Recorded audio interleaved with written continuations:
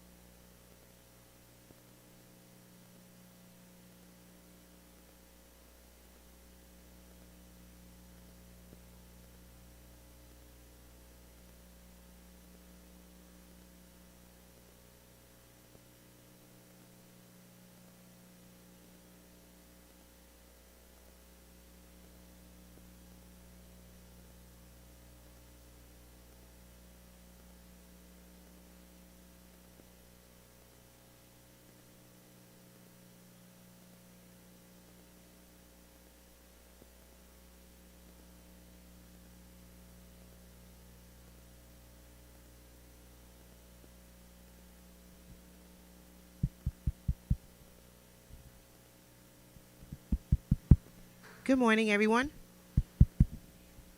Good morning, everyone.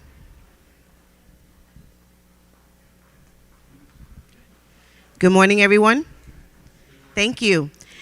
Mayor and council members, just a quick reminder, if you're going to be speaking, we do ask that you please speak into the mics. That also goes to our city management as well. Thank you.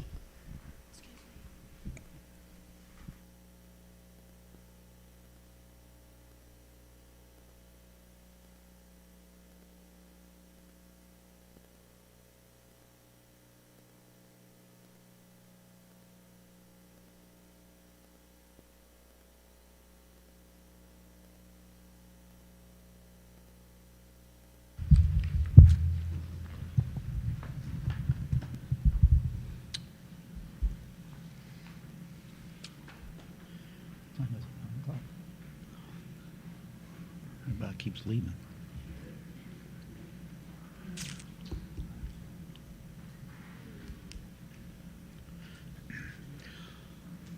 Welcome to the budget workshop of the Cape Coral City Council. Today is January 18th, 2024. This meeting now comes to order.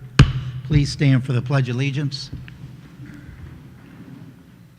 I pledge allegiance to the flag of the United States of America and to the republic for which it stands, one nation, under God, indivisible, with liberty and justice for all.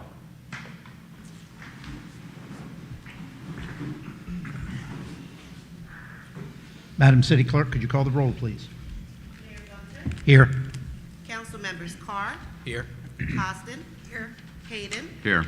Long. Here. Shepherd. Here. Steinke. Here. Welsh. Here. All present. Item 5 is business. 5A is the interactive growth model. Mr. City Manager, I'll turn the floor over to you. Thank you, Mr. Mayor. Starting our budget season for this year, one of the things we started last year was an initiation of an update of the city's growth model so that we can have a better idea of what our long-term needs are going to be throughout the city, both provided by the private sector and the public sector, and how we can work with the private sector and on what needs government would have to provide in order to build out a vibrant community in the city of Cape Coral. We have utilized Dr. Paul Van Buskirk for probably 2 decades now, along with several other entities, governmental entities in the area, such as the Lee County MPO.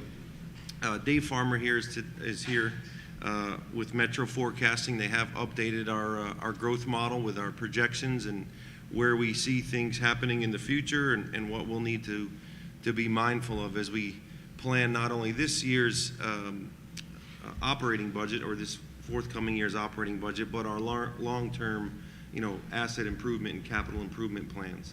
So with that, I'd like to bring forward Dave so he can introduce himself, the firm, and let you know what we see on the horizon.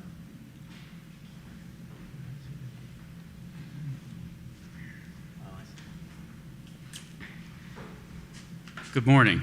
Good morning. Again, my name is David Farmer, and I am partners with Dr. Paul Van Buskirk, who, as the city manager said, has been working for you guys for over 20 years, 22 years, I believe, since 2002. And I hope that this presentation is well received. All we do is population forecasting and planning for the future. We only work for governments, and so everything I'm going to say today is after careful consideration and much analysis of the fine city. There we are. So we'll be talking about some background to give you all just a little brief glimpse into how the interactive growth model works, why it's different and unique, our research methodologies, some applications that you can use the data for, and then we're going to get specifically into the housing forecast, the population forecast, commercial and industrial forecast, and tell you what we found in the analysis. So as the city manager said, we're Metro Forecasting Models. My name is David Farmer. I am a licensed professional engineer, a certified professional planner.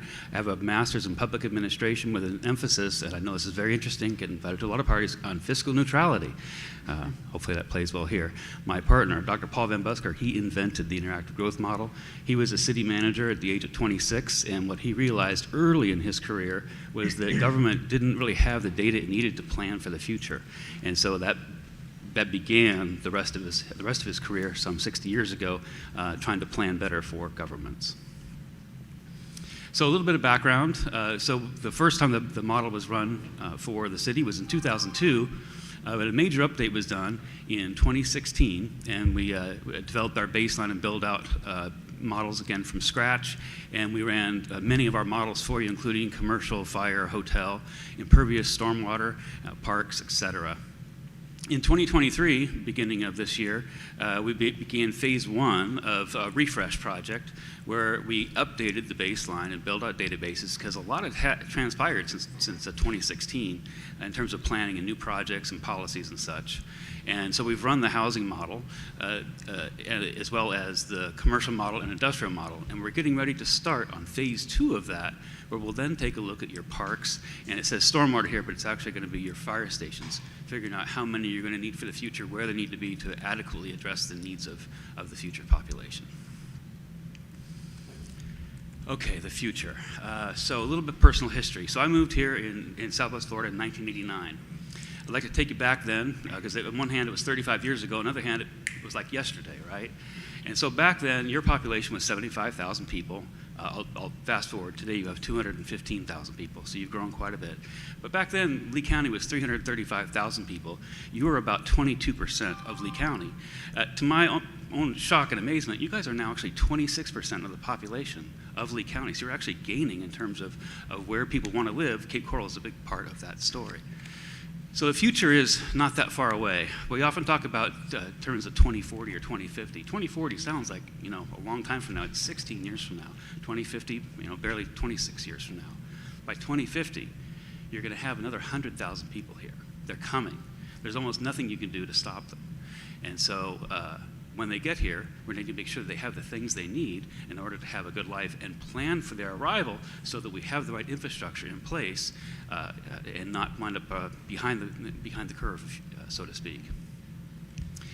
Another truism is today, you'll never have more vacant land than you have today. And but we view the vacant land as a natural resource that is valuable. The more of it you have, the better. The more you can plan for the future. The less of it you have, the more constrained you are in what you can do. So the reason is I'm bringing this up is we don't want to wait up. We don't want to plan 5-10 years from now. We need to start planning now, because the future is coming quickly. A lot of people coming with it, and a lot of needs are going to come from that. And to the city manager's comment about your capital improvement, a lot of capital is going to need to be expended, especially north of Pine Island Road. And I'll get more into that. I can make every point there. The last thing is I just want to beseech with you. I have served on a number of boards over my career. I was actually it was just a small district, but I was publicly elected for 11 years, did budgets, and about 3 or 4 years into my 11 years, I realized that I wanted to leave my stamp, my mark, and not just the Dave Farmer mark, but leave something behind, the place was a little bit better than when I got there. So think in terms of your legacy. I believe you guys are on 2-year terms. There's a joke, and it might not be well placed, but a politician is a person with a 4-year term and a 5-year plan. I want to think of you guys as try to think in terms of much way beyond your elected period in office. It's short. No matter how long it is, it's going to be a short period. But this is your chance to not only leave a mark, but set up a legacy. And I would encourage voted it up or down, but why they did so. Enough preaching. So what is the IGM? Well, it's a complex, powerful set of algorithms that's used for growth management. It's in the form of a tool. It's excellent for use in long-range planning and budgeting because it does look decades into the future. It's from multiple data sets. So we begin with Lee County Property Appraiser Database, and then we put a lot of other databases on top of E911 address points. We associate wetlands, your future land use, your zoning, and all kinds of other data so that we get the very best picture of where you stand today and what your potential for growth is in the future. That really sets us apart because most of other analysts will say, well, how many acres of residential do you have? And they'll use some form of zoning or code, and they'll multiply a number by three units per acre or 5 units per acre, whatever, to get something. We actually looked at every single one of your parcels to analyze what their potential for growth was and whether they're going to be more likely to be residential or non-residential. In the end, the model demonstrates where and when this development is likely to occur. I'm sure many of you have, well, I'll talk about Bieber here in a second. I can talk about it right now. So what really makes us different is we begin with your build-out analysis. We want to understand what your potential is, where growth can occur, and what the quality, or not quality, a style. Is it going to be residential, non-residential, single-family, multifamily, et cetera? So Bieber, they do a great job for doing the entire state. And as you may or may not be aware, Bieber does not forecast for anything smaller than a county. They'll give you a current year estimate, but they won't estimate your population in the future. Some people in my profession will then say, well, Cape Coral is 26% of Lee County, and therefore, if the county is going to grow by 100,000 people, then Cape Coral is going to grow by 26,000. And I understand that's a very easy calculation to do. We don't do it that way. We have a logistic analysis. Every single one of your 400 zones in the Cape has its own logistic curve, so every zone grows differently, and we recognize that. Our work has been recognized as, quote, professionally acceptable for comprehensive planning, and if you're in my business, that's a very powerful statement that the state has said we are acceptable, our data is good enough to be used for planning purposes. So the key questions are, you have, dozens of projects going on, not the city, but private industry is building houses, building buildings and future job sites and so forth. And the model is modeling all of these things being developed collectively over time and is timing how each one is going to come online. It makes it different than our competitors. One of the questions that can help answer is, when you have a large project, such as something like Hudson Creek, I'm not picking on that, but the model's excellent for saying, well, what are the impacts likely to occur from that, and what are we going to need to help serve those? So as developers propose projects, the model data can be consulted to help understand whether, whether they're dedicating enough land for public purposes or not. Model's also excellent for playing what-if scenarios. So what if land were converted from one use to another? Like, what if we allowed all single-family lots to have 2 units or 3 units? Or what if we restricted this kind of development in this area of town? A quick example is the Bimini Basin area, right? You've got some increased density there, and we've spent years modeling that area and how it might emerge and come out of the ground. You have your very first project coming out of the ground now in the Bimini Basin, and that area, that flavor of that area is going to change quite a bit as that project finishes and other projects then respond to it. In the end, what we want to do is, how can we plan for reduced congestion, right? One of the biggest complaints that I've heard since I've moved to Southwest Florida is driving on K-Rock. They used to call our friends from up north frogheads, right? Too many people on the roads. That's not going to go away. So how can we plan to make things better? So what I've done with this presentation, I try to go from the hardcore numbers to some of the softer things to try to make this a little more interesting. This is one of the number pages.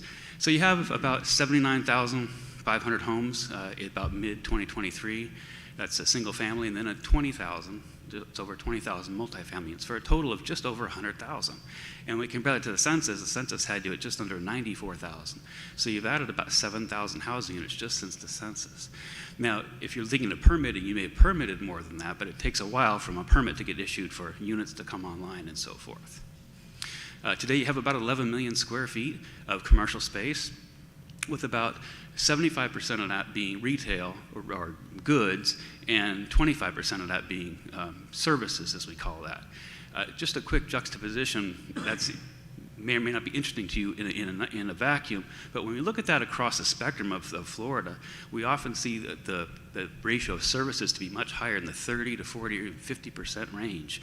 And so we think over time you are going to see more demand for services in the Cape, and not necessarily a reduced demand for retail, but services are going to be even more of a part of what people are going to need. And that's important because not only do you need services, but you need those in the right locations so that people don't have to drive a long way to get to those services. And by services, I don't mean government services. I mean things like your lawyer, your tax advisor, your doctor, those sorts of things.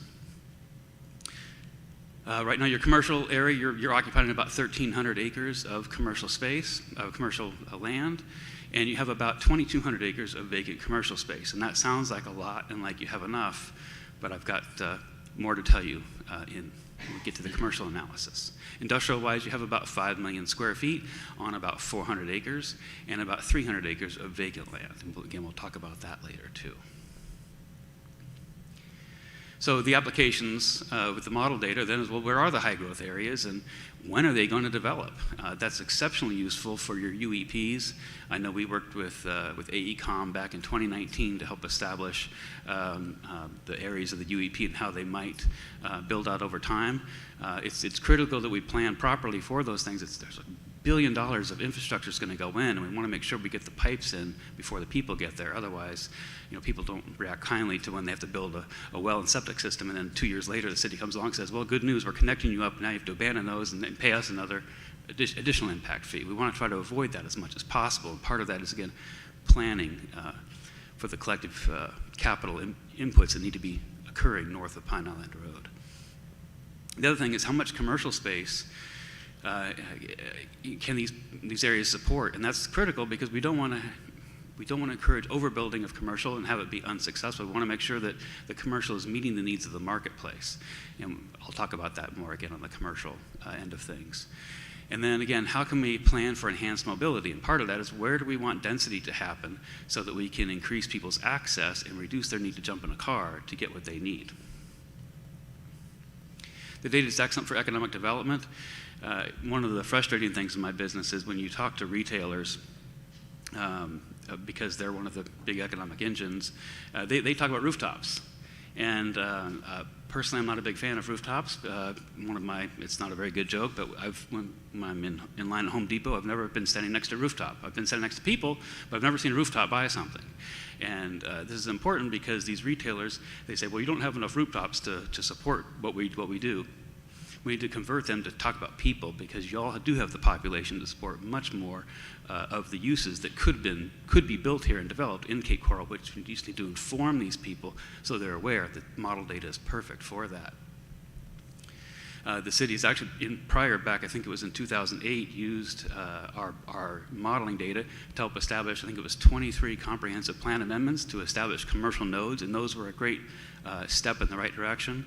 But as the city has continued to grow and evolve and develop, there's a need for more of these commercial nodes to be developed and dedicated so that we can minimize, again, people having to drive to Pine Island Road when maybe they can get their needs met a little more close to home, especially, again, in the north area. When we do well-planned commercial, sometimes this doesn't make sense. People think commercial means more trips. Well, it does, but commercial in the right locations actually may not reduce trips, but it'll reduce trip lengths, how far people have to drive, and if we can keep people from driving to Pine Island Road that could get their needs met elsewhere north, that's going to help benefit and extend the life of Pine Island as it is today. All right, back to a table.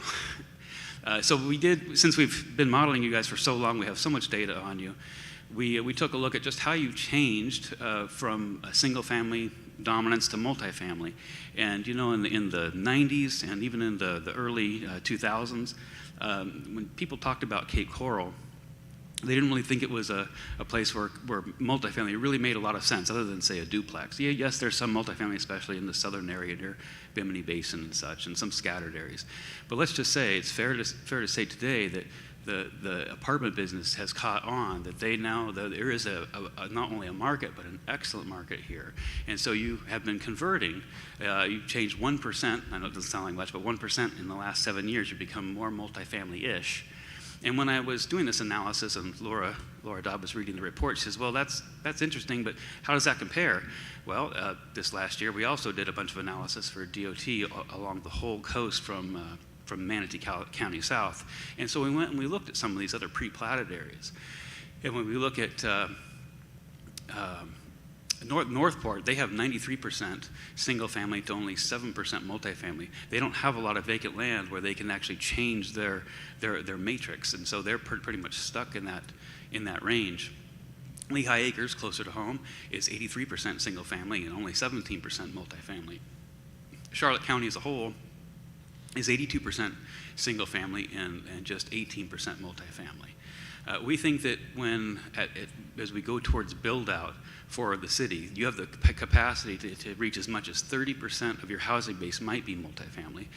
I think the minimum is going to be closer to 24 based on just your existing zoning and policies today. So what that means is I'm not advocating to minimize their need to have to drive or get in their car to get those needs met.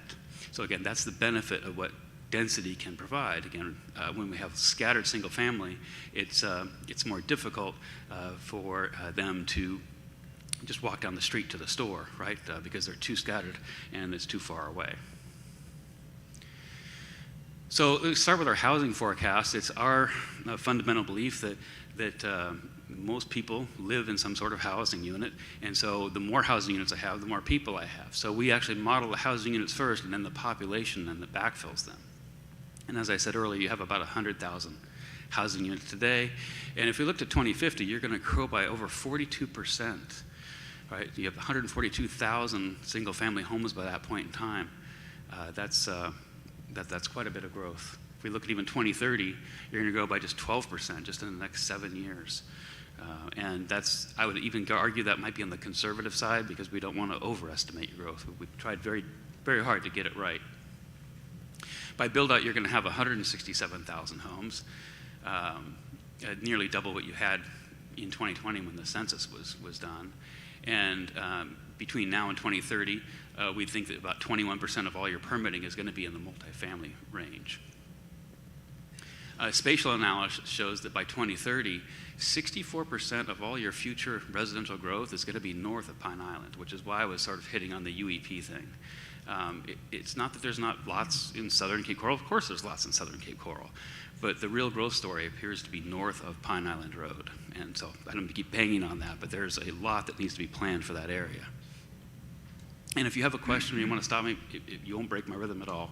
Happy to answer questions along the way.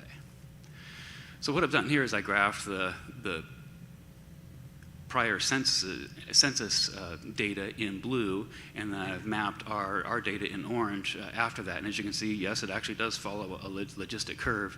And what it's kind of imperceptible by this simple graph is that by about 2045, you start increasing at a decreasing rate. You're just at your inflection point now. You're just past your halfway mark of growth for your total potential. And so growth is going to be slowing down in its rate, but your growth's not going to go negative. It's just the rate of which how fast you're accelerating is going to be declining slightly between now and 2045. And so here we have the population. So today you have, or let's say about 3 months ago, you had about 215,000 people. And you're going to add, basically 100,000 people, 103,000 people between now and 2050.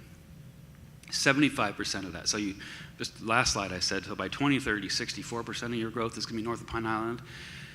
By 2040, 75% of all the growth is going to be north of Pine Island Road. It's a lot to consider and take in. We think that the area north of Pine Island is going to absorb about 17,000 housing units and add about 46,000 permanent residents. Again, that doesn't include your seasonals or your transients or tourists.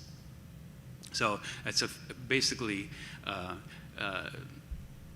the same thing as if everyone in Estero decided to move north of Pine Island by 2040. That's what's going to happen. In your entire city, it's like if everyone in the city of Fort Myers moved into Cape Coral. That's the kind of population growth you're looking at. So Cape Coral, you've added about 17,000 homes since 2016. I'm sorry, since 2016, and 7,000 since the last census. Your build out, and it does fluctuate over time based on how your policies change. I believe when the doctor did your first analysis, that you had a build-up population of close to 400,000 people. And back then, the problem was is you didn't have enough commercial land. And so, remember I talked about those 23 comprehensive plan amendments. Land was repurposed or rezoned from residential uses to commercial uses, and that then reduced your build-out. And then you guys, along the way, have adopted some multifamily, allowed some apartments to come in, so then that's then re-raised your build-out. We think that your 375, that's a pretty good range. We've, again, analyzed every parcel in the city, and we really do think that's about what your probable build-out is. However, if your policies change, the build-out could also change with that. So you have the potential right now to add about another 67,000 housing units. Yes, sir. Thank you. Cape Coral has certainly experienced a demographic shift in the recent past, where we used to be mainly a retirement community. And I'm wondering how demographics may play into, and how you've played demographic shift into the number of housing units and the number of citizens based on that demographic shift. It would seem like if you would, heads per roofs in the past would be a different number than heads per roof today. Sure. So if you go back and look at a lot of historic data, it fluctuates a little bit, but your average household size is right around 2.5. I mean, it's almost the point where it's boring, it's 2.5. But that's the fallacy of aggregate, right? That's your average. When we look at north of Pine Island, yeah, your household sizes are hitting on 3, 3.2, 3.4, 3.5, 3.5 people. We're seeing a lot of school-age children showing up north of Pine Island Road.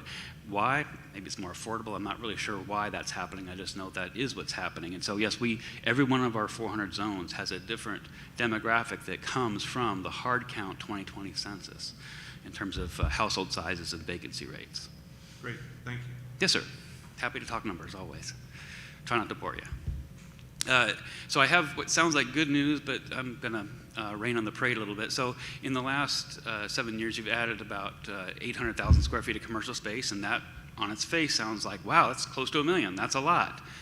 Except the population that moved in over that period of time, that basically 35,000 people, they needed closer to 2.5 million square feet. So we've actually, I was shocked when we looked at your data from between 2016 and today, your per capita available supply of existing commercial space has actually decreased in the last 7 years. And you're already at like 52 or 53 square feet. We would expect to see you closer to 70 square feet on a per capita basis. To give you an idea, Lee County is 93 square feet on average on a per capita basis. Collier County is 107 square feet.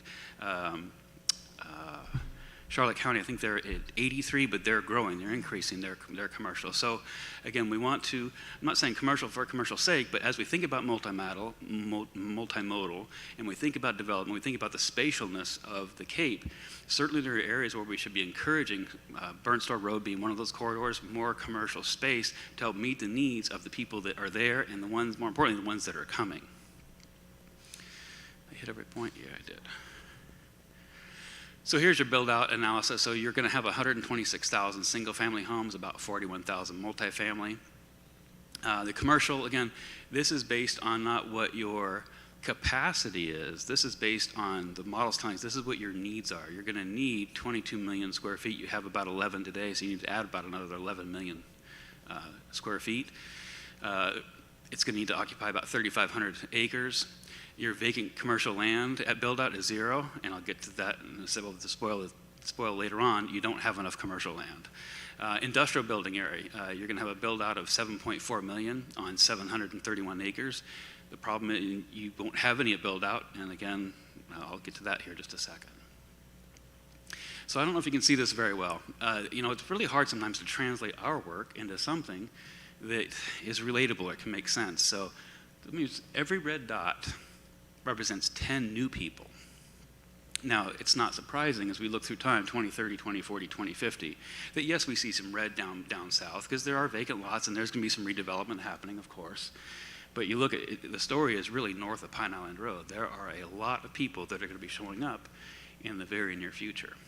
I'm not trying to scare you, just want to make you aware so that when you're thinking about budgeting and planning, that these are in your head. Here's a juxtaposition of 2030 to 2050. The darker areas are more built out, the lighter areas are less built out. And if you don't mind, I have a little graphic here that steps through time in 10-year increments, and it shows the logical progression of how the area is likely to develop. This is based on our 400 zones, and I'm showing each one of those zones is color-coded in this little quick graphic. If you'd like a copy of this, staff can send it to you. It's readily available. So for commercial, the key is to plan for a high quality of life. If we don't plan for it, it doesn't happen accidentally. And while I understand you're the government, you don't build commercial things. I get that, completely get that. But it is your job to empower your planning staff, especially your long-range planning, to make sure there's enough land in the right places allocated so that natural growth and meeting the needs of the population can be met without having to go through a lot of hoops, so to speak. Developers look at unentitled land as risky, and they're less likely to take those on and go through a bunch of public hearings to get something that they think will meet the needs of the community than to buy something that is basically ready to go. So if I can encourage you and your planning staff is to have more sites that have clear indication of what the entitlement, what the city would like to see there. A great example of that might be Seven Islands, right? You guys gave some entitlements to the Seven Islands project, and now a developer doesn't really have to wonder what they could do. All they can now is wonder how they can finance it and what the demand is for those things. And that's our step in the right direction. I'm encouraging you, the same thing needs to be done for commercial around the Cape as well.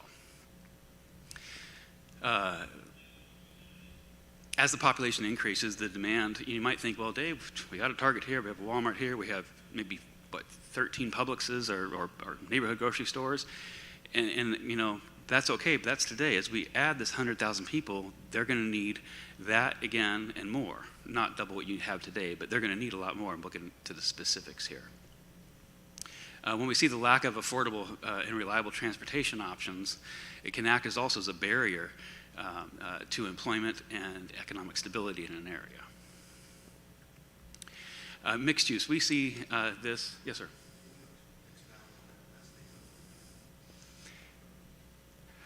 Right. So, well, sort of tie. Let me go to the next slide, and I'll try to tie that in. So we see that communities embrace the concept of mixed use, and we see it thrown around just as a sort of a general term. Mixed use means different things in different places. You don't necessarily have a lot of old, dilapidated commercial areas that are going to repurpose and now turn into these big multifamily projects. But you do have areas around the city, nodes in the city, where maybe some of the commercial space, the market says that use isn't quite needed there, and people maybe want to redevelop into something that has a residential component. I'd like to encourage you to strongly consider saying yes to those sorts of things. And while these pictures here show more modern mixed use, if we can add people in where you have existing commercial uses, that is going to greatly help with this multimodal in terms of getting people closer to the things that they need and reducing their need on a car, increasing their ability to get to work, again, without using motorized vehicles, and create a more prosperous sort of lifestyle. These areas have the possibility of creating these little village centers. So Bimini Basin might be a good example of an area that's likely to start evolving into sort of its own sort of center area. First, we have this one project coming on. As more projects start tacking on next to it, which we think is likely to occur, we're likely to see, again, more people moving into an area that has already existing commercial spaces and can revitalize those areas and make them more in demand because we're adding the thing they need, people, to the area where these existing uses are located. In areas where we have nothing but people, again, we need to start adding some commercial spaces, meaning the entitlement in these nodes, so that we can encourage, again, having these uses closer to the people that need them. We're looking at basically trying to create synergy between land uses, which also then turns into often an increase in property values, which turns into an increase in revenue without the need of actually raising taxes. So shopping centers. I know that the death of retail has been greatly exaggerated.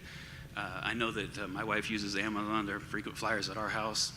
But with that said, shopping centers are necessary, especially neighborhood shopping centers where people get their essential services. And I'll show you some definitions here in a moment.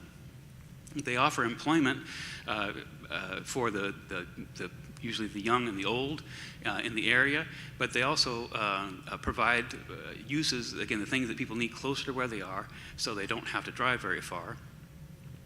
They also act as a complementary use to ancillary uses. When we see a new neighborhood shopping center go in, we generally see that much space and more develop around it to support those uses now that that node has been created. So this is where success sort of begets more success, and you can see this all along Pine Island Road, and especially at Pine Island and Burnt Store Road.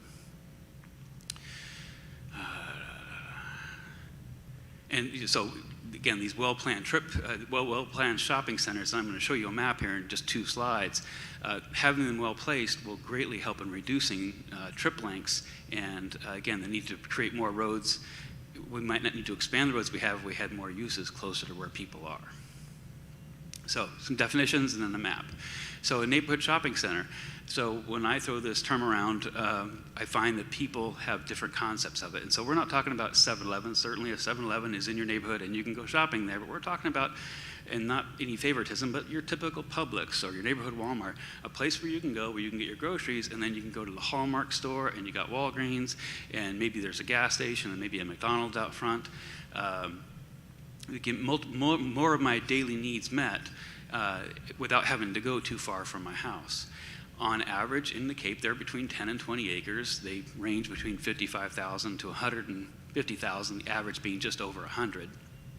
And they always include a grocery store, usually some restaurants, and offices, real estate offices, dentist offices, those sorts of things, again, to get things close to the people. Your average is you need a neighborhood shopping center for about every 17,000 people, 16,800 people. So when those number of people show up, they generally indicate a need for one more.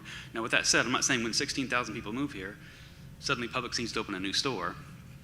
Certainly there's enough capacity in the system to absorb that, but when another 16,000 people show up, then you start straining resources, and we want to see these stores being able to be developed in real time so that they're not having to come back after the fact and maybe even have to pay too much for the land and maybe even constrain the ability to provide these resources that people are going to need. Next, we'll talk about a community shopping center, and the easiest way I can define a community is it's more destination-based. Think like not just Home Depot, it's a collection of 3 or 4 of these big boxes. It's a place where you go and you have your little checklist on Saturdays and you go through it. These are vital. I think you have 6 of them or 6 of them already right now in the Cape, and you're going to be needing more of them into the future. And there's opportunities around the Cape for these to be developed, but we need to make the entitlement a little more clear, I think, to encourage these to occur. In the right locations is key. Okay, so I fibbed. I guess it's 3 slides before the map. So the purpose of this table, it's sort of the all-in-one. This is everything I've been talking about is now sort of displayed on you. You have the population, the housing at the top, population, and you look at the demand for additional neighborhood shopping centers. So by 2050, you're going to need 6 more. You're going to need 3 more community shopping centers. And if I have a concern about both of those, both the neighborhoods and the communities. When I was searching for land, the model says, hey, this area needs a neighborhood shopping center. And I look everywhere, and you know what I see? I see single-family lots. I held my nose and I shoved one on a 7-acre site, clearly not big enough to support a neighborhood shopping center, but you had some land of its own commercial, and so we put it there. Actually, I'm just going to go ahead and jump to the map. Well, actually, this bottom point here is very important. We calculate your existing commercial lands without new entitlements are going to be completely depleted by 2055. Basically, 30 years from now, you won't have any land left. And again, going back to one of my first statements, you'll never have more vacant land than you have today. So today, now is the time to start allocating those lands, at least in terms of future land use, if not at least zoning. Again, the further you're willing to offer the development community entitlements, the more likely they are to do the right thing in the right locations because you've set the framework for it, versus having them come in and buy some random piece of property and then entitle it and try to explain why it's the right use in the right location. All right, the map. So I know this is a little hard to see. I think you guys have access to the slides. What I want to point to things that you don't have to look at. Don't worry about the pink little shopping carts, and don't worry about the gold shopping bags. Those are existing things. Those, and you can see it's not too shocking. Along Pine Island and then to the south, we have a lot of those. What I'd like you to look at is north of that area. Now, this map does not depict the ideal locations for them. This map shows you, if you start counting these little shopping center or little shopping carts, there's 5 of them. And I would say probably maybe 2 or 3 of them are in the right location. We're missing, I don't know if I can do this or not. Hey. So we're missing things in these east-west corridors. We're sorely needing commercial space over in here, not buried in some residential neighborhood, but there are nodes, there's portions in here, without naming names, an area that does come to mind, I think you guys call it Academic Village. Academic Village that has a capacity to add a community shopping center and still have a gazillion acres left over. I would like to encourage you, would love to put a community shopping center in that location. Also along the Burnt Store Road over here, there are areas that would be ideal, again, for neighborhood shopping centers. So think about your east-west. The more we can put here, so we need 5 more things. The closer we can put these stores to where the people are located, the less driving will be necessary. The less unnecessary driving will be necessary. You know, it's a free country. You don't want to keep everyone at home, but why make people drive further than they have to or add to the traffic on Pine Island Road if we don't have to? Any questions? Okay, so industrial demand. We're showing this is not your total demand, but your incremental increase. Yes, sir. Just a quick question. When you're looking at the data and the availability of services, do you look outside of our jurisdiction at all? Like, for instance, proximity in the northern area of our city to services that are outside of our jurisdiction. Do you consider that as part of the need assessment?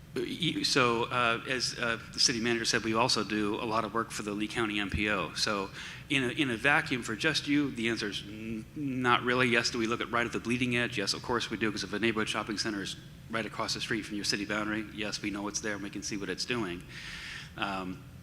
But even as we analyze all of Lee County, and we're working on the shopping centers for the rest of Lee County right now. We've already finished you guys, but we're working on everything else. These needs, these are still your needs. You need 6 more neighborhood shopping centers and 3 more.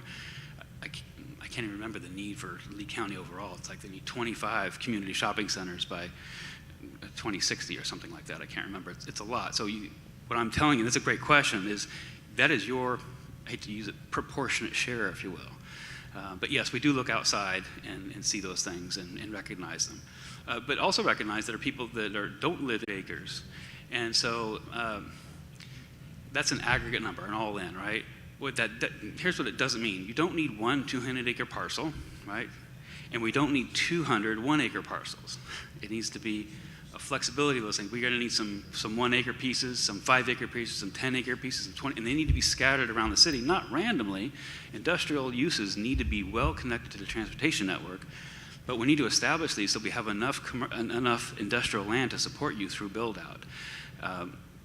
If we can get the trades living closer, like the plumbers and electricians living closer to the people they're servicing, not the people building the new construction, but the people that service these things, they're important. Let's not put them all on Pine Island, relegate them there. There are areas, little pockets around the city where we can be establishing smaller, tasteful industrial areas to help support these smaller uses, and then we can focus on some of the city-owned property for maybe some of the bigger 10, 20, 30-acre parcels that might be necessary for future employment centers and industrial centers.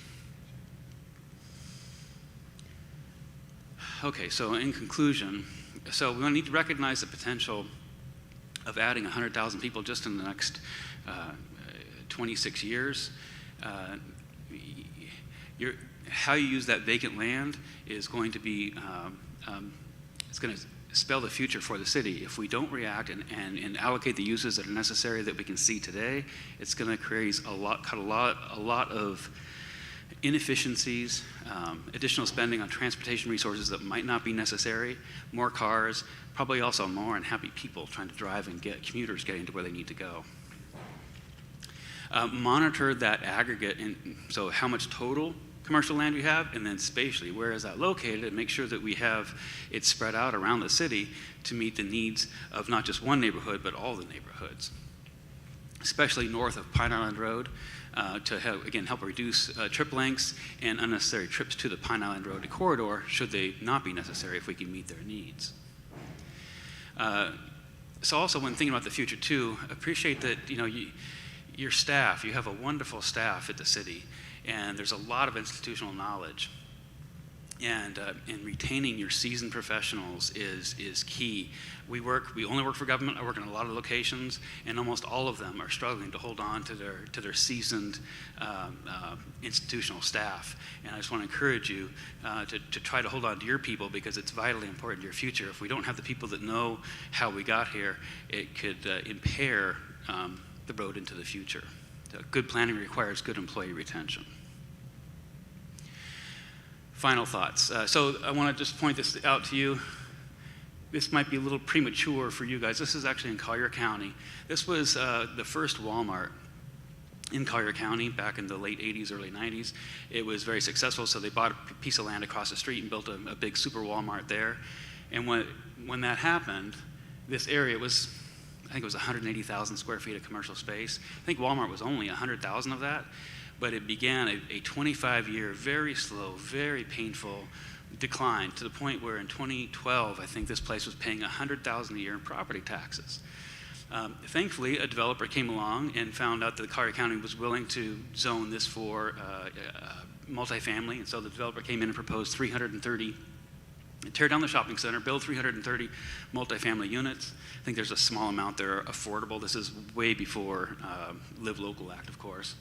And then they're going to build 60,000 square feet of services, restaurants out front. And the county and I did an analysis, financial analysis of this, and we see that a conservative, like a minimum, their property taxes next year are going to be $1.2 million for this site. So without raising any taxes at all, we've increased the revenue to the county by 1,200%. And the fact that since this was prior commercial, right, it already has a 6-lane road in front of it. It already has the water and sewer. It already has the fire station.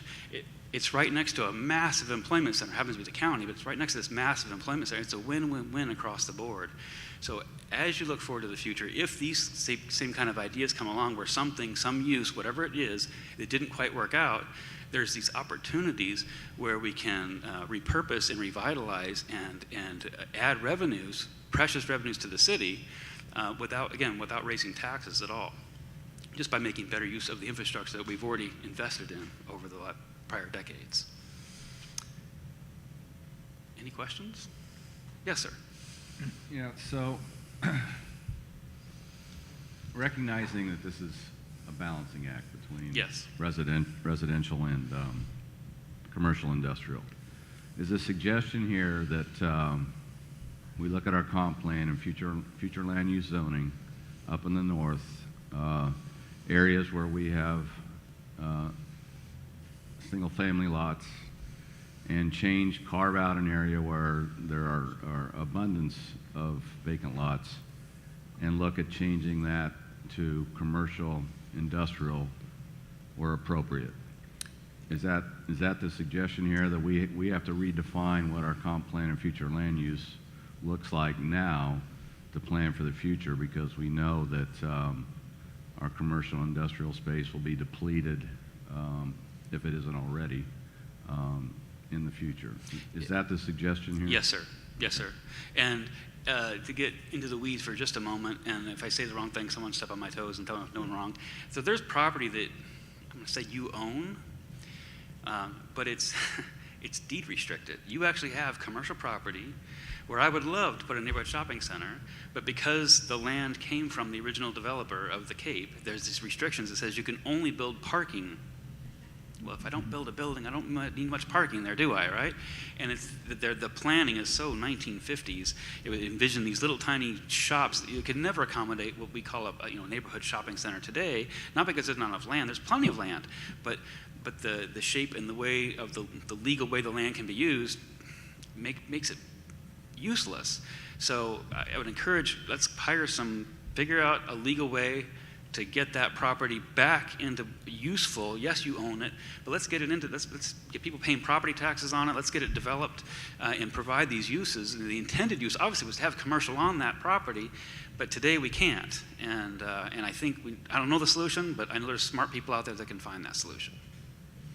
None of that is north of Pine Island Road, though, right? Yes. Yeah. Oh, yes. Parking lots are? Yep. We use them for hurricane debris.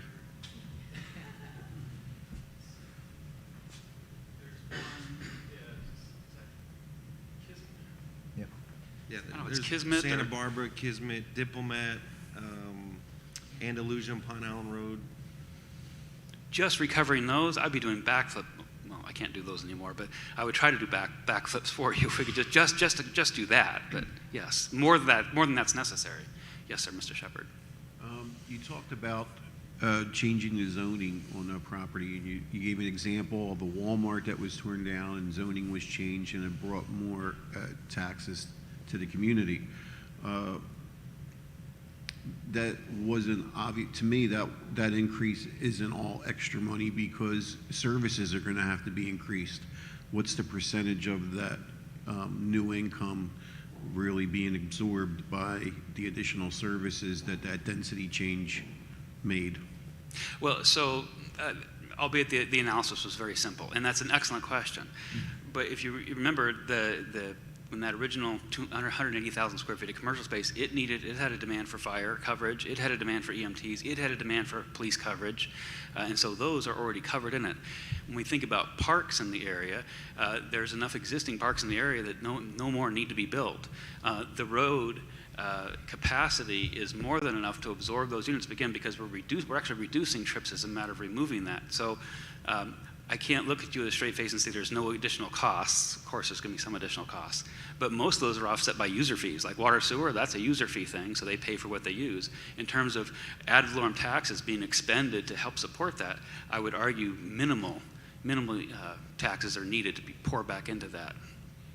And my second question is, with the growth that you're looking at, and if do we have enough property for expanding city services?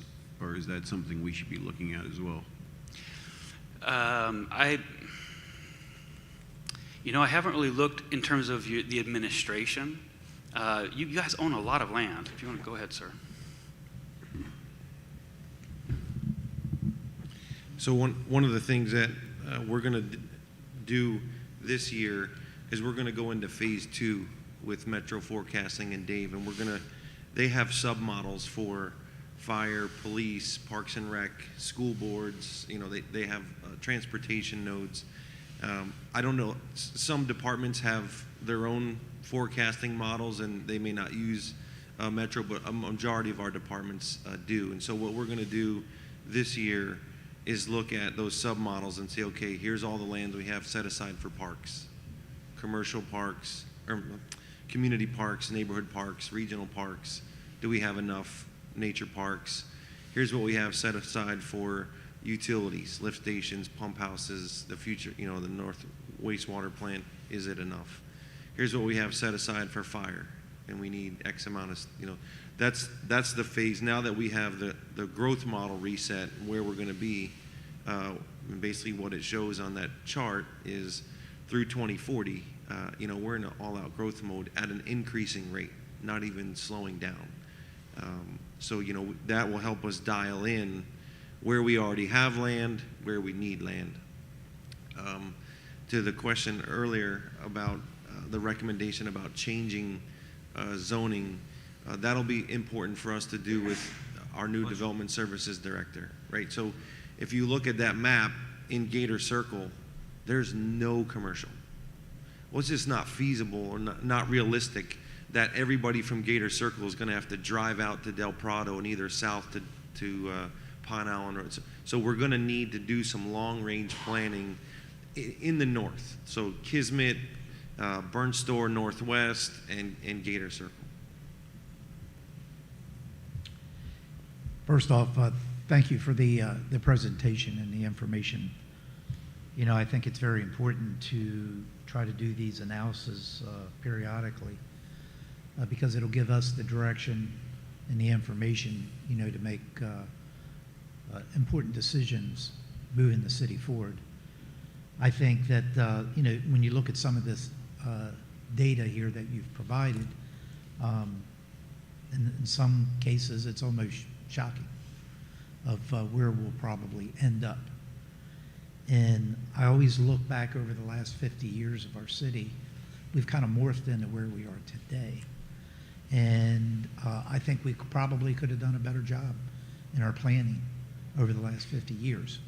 But I'm not a guy that looks at the rearview mirror. I'm always looking out the windshield. But I want to make sure that moving forward, we do that planning.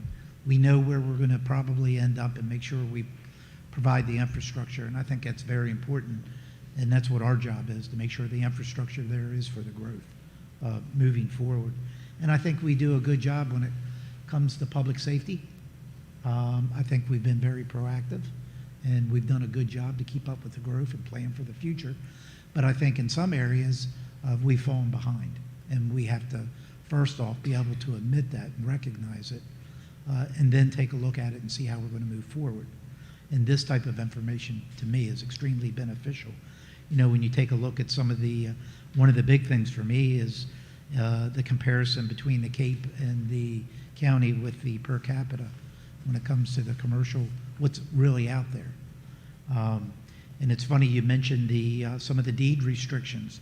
I know when our new city attorney was hired, last year, one of the questions he asked is, what's concerning? What do you think that we should be working on? And that was one of the items that I had mentioned, because there are some prime parcels in our city that are been sitting dormant for many years because of these restrictions. And there's got to be an answer there. I'll be honest with you, I'm not an attorney, so I don't know that answer, but there's somebody out there that has those answers. So that's something that I agree we need to work on to make those particular parcels viable for some type of development. I always say if you want to change in the results, you need a change in the approach. And if you look over the last 50 years, our approach many times have been the same.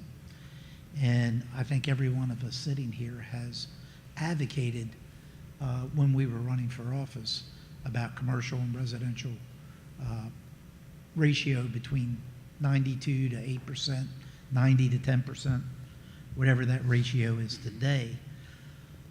But we keep making the same decisions. You look back on council, a lot of times developers want that multifamily.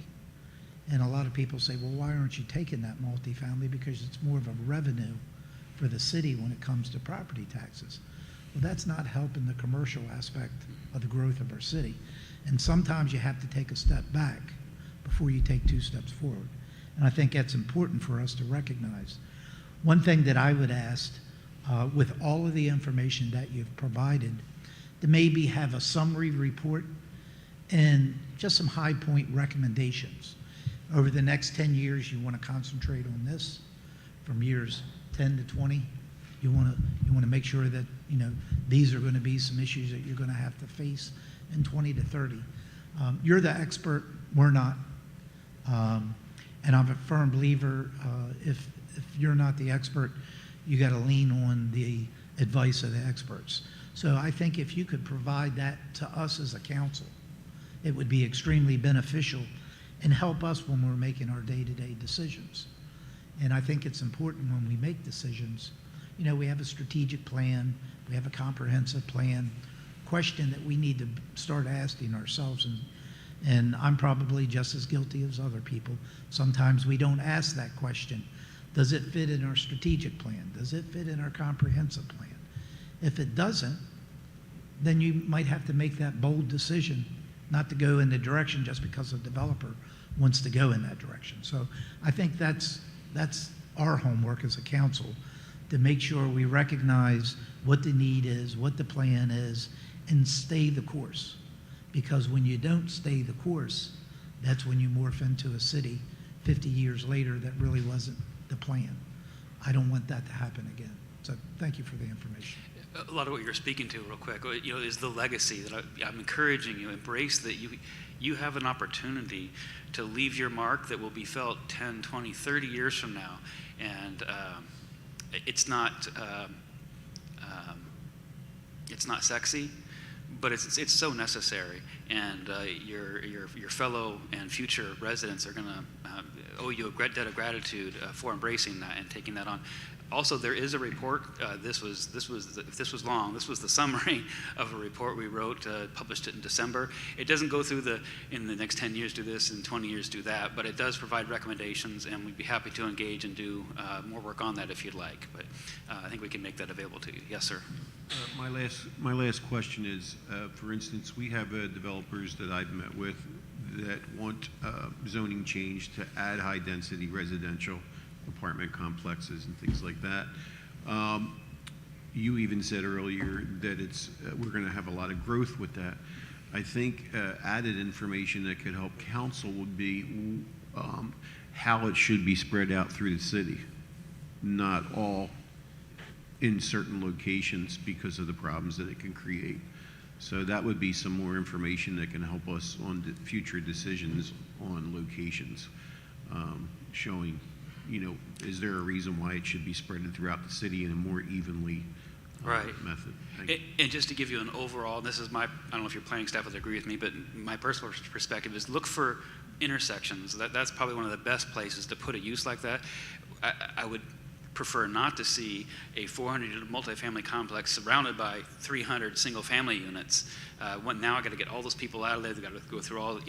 It's less ideal. Sometimes there's private property rights. I'm not denying those. I'm just saying, in a perfect world, we would have the higher density things closer to nodes that we can create to increase the efficiencies of these intersections and not make a bunch of people drive through single-family roads to get to them. So with that, we're calling back to what Dave said. We can incentivize with higher entitlement rights and development rights to get those acres available for the commercial. So we have two prime examples happened within the last 3 months where we've tried to work with the existing code, but tried to get the developers to do more, or even to stop what they wanted to do. One of those is at the corner of Pine Island Road and Veterans. It was a 35-acre tract. The developer came in and gave us the minimum amount of commercial, which is 7 acres, 20% of the 35 acres. And you see from the presentation, a neighborhood center is 10 acres minimum, yes, to sir. 20. So the 20% that we got on one of the best corners that is going to be in the hottest markets in our city, if it goes 7 acres of commercial, we just lost an opportunity for the next 100 forever. So that's where, unfortunately, we have Senate Bill 250 that ties our hands, so we can't make a change to require at a minimum of 10 acres. So we're stuck with the code that we wrote for now. But these are definitely things to be considering for 2025. And then between now and then, the other example we had was up off of Del Prado, where somebody came in and they wanted more multifamily. And we said, look, you're right near 41. This is going to be a prime node. There's things happening in that area. This could become a neighborhood to a commercial, a community center. And you all stood your ground and said, we need to think about the future. So you've done it, and you have been doing it. You've just been doing it kind of without this data and this knowledge, and this will only help you as more and more of those ideas come to cash out in what's hot in the market today. You can think about the future and now know, well, wait a minute, we're going to need 6 more neighborhood centers. We're going to need 3 more community centers. We're going to need more we're going to need, was it twice as much industrial land, right? Just you need another 200 acres more than you had today. Yeah. And so, those are things now that you will have now you have the information for the rest of your stand the foundation of why we're telling you what we're saying. These are great tools. Thank you. Yes, sir. Thanks, sir. Yeah, I agree. I think, first of all, thank you for being here. Pleasure. What you and your team have done for us in the past and now continue to do, I think, is one of the greatest assets that we have from a data perspective here in the city. And frankly, I wish we leaned into it a little more historically, and I'm hoping to collectively, like the mayor said, right that wrong. But I think it's important to know, especially as we look at this data and we move forward for the next 2 years, I think, Mr. City Manager, you had pinpointed on it, is the limitation to Senate Bill 250, which was unfortunately brought forth by our own representative, I think, Mike Gilambardo, and he kind of stepped on our toes on that. And so what we've done or are not able to do in that capacity for the next 2 years, unfortunately, with the stroke of that pen, has created some generational changes, I think, that are going to be long-standing. But looking beyond that, I think when you talk about recommendations and go back to Mr. Hayden's point, as far as rezoning, I'm not sure whether you are or not able to make an evaluation here, but are you familiar with Burnt Store Road, 300 acres that the city owns?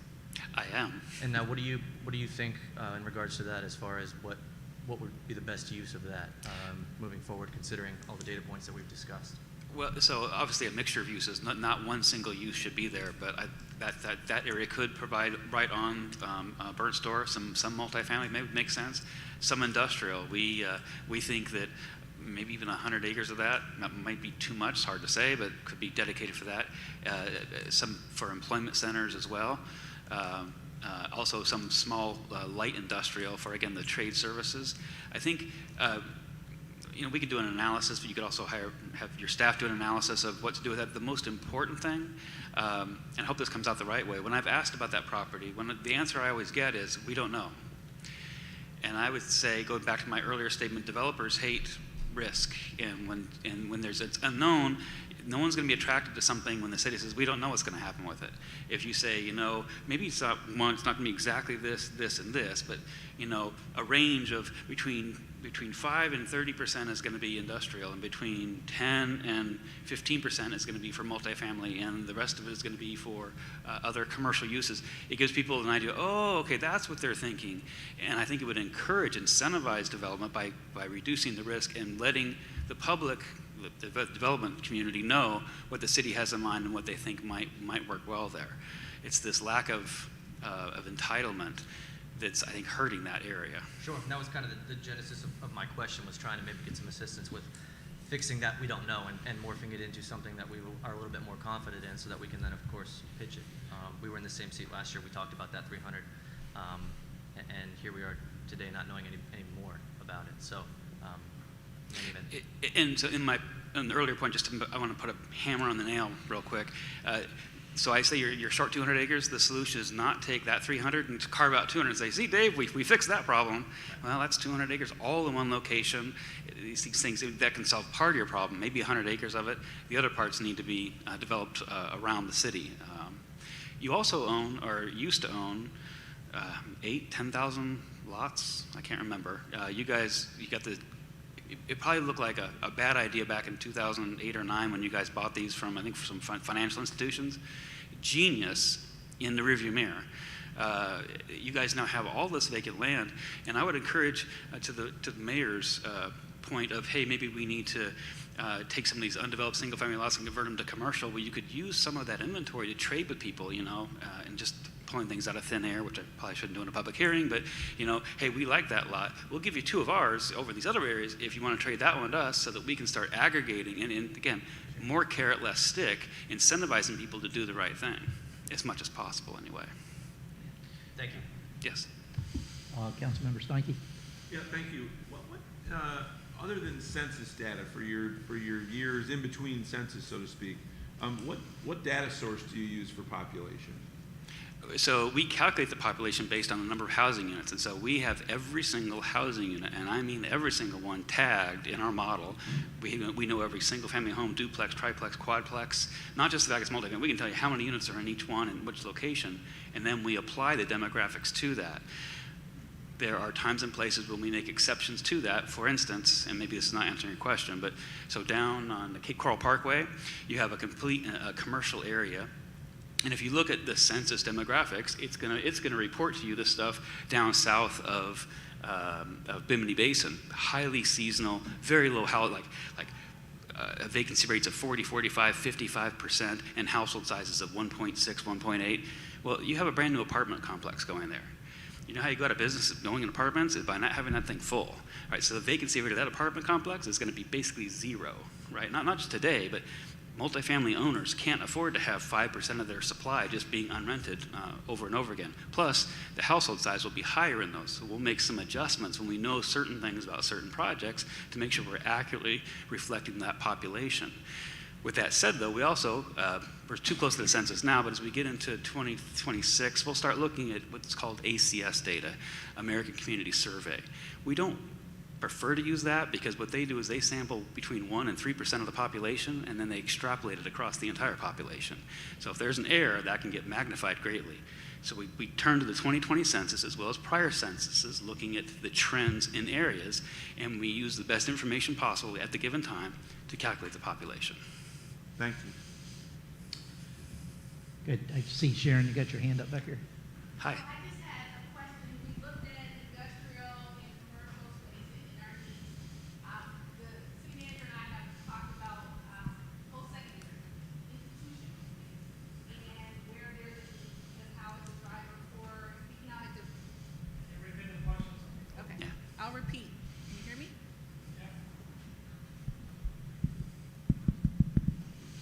My question was institutional. So we saw industrial and commercial. The city manager and I have had conversations about our need for post-secondary, how that's a driver to our economy. So when we're looking at that, is there any consideration in that need when we're talking about limited amount of commercial space, how we should be looking at that as well?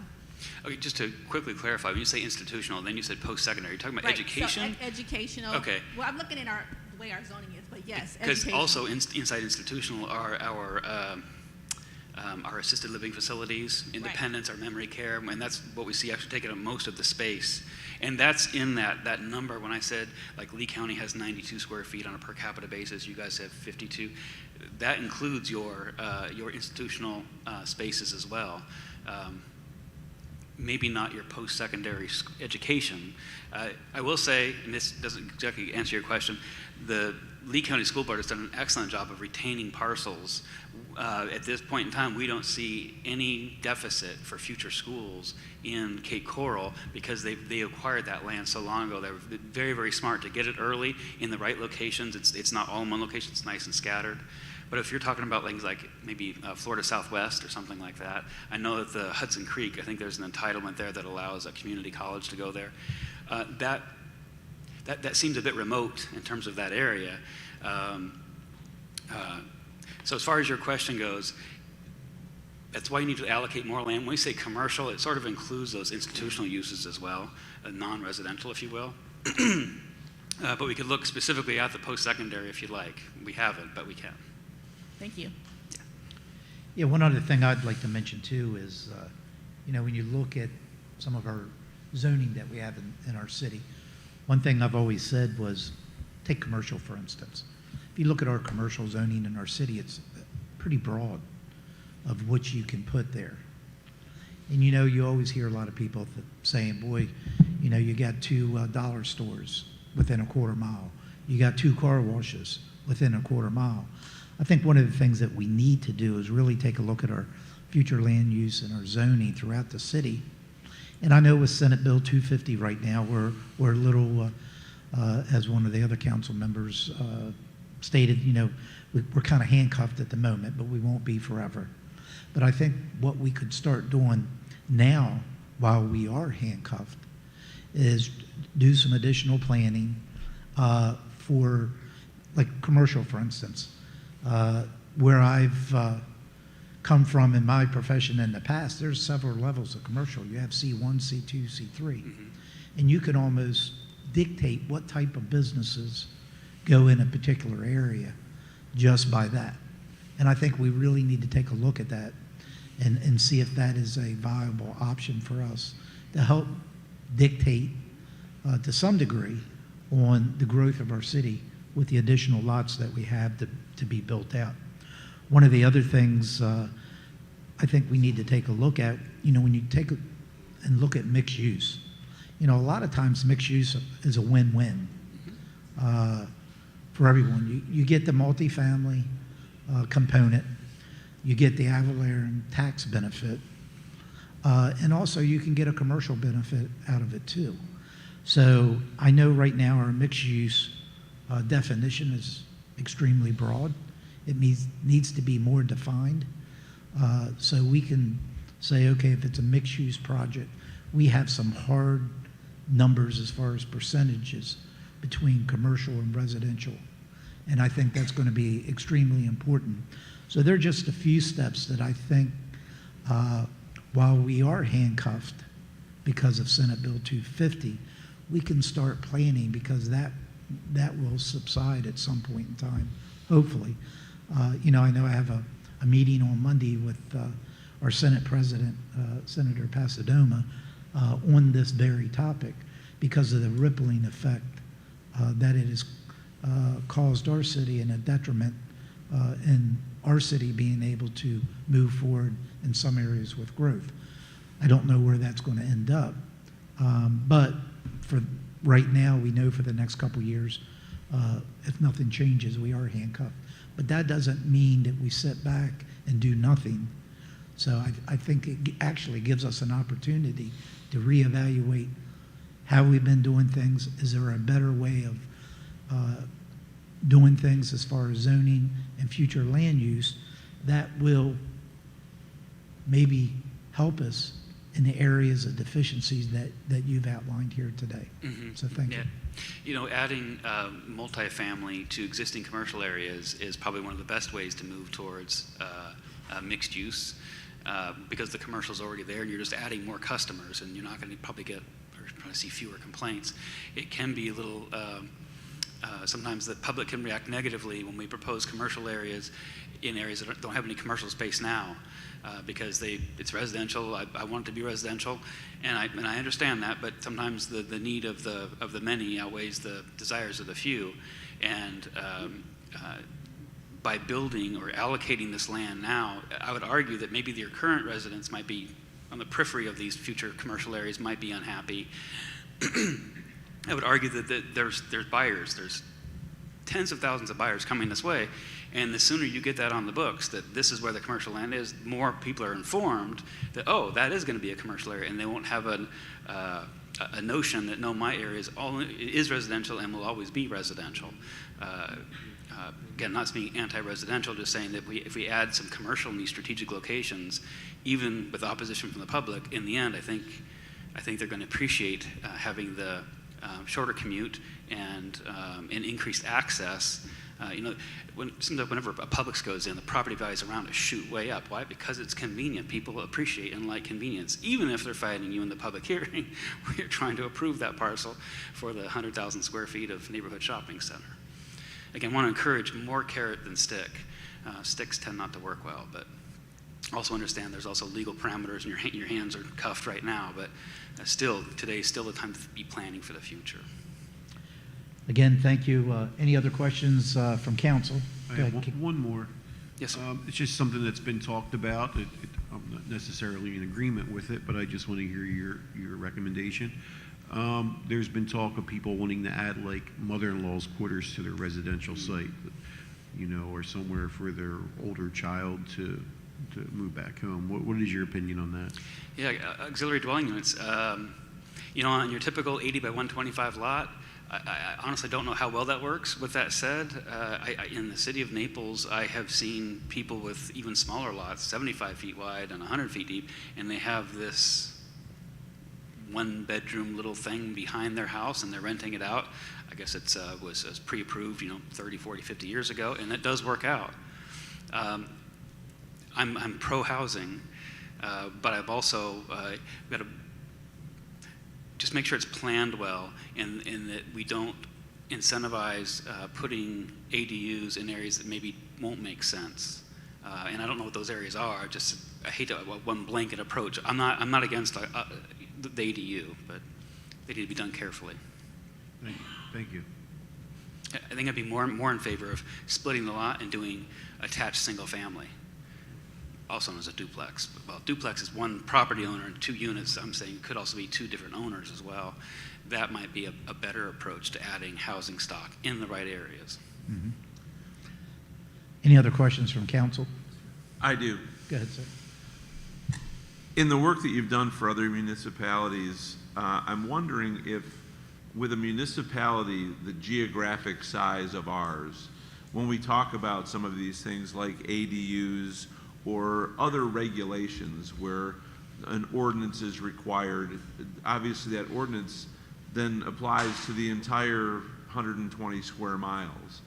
Have you been involved in any situations where the municipality can get segmented so that certain things are allowable in certain areas and certain things are not?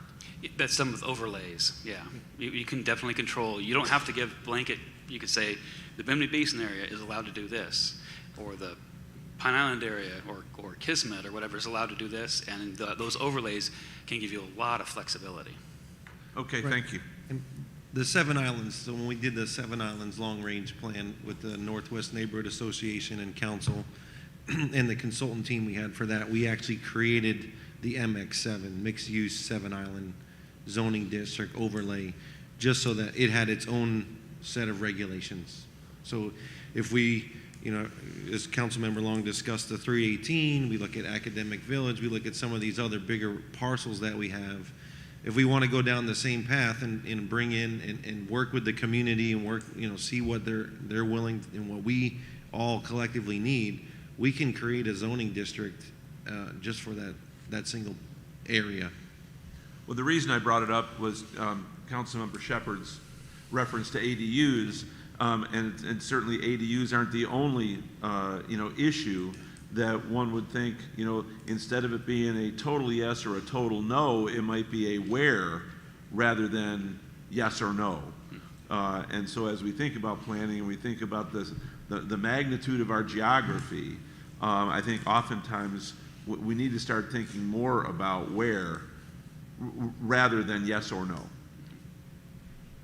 And the reason I asked that question is the financial demographic per household is different around the city, and different families have different needs.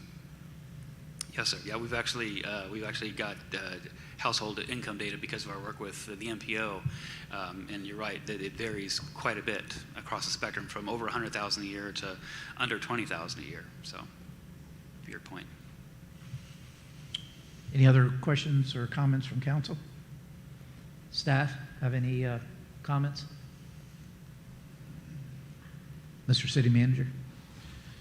Yeah, thank you, Mr. Mayor. I guess to just put some closing remarks on that, I mean, the point of this morning's presentation was to kind of set the stage for the rest of the presentations today and tomorrow. I mean, for me, the punchline is, and I think we've all individually discussed this, is understanding that growth model.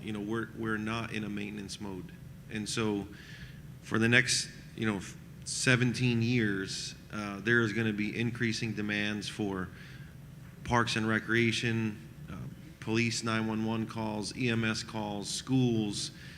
All that translates into trips to and from work, to and from the grocery store, transportation networks. And so with 75% of that growth through 2040 going to be going north of Pine Island Road, I want to have a small discussion, that is going to translate into some stressors for us over the next 5 and 10 year planning horizon for resources. As all of that population goes to the north and they start to want, lower trip times and they want widened roads and they want beautified medians and sidewalks, they're going to start competing with. Right now, for the most part, they're a silent crowd, right? The South is, where all the population base is. It's where we're focusing a lot of the resources, putting in sidewalks, road widenings, medians.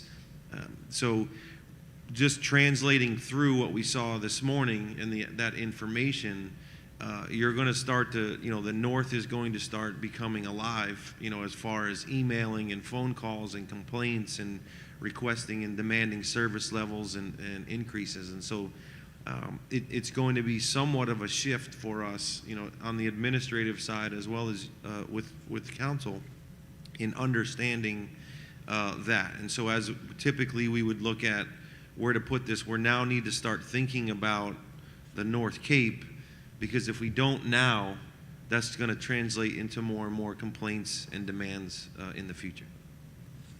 Thank you. Thank you, and thank you for the presentation and the information. We look forward to hopefully hearing from you in the future as well. So thank you. Before I move on to the next item on the agenda, I think we'll take a 10-minute break, come back at 10:35.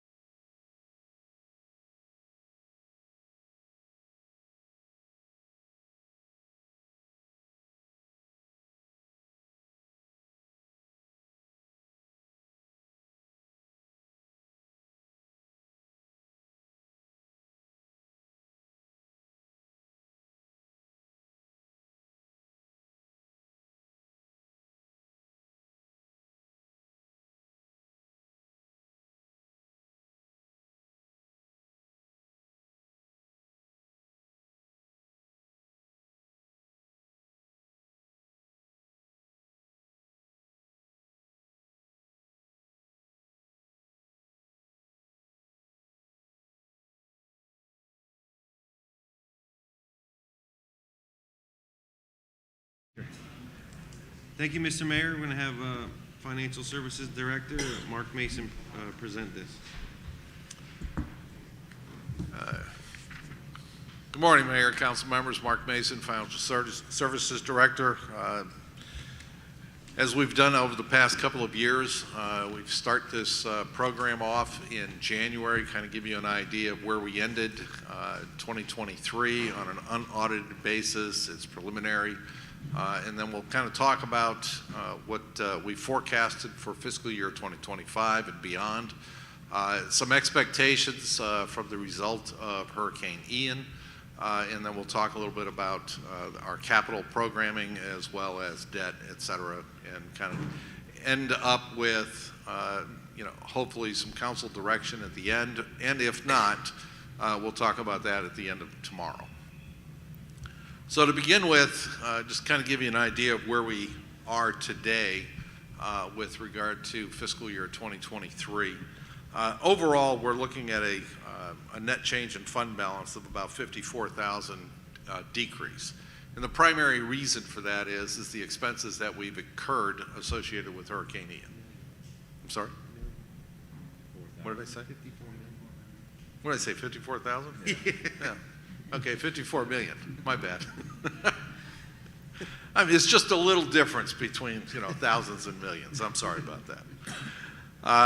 Overall, that gives us an ending fund balance of about $75 million versus the $130 million that we ended in 2022. Again, the majority of this is associated with Hurricane Ian. It's the expenses that we incurred for debris cleanup. We do expect to receive most of this back during the course of the next year and a half. The next page kind of reconciles out the $75 million net change in fund balance to get to where for us, we also have commitments associated with Hurricane Ian that have carried over from the prior year associated with debris and some repairs that we have in the system. And in addition, we also have commitments or encumbrances that are also carried over from the prior year. So this all impacts the 23 fund balance and what we end up utilizing for fiscal year 2024 as a carry forward of those expenses. So as you recall, we have a strategic plan. I think everybody sees it when they read their budget on an annual basis. It's also something that we talk about and utilize in the preparation of the annual budget as well as forecasting for the future budget. And some of the things that, as a reminder, we have strategic priorities. Those are the items that are on the left that are in blue. And as I hit each page, we'll be talking about those strategic priorities. On the goals, those are the items that are at the top of the page. In this case, it would be Parks and Recreation. And then the items that are below, these are the waypoints. These are the items that are measurable, things that we can identify, whether we've done them, whether we're in the process of doing them, or whether we're planning to do them in the future. And so I'm not going to go through each and every one of these. I just want to hit some of the key points of where we are today. Clearly, our goal is and continues to be the completion of the projects associated with the GO bond. Again, these are in progress. We have several that are still being reviewed by both the Army Corps of Engineers and the state of Florida. So we have a couple of those that have not passed through that particular process yet. We'll be bringing forward at least one of the projects here shortly.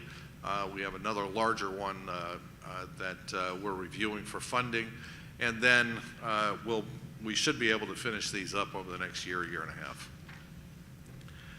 We also have, we're looking at expanding access to the marine recreation opportunities. Of course, we're looking at J.C. Park, one of the items that has been discussed extensively over the course of the past year.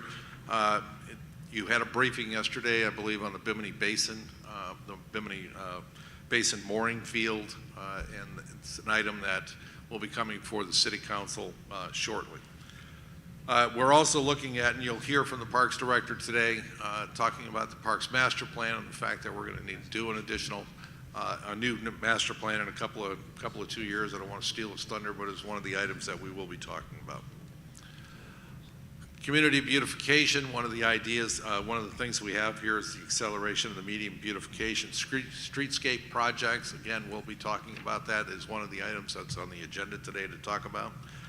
Community services, citywide needs assessment, that is in the programming stage to take a look at what we're talking about as far as the needs assessment. You heard a little bit about what we're forecasting as far as new population moving into the city in the future, new housing, et cetera, to kind of give you an idea of where we're going to be going with the needs assessment.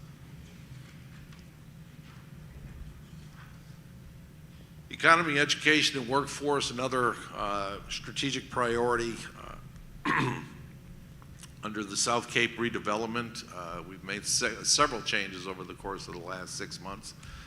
Some of that information was discussed yesterday morning. Some of the small scale events that we've done downtown. I'm not sure that you'd call the New Year's event a small scale event, but it certainly was an event to be remembered. So, and I'm sure we'll be doing it every year from here on out. Visitor resident experience, some of the things we're talking about promoting our ecotourism. We're in the process of finishing up Yellow Fever Creek. I think that'll be at the top of the list of things we're going to be doing with regard to ecotourism. But we also have a number of other projects or a number of other facilities within the Cape that will certainly lend itself to the ecotourism attraction. We also have, as far as fiscal stability, some of the things that we're currently working on, long-term facility workspace. We've done the analysis. The various departments are looking at the results of that analysis, making any corrections, et cetera.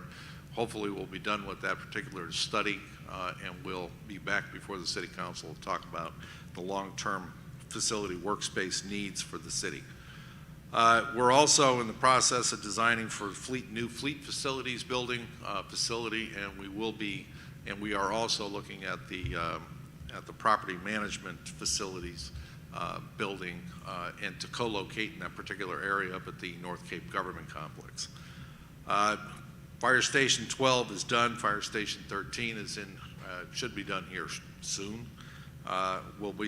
We are in the process of looking at the design for Fire Station 10, and of course we'll be looking at Fire Station 5 thereafter.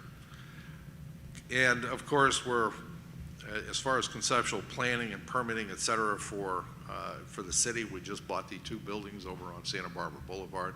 This will help in the space needs and the long-term facility workspace needs for the city. Infrastructure-wise, broadband, I think we're done with the broadband for the entire North Cape of the city, but at the same time we have the city facilities for critical city facilities, and we're going into the 3rd year of expanding the fiber optic, so all of our facilities are connected by fiber optic. As far as the Wi-Fi service at the city parks, as we connect out to fiber optic, we'll end up expanding the Wi-Fi into the parks and providing that free Wi-Fi service in those areas. Mobility-wise, we'll be talking about the transportation plan this morning and this afternoon, and of course the mobility fees, potential mobility fees that will be a part of that. Northeast 24th Street, we've settled on the fact that we need to widen it, so we'll be in the process of designing that widening and constructing it within the next, as part of North 1 East, which means it'll be done over the next several years. Again, we're still in the process of installing sidewalks to meet the goal of having 1 mile of access via sidewalks to all public schools, and we'll work on the plan to extend it to 2 miles after that. Water and wastewater, again, we'll be talking a little bit about water and wastewater today after this, or probably after lunch. Some of the improvements that we're looking at as far as the UEP. Again, you listen at Dave's comments this morning that the majority of the growth is happening in the North Cape. I was here when the majority of the growth was happening in the Southwest Cape. So as you fill in one particular area, the growth needs to move to another, and now it's the growth is moving into the North Cape as expected and as we've known for quite a long time. That has, driven the need to put the water and sewer into the North Cape area. We're in the process of doing so on North 1 West. North 1 East will be out for bids next year for North 1 East, with the potential of starting North 1 East probably soon there, early 2026. Early 2025. And of course, we have the improvements we just talked about facilitating or looking at utilities along Burnstore Road, and had just a recent discussion about Burnstore Road. But we also have the Hudson Creek development that is looking to actually expand and putting in some of the utilities necessary to service their area. Environmental sustainability, another strategic priority for the city. We have a discussion today regarding the Weir Rehabilitation Master Plan. It has been completed. There will be a discussion about that today. We'll also have, on the tree canopy side, our horticulturist has done a bang-up job with getting a number of grants in here in order to expand the tree planting opportunities within the city. Environmental sustainability, the climate resiliency. We're going to be doing some applications for the CDBG-DR funding associated with this for resiliency for the city. And on the land conservation side, we talked about that briefly this morning. Not so much, although land conservation is very important, but there will be more land that we will need to buy in order to be able to conserve it for the purposes that we've identified, as far as potentially more ecotourism for land, as well as looking at schools and things like that. And so for fiscal year 2024, you recently adopted the budget just a little over 4 months ago, and we're at a little over $1 billion. I realize that we have a budget amendment that's on the agenda for next week that will increase that overall budget by about $50 million.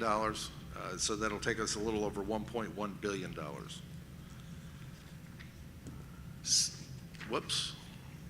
Oh man, gotta be careful with the clicker. So my wife tells me, she said, "Give it to me, I'll do it." So to give you an idea of where we stand, economics wise for not only the city but the region, et cetera. We're going to be pumping a lot of money into the region over the course of the next year with the CDBG-DR money that we've received, as well as the HMGP money that we've received. So over the next several years, we're going to be putting a lot of money from the state and from the federal government back into the community in order to create some resiliency as far as, as a recovery from Hurricane Ian.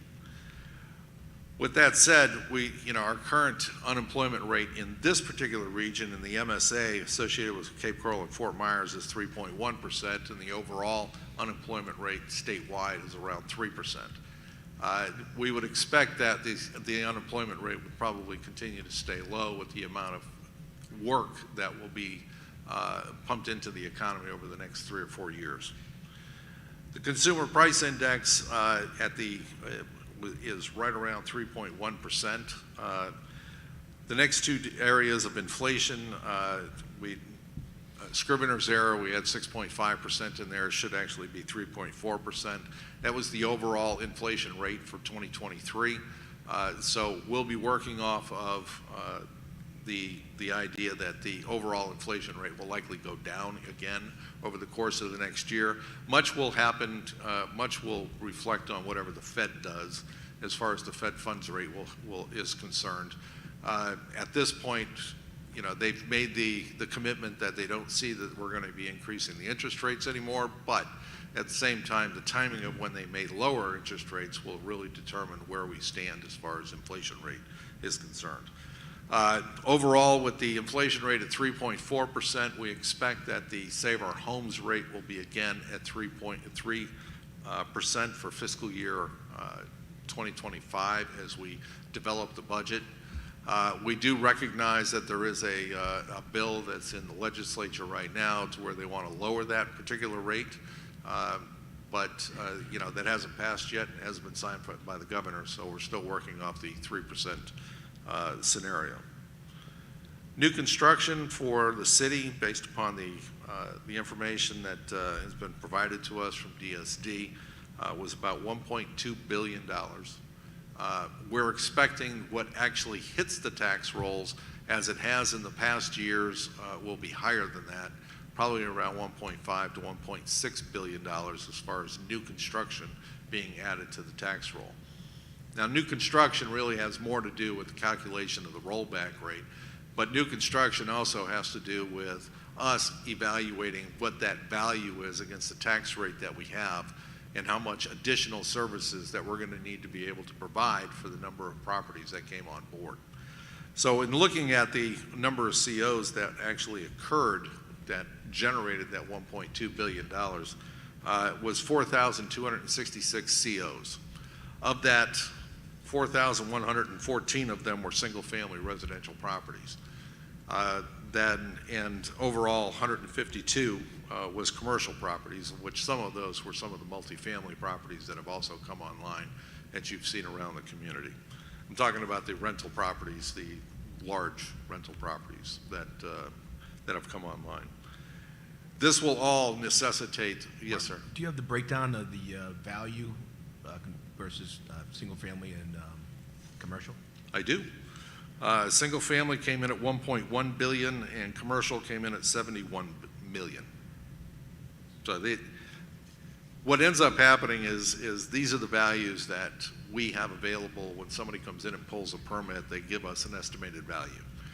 What actually goes on the tax rolls will be something completely different from that. Mark? Yes, sir. And these are not applied, these are COs issued. So, because there's other numbers that are involved with how many dollars of projects have been applied for that would differ from these numbers. Certificate of occupancy is only solely on new construction. Now, there may be somebody who, expanded a house or added an addition to it. We don't take those numbers into account when we're dealing with this because the numbers are actually much smaller and have very little impact associated with new construction. I'd be more concerned today about anything that may have been lost to the system. And again, we talked a little bit about that when we developed the budget last year and brought it to the City Council and discussed that fact that we actually saw negative growth last year as far as the overall growth that occurred. I think it was we saw a $600 million reduction in growth last year, as opposed to what we would have expected and closer to the 1.2, 1.3 billion dollar increase. And that was a direct result of Hurricane Ian. Right. Yeah, but I guess the point is that $1.2 billion, that's completed work. Yes, completed work. Not applied for work that we should see come online in years to come. Applied work, again, we look at this number to give us an idea that we're going to see a larger number when it actually comes out as a certified value in July. Okay. And so it gives us a working number to be able to work from, about dealing with, if I've had this much activity in the system coming into the city, then we're going to need to provide this much more service. We're going to need to provide certain things that's associated with that. Okay, thank you. Okay.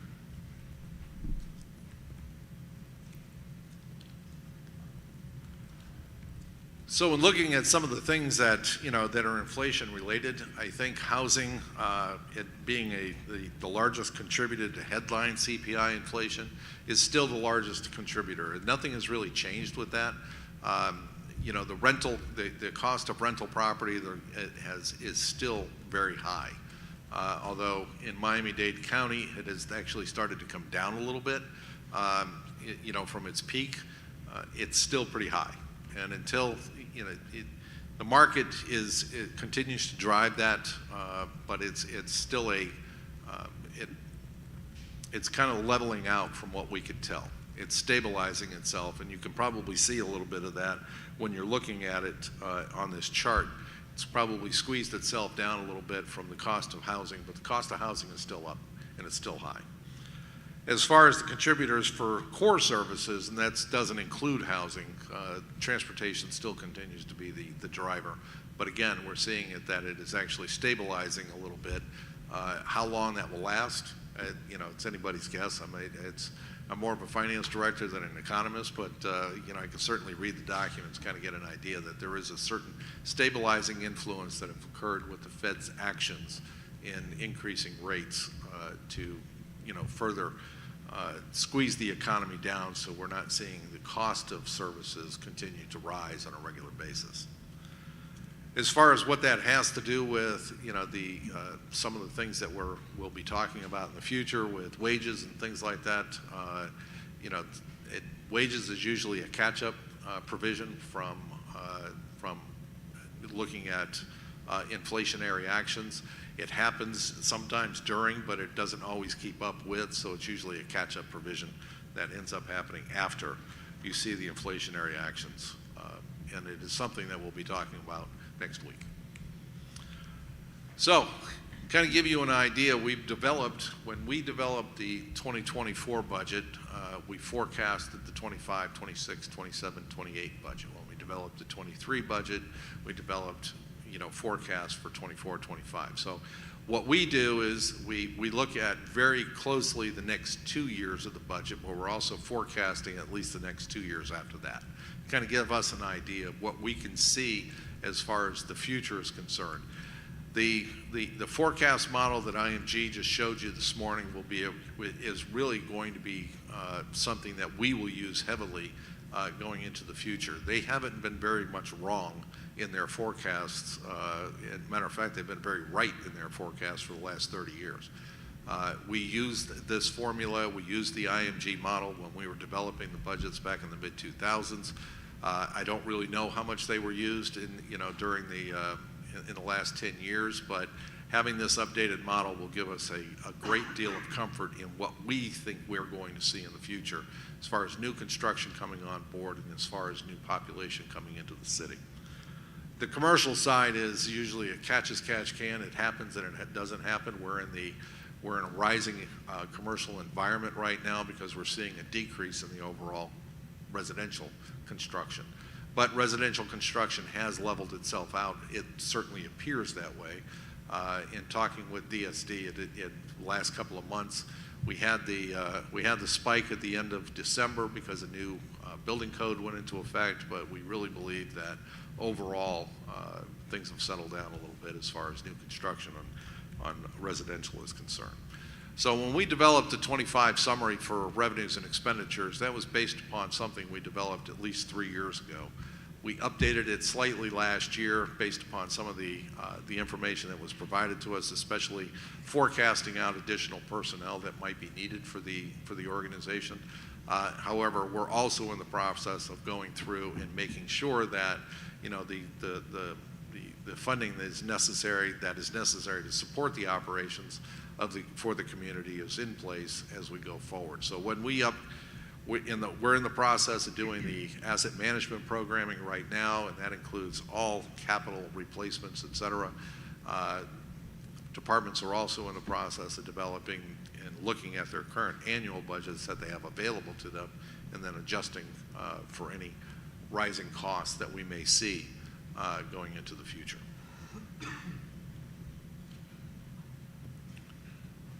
So essentially, this is what we're working from.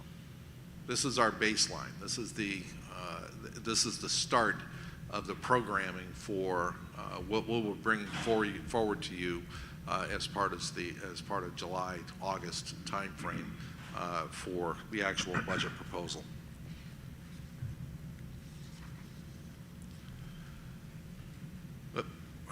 So, revenue. Our revenue projections associated with the general fund. Right now, we're forecasting out ad valorem at $140 million that supports the current forecasted budget. Of course, as we finish up doing what we're doing today and getting some guidance about what we're looking to do or add to the system, these numbers may change a little bit. with regard to the final development of the budget. Overall, just as a reminder, we don't see the preliminary estimates for the valuation until June 1. We have certified values in July 1. At about that time is when we would be proposing the millage rate for the City Council's consideration. And as far as the state revenues estimates are concerned, we don't see those until between July and September. And this is primarily because the new budget for the state goes into effect on July 1. So we don't see those numbers until after they get that information and they've adopted and the governor has signed a budget into place. The total dollar value with both the state revenue estimates and the ad valorem, that represents 73% of the total general fund budget. So although we're developing the expense side of things as we're moving towards June, 73% of the revenue necessary to meet that, the overall expense proposal, won't really be known until after June 1. Although we can certainly estimate what we think it'll be, it really comes down to it won't be absolutely known until we get to that point. As a reminder, as I just said, I think we're looking at about $1.5 billion in new construction. That is a big help for us in understanding what we're going to need to add to the books as far as meeting that the new population that has come into the system. From a revenue comparison standpoint, from year over year, from our estimates of what we estimated over a year ago, for fiscal year 25 compared to 24, which we adopted as little as 3 months ago. Overall, on the ad valorem side, we would be looking at a 6.24% increase, but again, that depends on decisions made between now and May. We'll make a determination of whether it stays at that number or it goes up a little bit or it goes down. Overall, when you're looking at the public service tax, if anybody hasn't looked at their electric bill yet, I looked at mine a couple of weeks ago, and the one line that was on there is no longer on there, and that's for the PSC calculation. So that's no longer there. So LCEC, as I think I briefed you all on about 4 months ago, they put in place a new structure for their kilowatt hour usage, and they zeroed out the public service. It's not the public service. It's fuel cost adjustment. Sorry, the fuel cost adjustment. They zeroed out the fuel cost adjustment and put the numbers back into their rates. So they're starting out at zero on their fuel cost adjustment, and their rates are actually picking up the total cost today. So if you haven't looked, by all means, please look, and you'll see what has changed. So we'll see what ends up happening in the future. But because of that, it basically what went into effect in January basically didn't really change the forecast much. So we ended up forecasting a little bit higher for 2025 or for 2024, and we're going to expect to see those numbers come down for 2025. Overall, for the state level, we're running at about 2%, 3%. There's still a lot of new construction happening in the state, but their increases in sales taxes have actually come down a little bit from what it has been in past years. Mark, just a quick question. Sure. The numbers that we're looking at here with the general fund, are you estimating with the future value in mind at 1.5, or are you using the 1.2 with the COs, with your? We ended up using, this percentage here does not include for 2025. We didn't know about the 1.2 when we developed fiscal year 2025. So we will be taking that into account, and depending on what we see as changes associated with the proposed budget that we worked off of over the last couple of years, we would expect to see some proposed changes to the overall budget. So we will work off the 1.5 now that we understand that that's, it takes all the way until the end of the year to figure out what that number really is. As we were told in talking with Matt last week, I think it was last week, he said that There was actually, we didn't see the expected, just, if I don't say this right, Matt, just say something, but we did not see the expected increase in the number of new permits as a result of the new building code going into effect in December until the last week of December.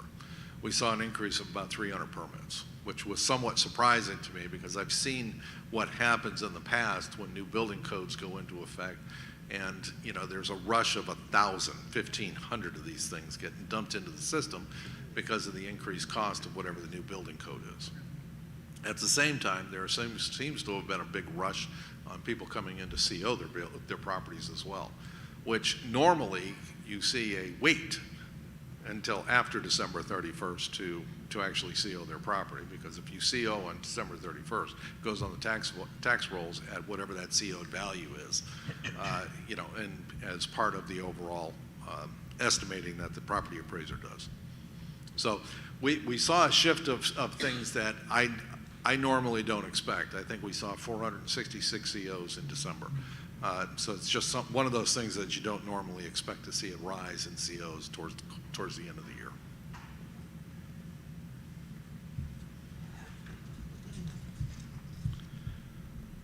So overall for the general fund, we're balanced based upon our forecast for 25, 26, 27, and 28. We'll be working as the departments are working on, their 25 budgets and evaluating 26, 27, 28. They'll also be working on their 29 budget. That's the 5th year. It's usually a long way out, but at the same time, in order for us to be able to provide a 5-year forecast, we expect them to be working on the 29 as well. We wanted to kind of give you an idea of all funds and what we forecasted. This particular chart is included in the 24 budget document that you all saw. Again, when you're dealing with, as far out as 27 and 28, it's a long time to be able to forecast something. We usually try to stick with the 25, 26 forecast, and we're a little more accurate in those particular areas. However, as things, change, or, as an example, as commercial has gone down, as residential has gone down and commercial has gone up a little bit, it's actually driven the need to see a change in additional personnel in a different sector than we would have normally expected if we were just staying within the single family range. So this is all funds. And so on the asset management program, right now, the overall AMP is forecasted over the next, for 2025, is $595 million. The majority of this is in capital improvements, and again, the majority of it is actually in utilities, with the One East coming on board in 2025. I do believe that North 3 was also included in there, but I think North 3 is going to be a little bit further out than that.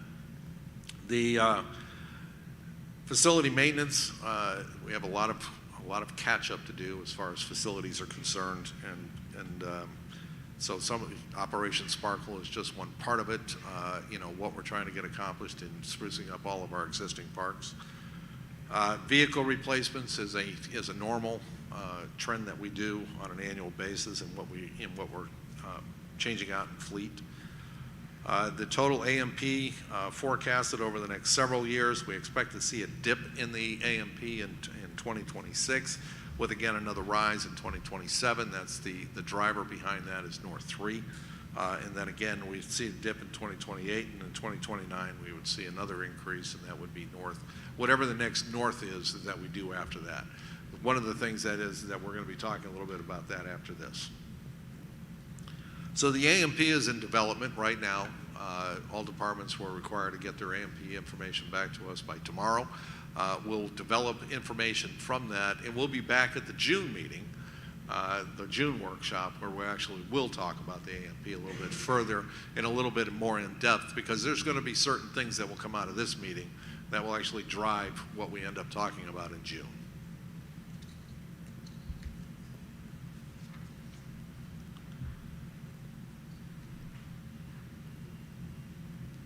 Again, we have certain items fire-wise. We have the Fire Station 10. We also have looking at the training facility phase 2.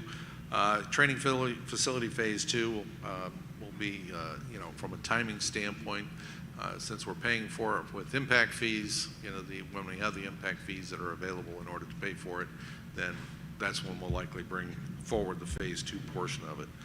Unless it's absolutely, vital and necessary, then we would end up issuing debt for it and then paying it back over a period of time with impact fees.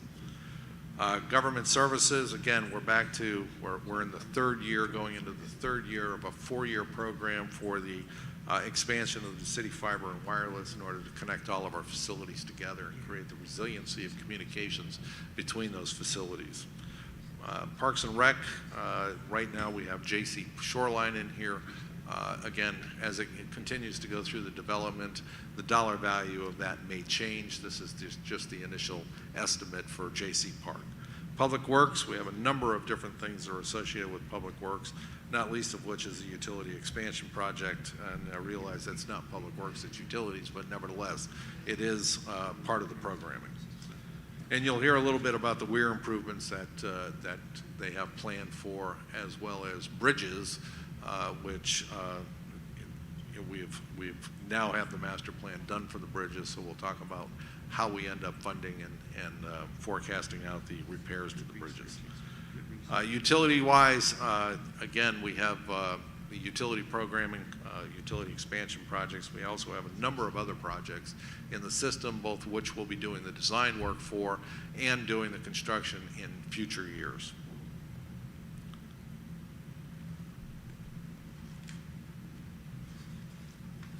So I always think that this is the one thing that everybody always wants to talk about is the fund balance. So we can talk quickly about the fund balance for fiscal year 20, what we're expecting for 2024.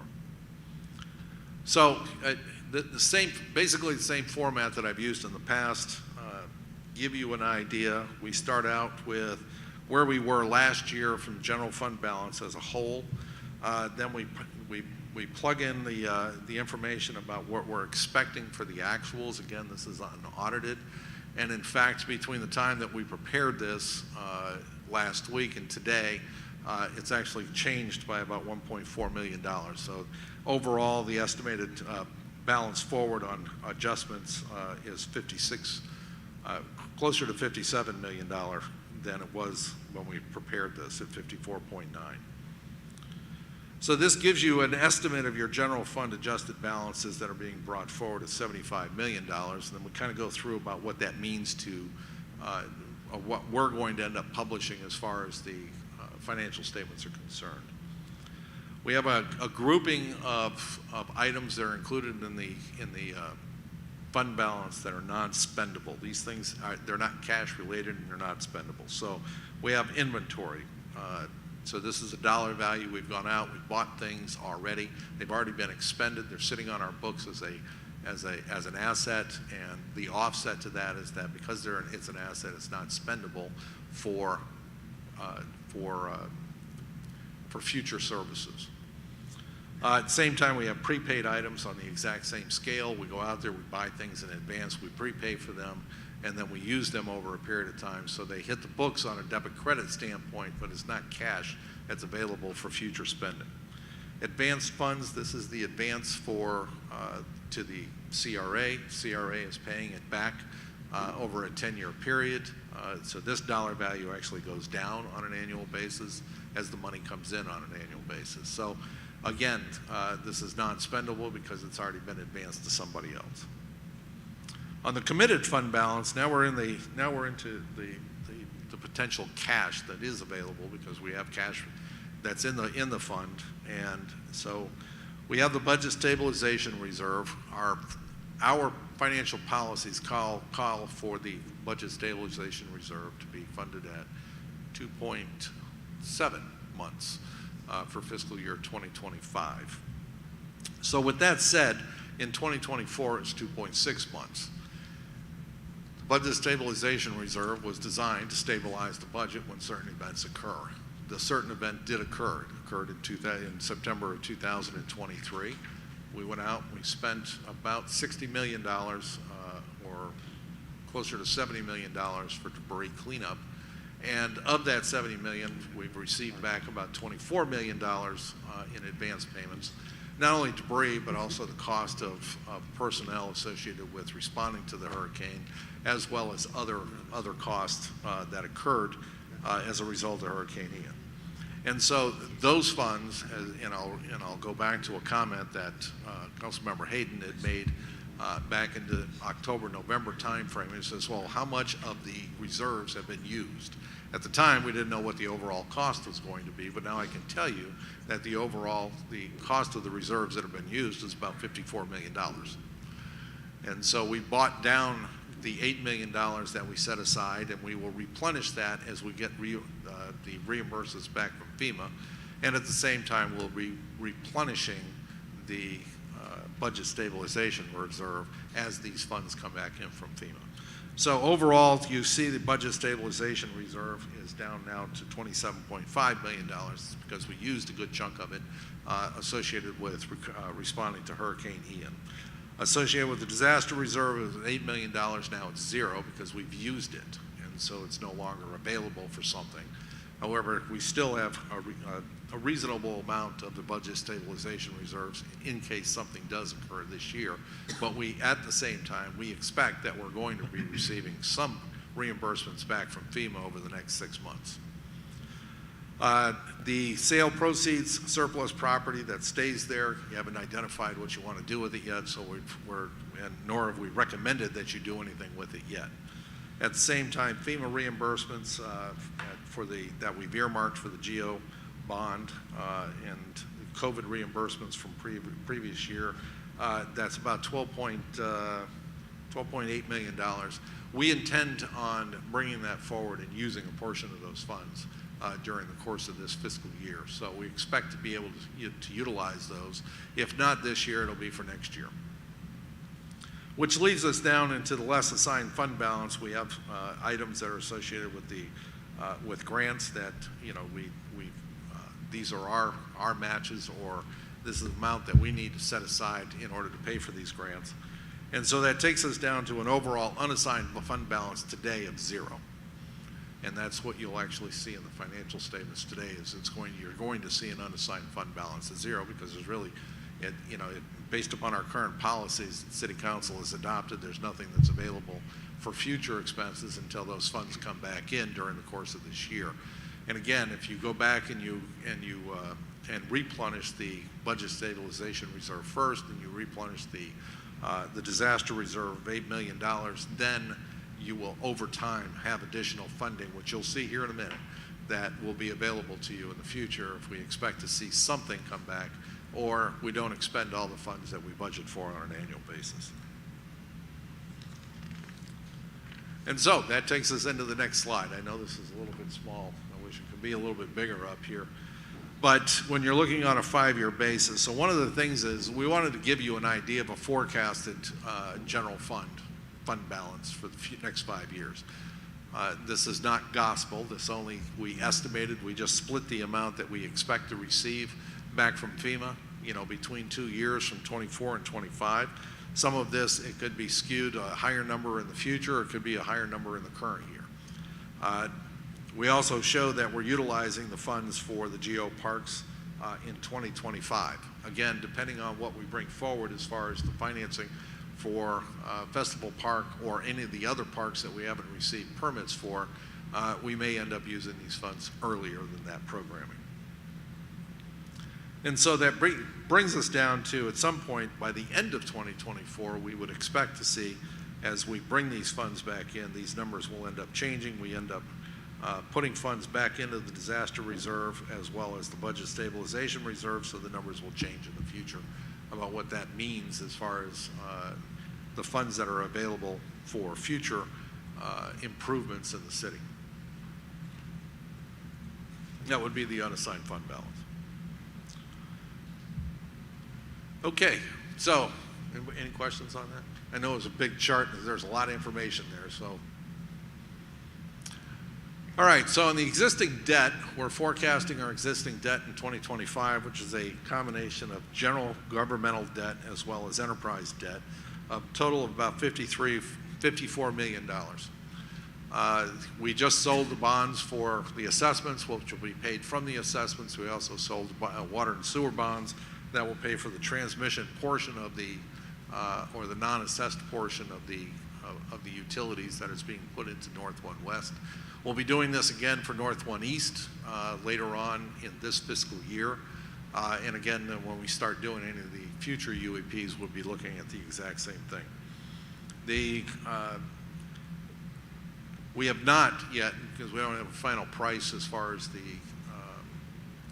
financing for the fleet facility is concerned, nor do we have a final pricing for the facilities, property management facility up in the North Cape Government Complex, but we do forecast the dollar value associated with them, as well as the potential debt service,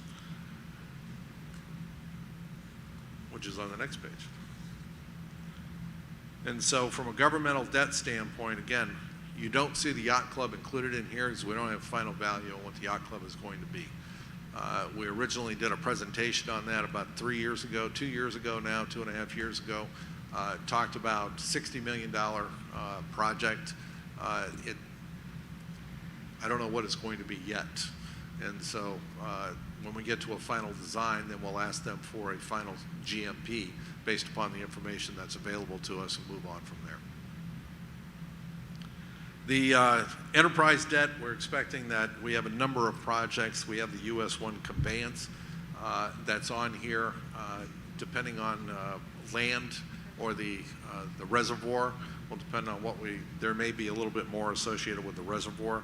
We also have a number of other items that are here. We have the neighborhood water line, where I think we're working through applying SRF funding for doing that work. So that will be a part of enterprise debt in the future. We also have a number of other projects, the North RO well rehab, as well as the North RO expansion that will also be included in future debt. Mark, Yes, sir. with regard to the reservoir, is the grant that we've just accepted, if you will, the additional $5 million grant, has that been considered in these numbers, Yes. or will these numbers be updated with that? The $5 million has been considered into it. But at the same time, as you know, with each delay and each year's delay, and actually doing the construction, we may end up eating up that $5 million in construction cost. So, but we do take that into account when we know the grants are available to us. Thank you. Okay.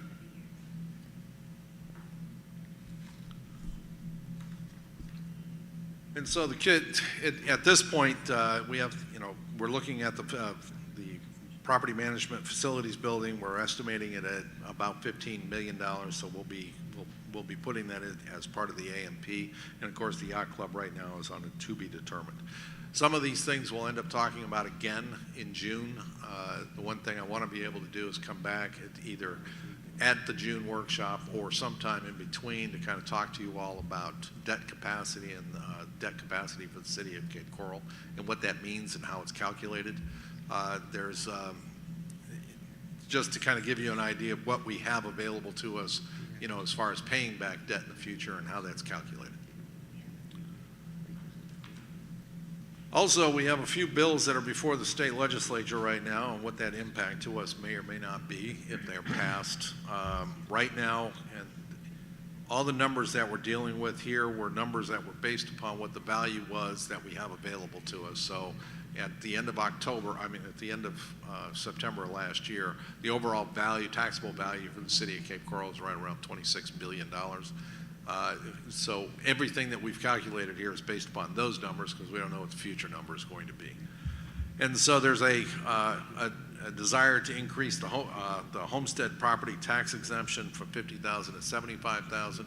So what that would mean is that as part of the first $100,000 of value, the first homestead exemption is on the first $25,000, then you skip $25,000, and then you go to the third $25,000 is where the other $25,000 exemption is at. And then, of course, now they want to do the fourth quarter $25,000 exemption. So that would mean that the first 25,000 is exempt, and second 25,000 is taxable, the third would be exempt and is exempt, and then the fourth is what they're proposing to be exempt. So anybody with a value of less than $100,000, they'd only be paying taxes on the $25,000. Anything that's below 50, it's some numbers between 25 and 50. And anything less, from a taxable value standpoint of less than $25,000, it's zero. And so from a taxable value standpoint, it'd be zero taxes. What we're looking at as far as what that means to us on the general fund or the general millage rate, it would mean about an $8 million gross reduction or about 0.2965 mils. For the debt service side of it, it would be a gross reduction of about $243,000 or about 0.0092 mils. At the same time, they're also looking at indexing the homestead exemptions to an inflation rate or whatever the CPI is, and I think it's the southeastern CPI that they're looking at. So we calculated that into account as if all of this was in place. And if they indexed the homestead exemption, we would be looking at a $1.1 million gross reduction. Of course, whatever that overall CPI is, would indicate what those numbers would actually be in the future. So these aren't fixed. These are not static numbers. This is just as if this had been in place. For the, as far as the millage rate or the amount necessary for the debt service, it would have been, let's see. So 1.1 million gross reduction, 0.42 mils based upon the 50,000, or 1.6 million if it increased to the 75,000. We didn't even look at on the debt service millage because I think it's very, very small. And then there's a bill out there to remove or repeal Chapter 205, which relates to the local business taxes or it's the local business tax. For us right now, we're looking at a potential loss of about $650,000. That's what we budget for.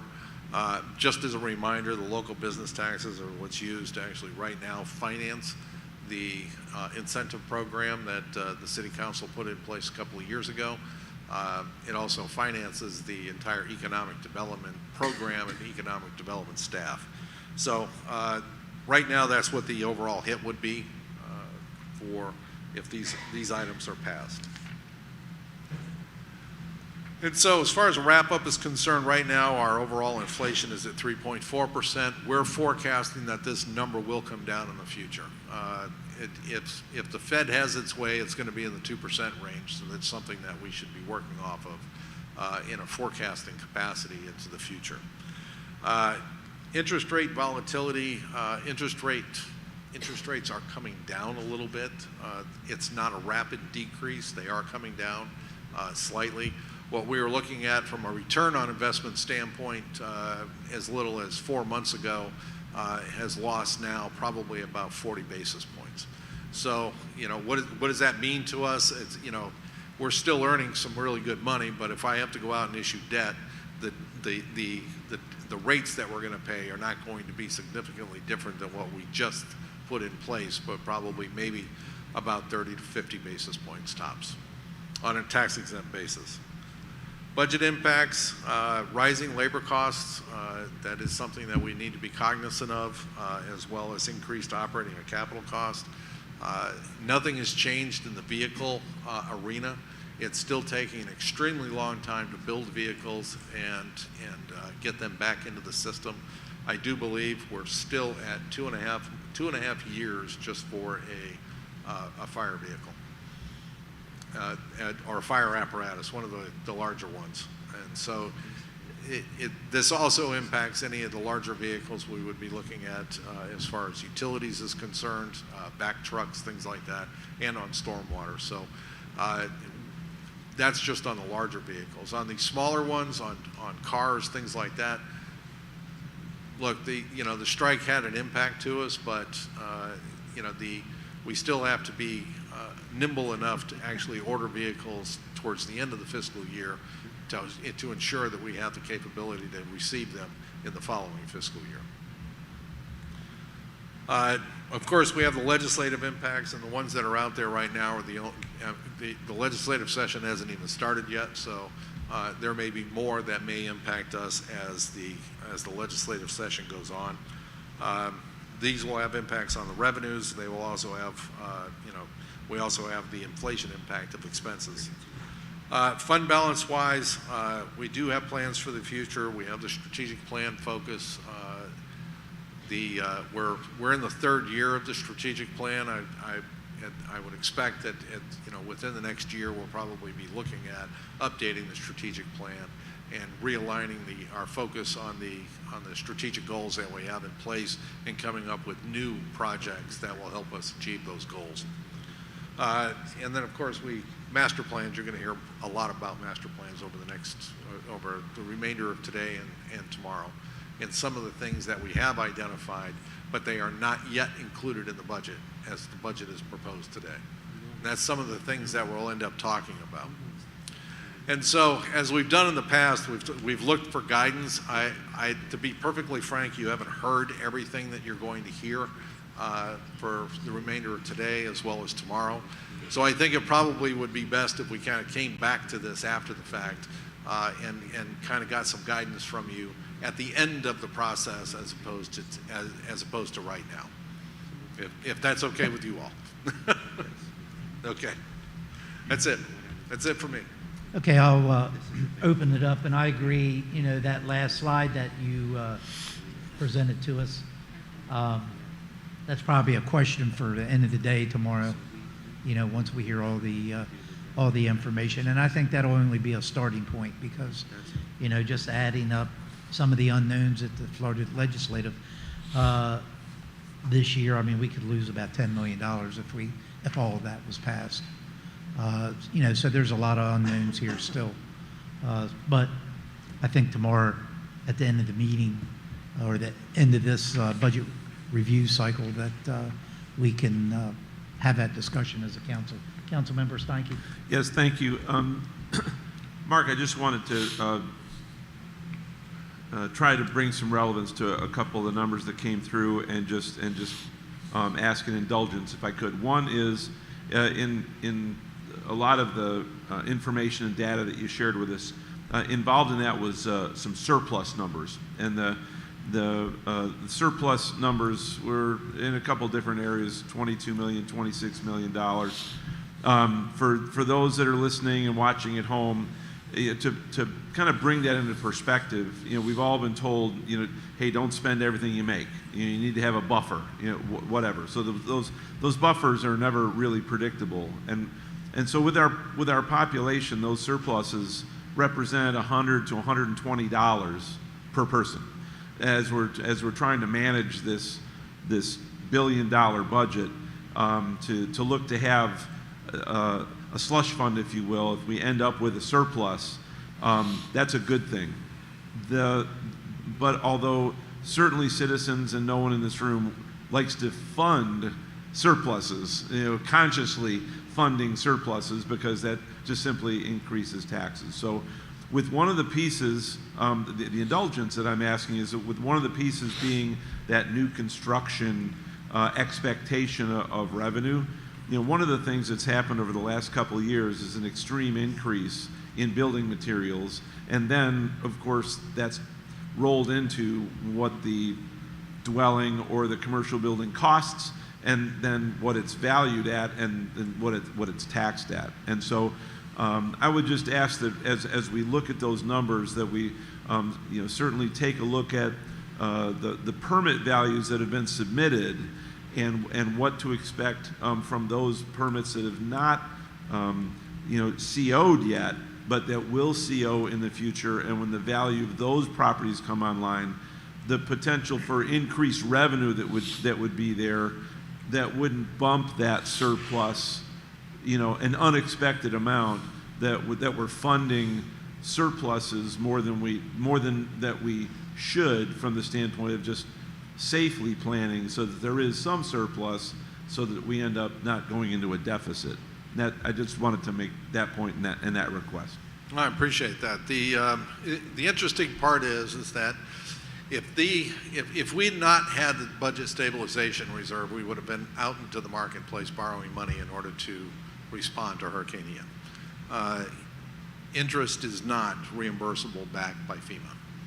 And so, there would have been a cost to us that would have never been recovered.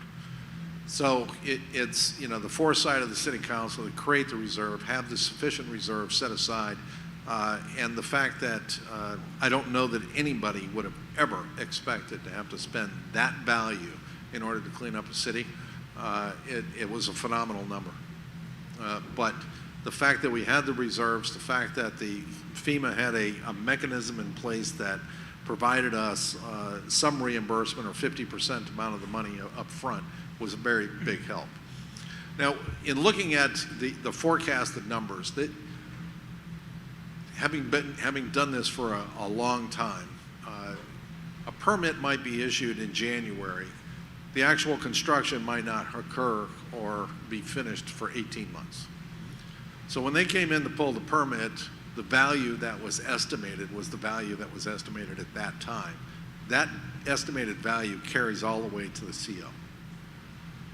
So that's the value that, when we're looking at the CO dollar value, then, and we get this information from DSD, we're looking at whatever that initial estimate was. That's the reason why there is always such a larger change about what actually goes on the actual books, because the property appraiser will look at the appraisal of the surrounding area of the property that's going in and going, okay, well, they undervalued this, so we're going to put it on the books at this dollar value.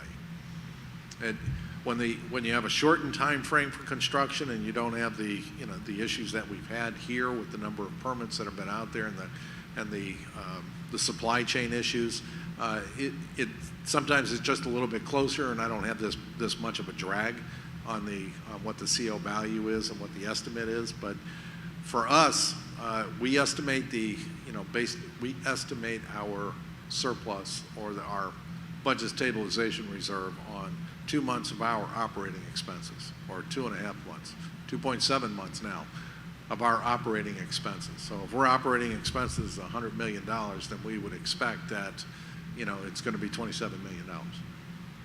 Thank you. Thank you. Any other comments or questions from council? Mr. Mayor, if I could, really quickly, Mark, and I know now's not the time to get into the weeds on this, I guess, is everybody able to hear me?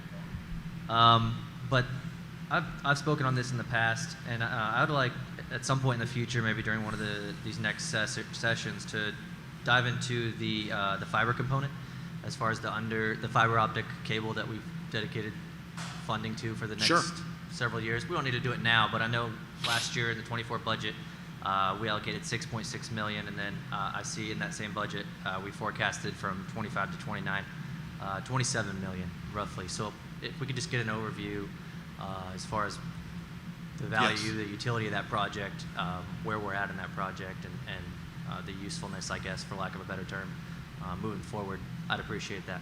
Sure. Okay. Any other comments or questions? First, thank you, for the overview. I think it's a great starting point for us moving forward. So we have some up-to-date data, and I'm sure, this budget cycle is just starting, so it'll give us some great information to reflect back on when we're making some decisions here later on as we go through this process. So thank you. Any questions from staff at all? Mr. City Manager? Well, it looks like we're about 15 minutes early for our recess. So if you don't want to have an open discussion on anything this morning, we can take a few extra minutes for recess. And what time would you like to reconvene? We had an hour scheduled for lunch, so it was 1 o'clock. Okay. All right, then any other comments or questions? Seeing none, we will break until 1 p.m.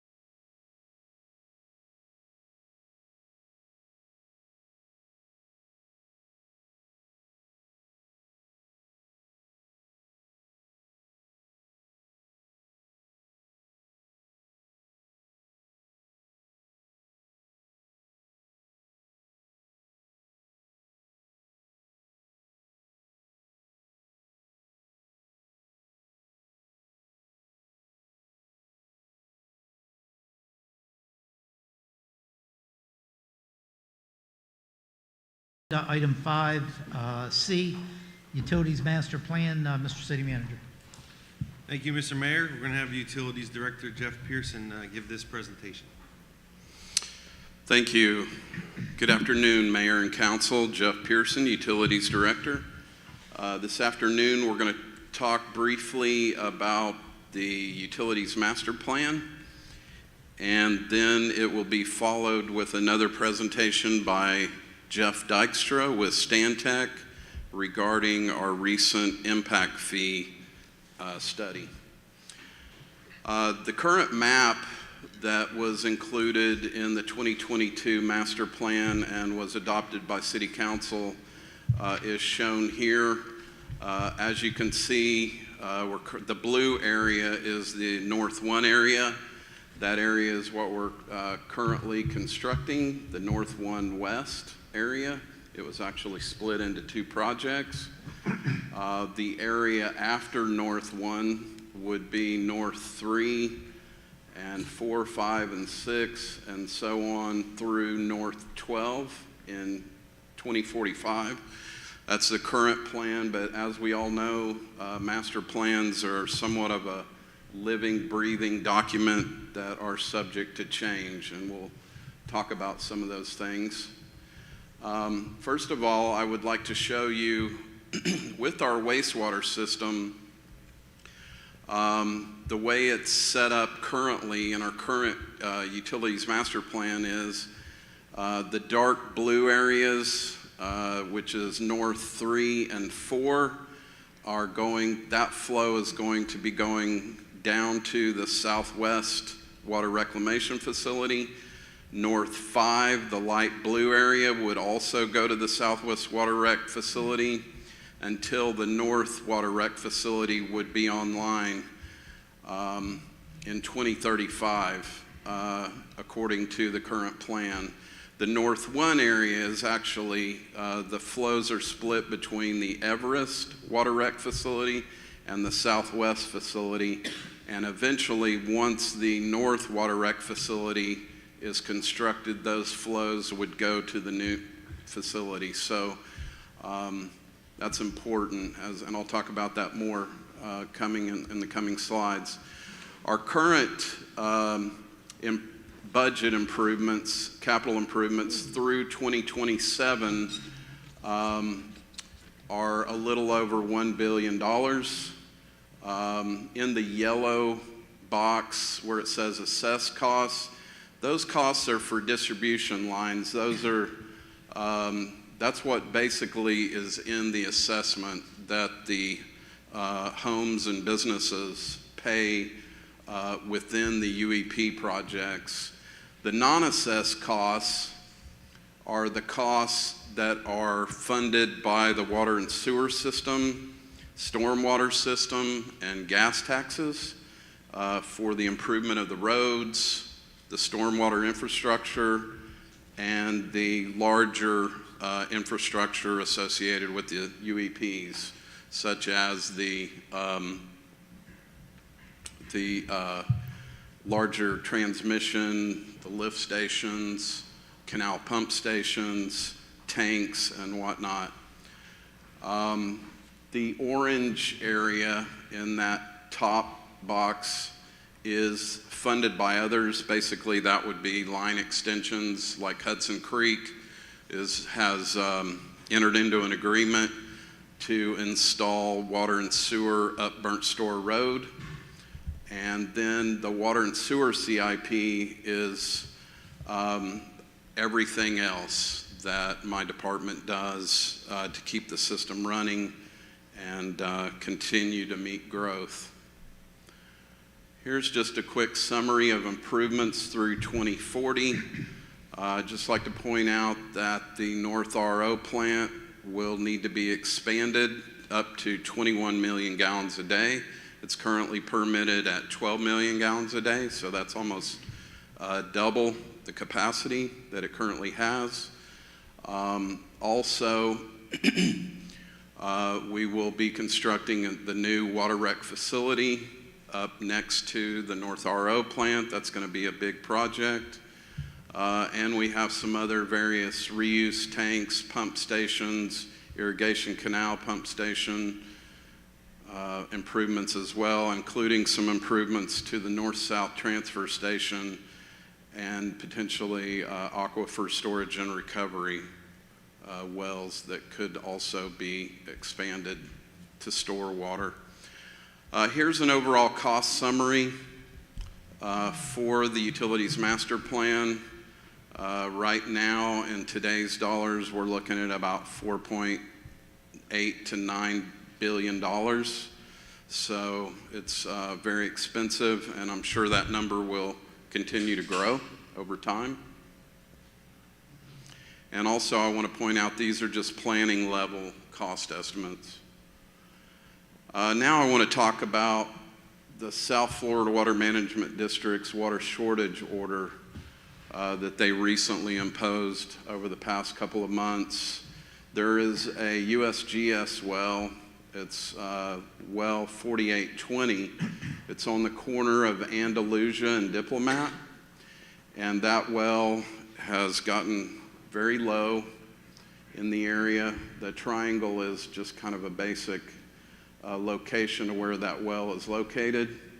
And as you can see, this is important, that the North 1 area that's currently under construction, 3/4 of the area, if you drew circles around that well, are in the North 1 area. So as soon as those homes and businesses located in that utility extension area come online, we should start seeing the well start to recover. However, the South Florida Water Management District, you can see North 6 there, just right up next to it. This other 25%, if you will, is currently projected to 2035. Here's just a graph that the Water Management District provided. As you can see, back in 2007, I was at Charlotte County actually when this happened, and we had a really bad drought. It dropped way down, and then it recovered and has been going up and down. The high points are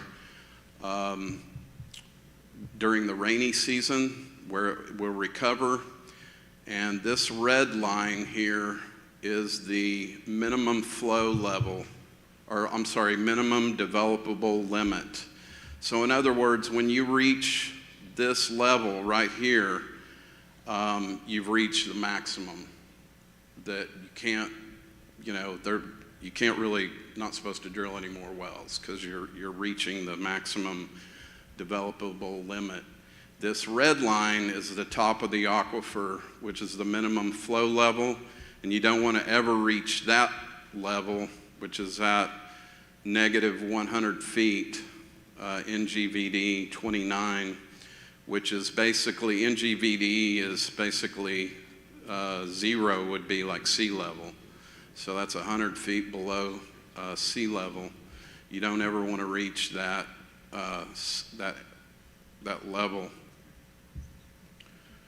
So some of the discussion items we would like to discuss with council today and get your input is that as I pointed out in an earlier slide, the UEP North 6 is the area that would trigger the North Water Reclamation Facility to come online. And so we're already looking at that now, and we're looking to move that project forward. The project will take at least 4 to 5 years to complete at an estimated cost of $250 million. And we can reorder the UEP, but the plan is dependent on the North Water Rec Facility completion. Otherwise, and you may ask why, it's because we would have to put in temporary force mains, very expensive temporary force mains, in the 10 to 20 million or more range to hop over other areas. And then once the north facility came online, we basically wouldn't need those mains, so they would basically be a throwaway main. So which no one wants to spend that kind of money, that kind of investment, and knowing that you're not going to have to use it in 10 or 20 years. Also, after the current North 1 UEP is complete, the UEP North 3 design is scheduled next and could be constructed if we started now on the North Water Rec facility. So also the Water Management District has urged us to accelerate that North 6 area to help with the situation with the wells. So based on that, city staff recommend that the UEP North 6 be accelerated next and time that concurrently with the new North Water Reclamation Facility next to the North RO plant. Some of the issues that we need to consider by accelerating the UEP schedule is that, as we know, currently we're not on track with completing the UEP North 1 by 2024. And that's mainly due to COVID-19. The project was split into two areas, smaller areas, North 1 East, North 1 West, and due to supply chain issues and other issues. Also, contractor availability could lead to higher costs due to the lack of qualified contractors and market demand. Non-local contractors, if we were to accelerate it at a very fast pace, we're going to get a lot of contractors from outside our area, potentially outside of our state. And every dollar that we spend on infrastructure returns about $7 back to our local economy. So how we've done the UEPs in the past is we broke them up into multiple contracts. So the smaller contractors, the more local contractors, would have the bonding capacity to be able to take on a smaller bite, if you will, of a larger project rather than having one giant firm come in and do the whole thing. We have multiple contractors, most of which are local, that keep the money local here in Cape Coral and in Lee County. So it's been a good program. Also, it could lead to increased customer utility rates. It can also increase our impact fees. And I'd like to mention that the last study that was in rate approval, it wasn't the last study, but it was the last rate approval was 2004. So our current impact fees have been at $67.50 for a very long time. And if we would have adjusted that based on the CPI, the rates could have been as high as $11,000. That's based on like a single family home with central sewer, central water, and irrigation. We will be coming forward on a future COW on the water shortage area impacts that the district has declared. But with all the rain that we recently received, hopefully that chart that I showed you a little while ago will show a positive uptick in the aquifer. And that's all I have. And I'll open it up for any questions that you may have. Thank you, Jeff. Just one quick question before I open it up to council. As far as the water shortage area that South Water Management District had outlined there, is it a possibility that they could impose a moratorium in that area if that well got substantially low below their standards? Yes, Mayor.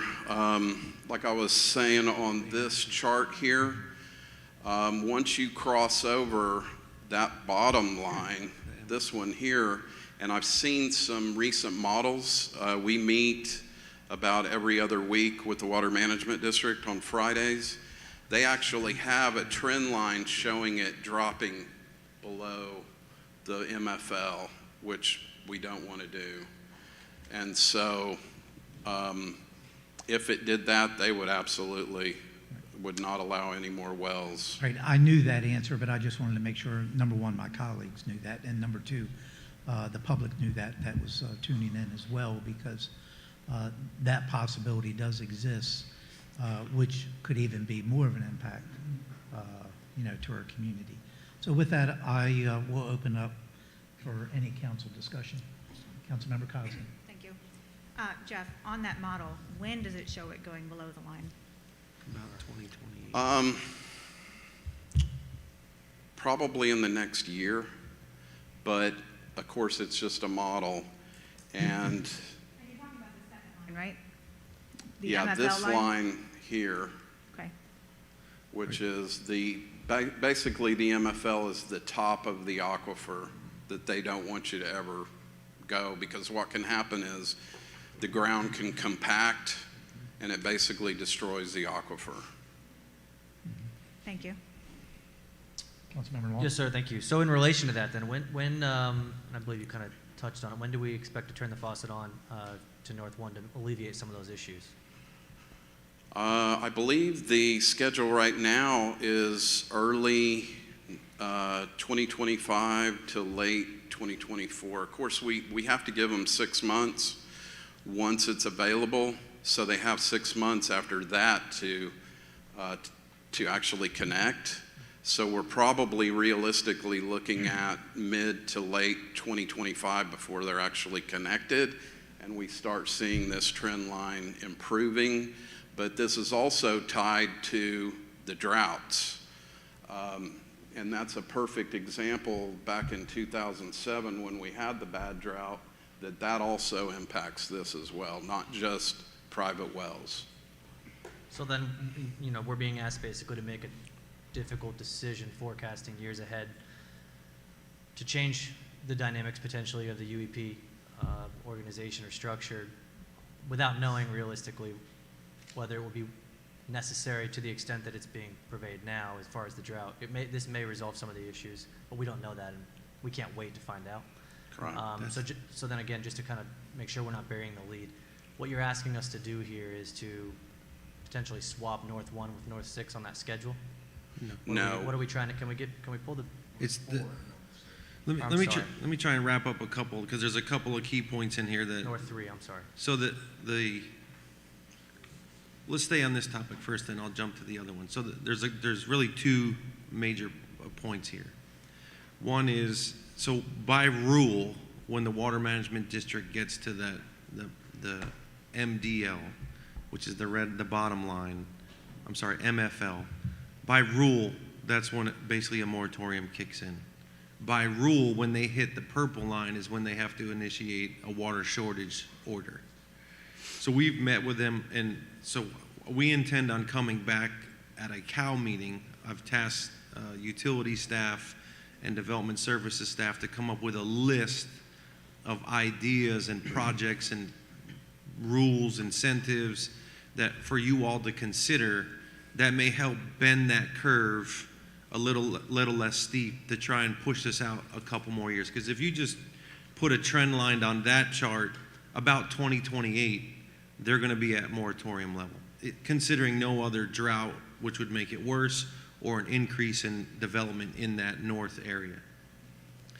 So then that pushes us, in order to get 6 online, that pushes us to require us to have the North Water Reclamation Facility.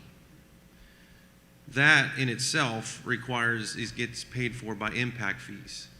And so if you go to the cost summary chart, Jeff? Okay. Okay. So that first column, the UEP assessed, that's what the residents pay for basically the distribution lines in front of their house, the purple, the green, and the blue line. The second column, the non-assessed, that's basically your transportation costs that are involved with road widening, stormwater improvements, gas tax improvements, And then the funded by others are improvements that are made by, developments or, other governments that are going to be part of the program, but they're not passed on to the residents. And then the water and sewer CIP, go back to the green chart, the green one. I'm going through the columns. So then that column that's 1, 2, 3, 4, 5th from the right from the left that says water and sewer CIP, those are your impact fee paid improvements. That's your treatment plants, water and wastewater, and your transmission lines, and then your big pump houses. If you look at the total amount of funds that are needed in today's dollars, you're looking at $1.2 billion. So the message here, if you take the 67,000 additional housing units from this morning, so we're at, if you remember from Dave's presentation, we're at 100,000 residential units. If you add the other 67,000 that need to come in the next 15 to 20 years to get to the full build out of residential, that only brings in $453 million. And then if you assume there's another 200 million in commercial impact fees, that only brings in 653 million. So you see we're about 600 at the current 20-year-old impact fee rate.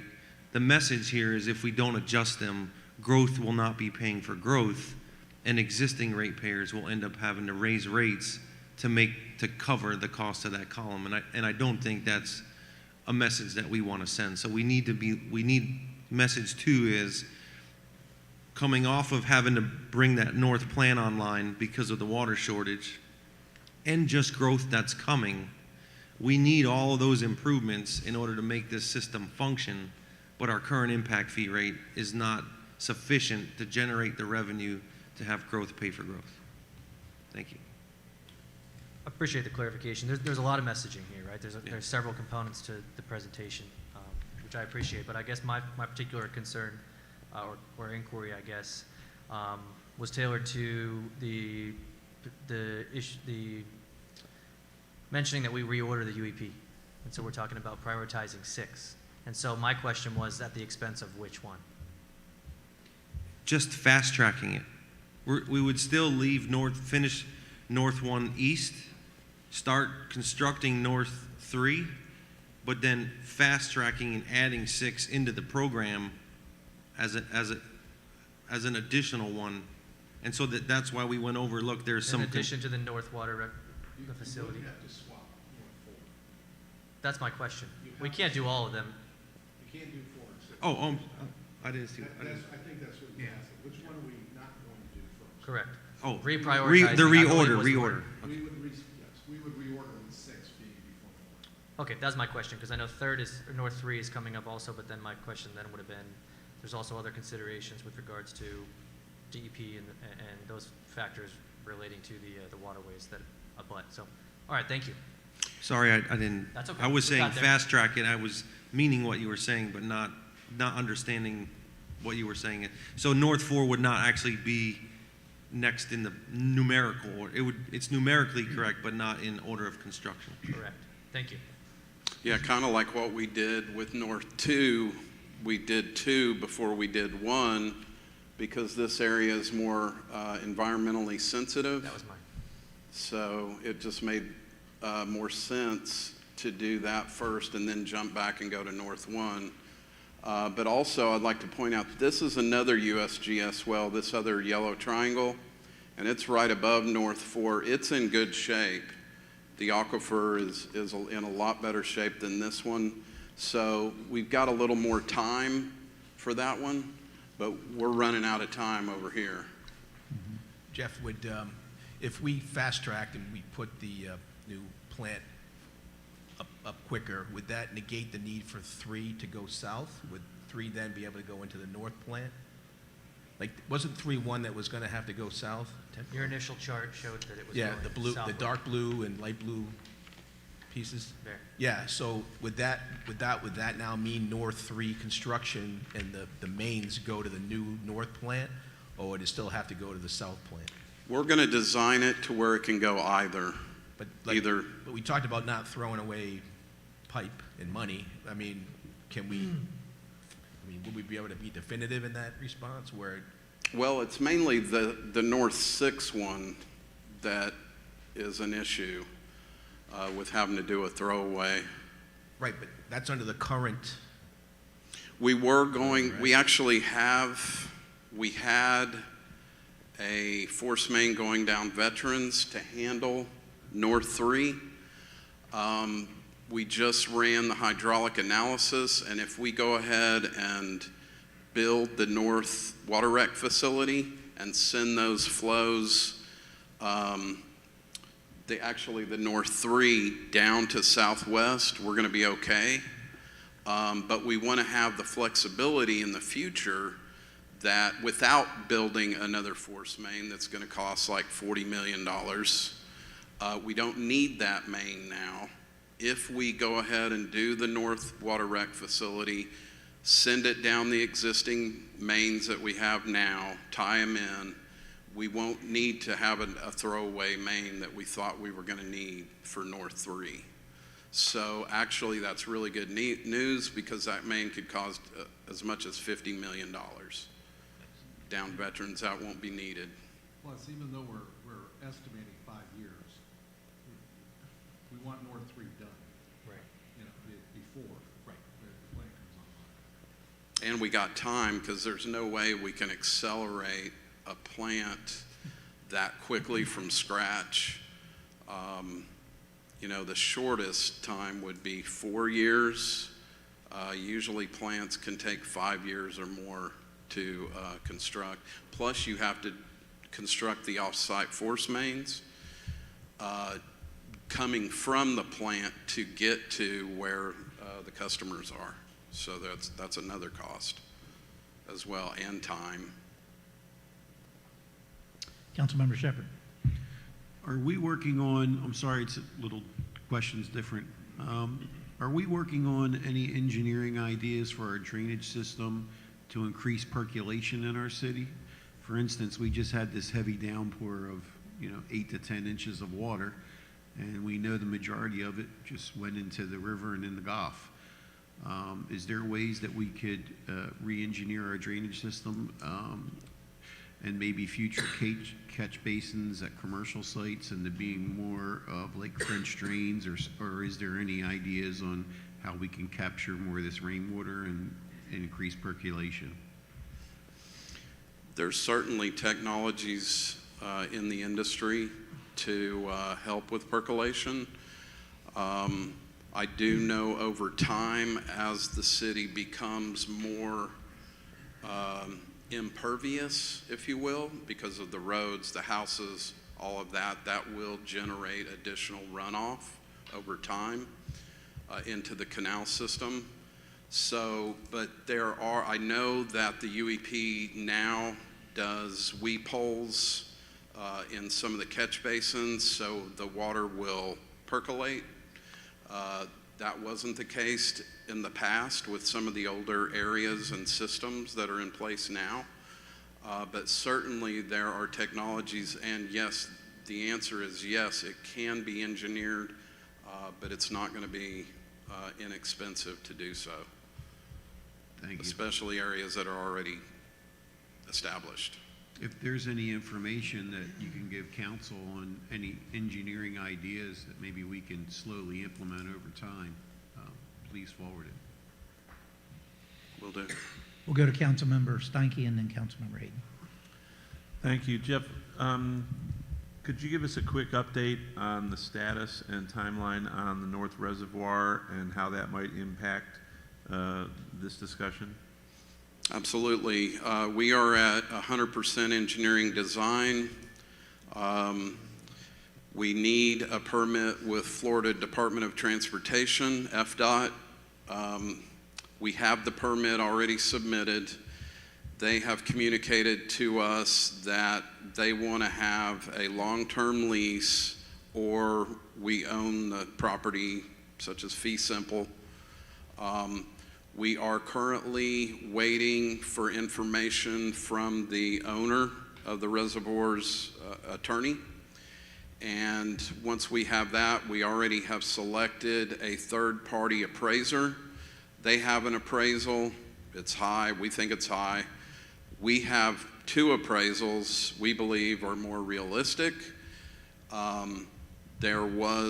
We believe there was a mistake by their appraiser, and so we're trying to work through that, and then we're going to get back together and hopefully negotiate an agreement that would be brought to council for your consideration. Once that's done, then we're probably looking at, we'll get our permit very rapidly from the Florida Department of Transportation. As you know, we've got $6 million worth of grants. We had $1 million.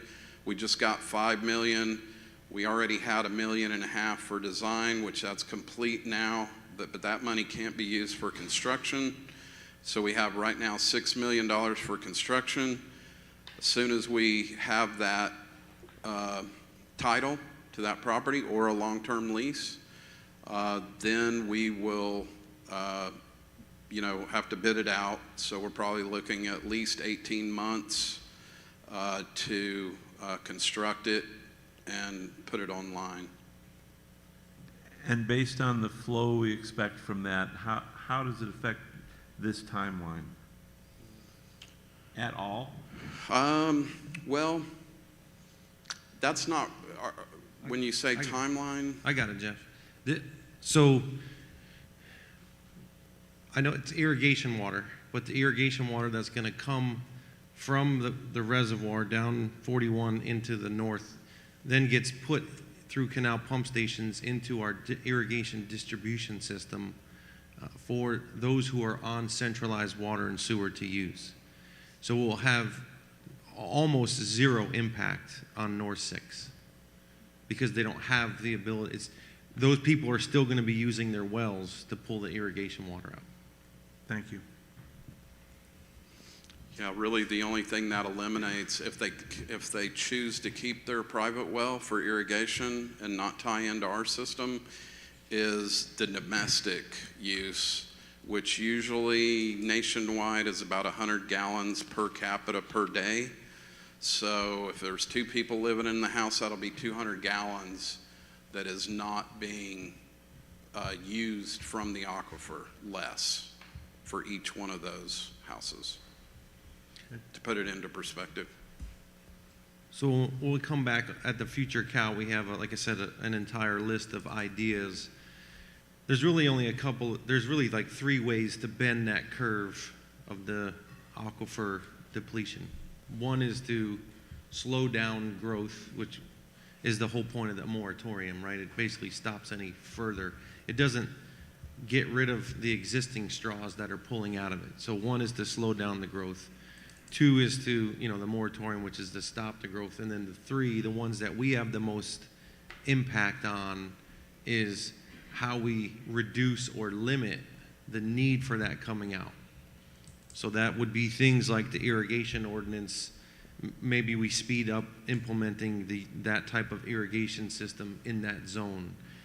Maybe we allow those homes to use turf grass where we don't allow anywhere else. Or maybe we require native landscaping. So that what you're really trying to do is stop the consumption from that well. And unless you're impacting that, then every straw that goes in continues to pull that curve down. Councilmember Hayden. Jeff, when North 1 comes online, and we know the urgency of what we face in this particular area up there, does that help our cause with the water district, knowing that another section of the city that it was on well that may have fed into that aquifer is now on city utilities? Does that ease some of their I know we have to continue with this, but does that help our case a little bit when this area comes online? Absolutely, it certainly does. Definitely, as I was saying a minute ago to Councilmember Steinke, is that for every one of those straws that we're reducing those withdrawals from, it's going to help that aquifer to recover more rapidly. And we've looked at, like, south of Pine Island Road. Once the UEPs went in, the aquifer was doing the same thing. It was continuing to decline. Once the UEPs went online, within about 3 to 5 years, the aquifer came back up and actually recovered to levels that it hadn't been in many, many years prior. And I think it should be noted too, and I didn't say anything during a couple times when there was a couple of residents complaining about the UEP during citizen input. But part of the reason that we're in where we are, where we are right now is because the previous city council put a moratorium on the UEP and stopped this process for about 4 or 5 years. And I can probably say with a little bit of certainty that had they not done that, we wouldn't be facing this type of shortage with this aquifer, because those areas would probably already have city utilities. So even though it's history and we have to move forward, I think it goes back to the original theme of what we're here to do today, and that's plan our city for the future. And that particular council didn't have the foresight to do that, and now it's in our hands, and we have to have that. And not only planning what we do with building, but also for our environment. And that's why it's so important as we look at our future, and not necessarily right now on where the city goes. Thanks, Mayor. Thank you, and I agree with Councilmember Hayden. I think we definitely have to make sure that we are looking to the future and the future needs of our city. The reservoir, that we've been talking about for the last few years, and we've gotten some funding for that. I've went out there myself and toured that facility with Mr. Pearson. That's just one component of the big picture. And I think what we have to make sure, with this particular well that it's in crisis levels, we're going to have to make sure we address that. I will tell you some of the conversations I've had with South Water Management District was that, they're going to monitor this particular well extremely closely. And if it gets to a level that Mr. Pearson mentioned, there will be a moratorium on any building. Also, they're going to take a look at the, 2 years out from now, once we get North 1 completed, they'll be looking at those levels and monitor them as well. I personally believe we need to be proactive as well. So with that being said, Mr. Pearson, could you give us just an estimate on time and a dollar amount for if we begin to do the design for North 6? How long does it take for that particular design and an approximate cost for that?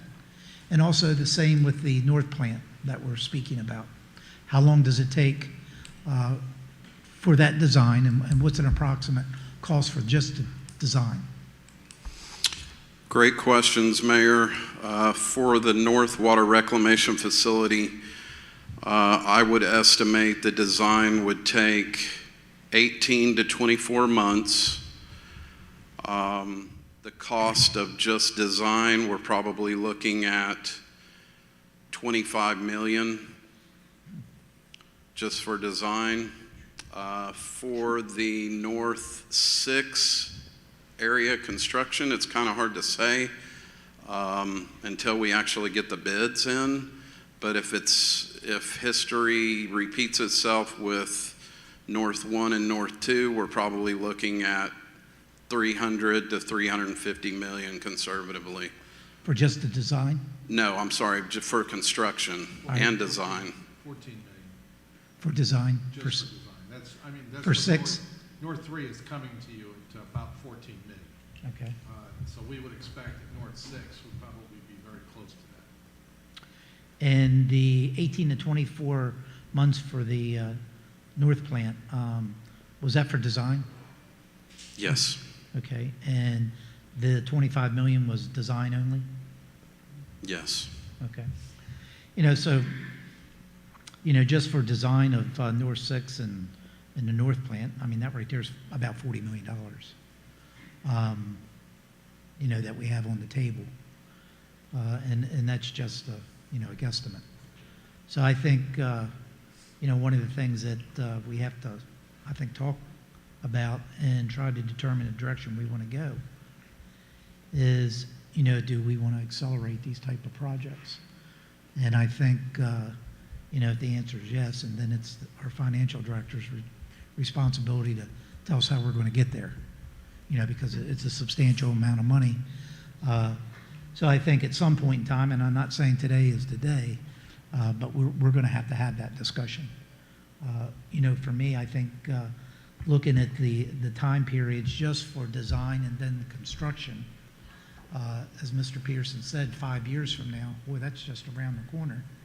When you're talking about these timelines just on design, we haven't even talked about construction yet. So this isn't a conversation, in my opinion, that we can wait to have. That's something that we should have in the near future. And usually, my understanding, Mr. Pearson, correct me if I'm wrong, most of these wells, unless there is a substantial difference in the what you're asking of the well, the demand, that's the only way you're going to see a really big difference in the scales that you had shown us. That's why North One hopefully will be pretty impactful, that be less of a demand on that particular well, and hopefully, and we don't know exactly what that impact is going to be, how much of a positive impact that's going to be. I guess that's the million-dollar question, I guess. Right. All right, well, with that being said, any other discussions? I think it's definitely a discussion worthy that we're going to have here soon. And then hopefully, Mr. Mason, you can kind of maybe give us some ideas how we're going to pay for things like this. As a matter of fact, we're going to be talking about one portion of that right now. Okay. And Councilmember Carr, did you have something? You look like you want. Just a quick question, more curious than anything, but that particular well that they're using to, that we're talking about right now in that rectangle, I know what's the next closest one east? In other words, are we the only ones impacting that particular well, or is North Fort Myers also impacting that well, or the measure that they're using for us? I do know there's some issues out in Lehigh Acres, far east Lehigh Acres. They're seeing some similar issues. They've actually already implemented a program for that area. It's a small area that you can only drill a well for domestic use only, no outdoor irrigation. So they've already taken that step out in Lehigh. North Fort Myers, I believe there's some issues out there. I couldn't tell you exactly where the wells are. I don't have a map available. I could get that though. There are issues in North Fort Myers. So it's not just Cape Coral that's seeing this, and we're probably going to see more of this south of us, our neighbors south in Collier. They were over 2 feet below normal rainfall during this past rainy season. And the aquifers rely on that rainy season precipitation to recover. And lately that has not been happening at a normal rate, so the aquifers are being impacted as well. The only reason I asked, Mayor, I was just curious if our action is the only thing impacting this well, or are there others also? So you were asking if someone else was drinking out of our bowl? Pretty much, yeah. And I know that these wells exist for measuring purposes all around the state, right?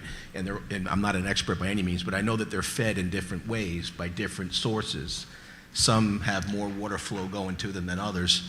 And I was just curious, and Unfortunately, the way the geology is, it's not uniform over the whole county. There's the geology here in this particular area. The aquifer actually comes up like a dome. So the area, the production zone is this thick, and other areas it could be this thick. So naturally, if you've got an area this wide where you're dropping your straw in, you're going to have less water to be able to pull out of, and it's not like a cup of water. It can take years and years and years for that water to travel through the soil, the sand, and all of that. Last question, I promise. Is that the area outlined, that's the only area that would be affected by moratorium if the well goes below 100? Or is that's the identified area for that well? Right now, council member, that's the area that they have put the water shortage declaration on. That certainly could change. We did an analysis of this area. It took us about a year to do. After they first said there was an issue, maybe less than a year ago, this past year, or we're coming up on about a year since they first said something about it. But our study showed that there might be another production zone, 2 production zones. And so potentially the district could say, if you drill deeper into another production zone, you may be okay. So that's something as well that could buy us more time to get that north plant online. But eventually, if we keep dropping more and more straws in there, it's not going to matter if there's a second production zone or not. It's going to deplete the aquifer. Yeah, I was just worried, Mayor, even if we do our best to make it as fast as possible, is it going to be enough? I guess that's really the unknown, right? Thank you. Go ahead. I just have one quick question, and for citizens that are watching, can you give us an idea, looking at the map, it's hard to know the location, like where the left line approximately begins road-wise, and maybe where the right line is, and the top and the bottom, just so we have an idea? You know, yeah, absolutely. The outline here, of course, this is Pine Island Road. Okay. This is Northeast 24th. Okay. This is Gator Slough. That's the canal that we pump the water into every year from the Northeast Reservoir. And this is Gleason right here. Okay, I think that'll help citizens know if they're in that location and that they should try to conserve. Thank you. You're welcome.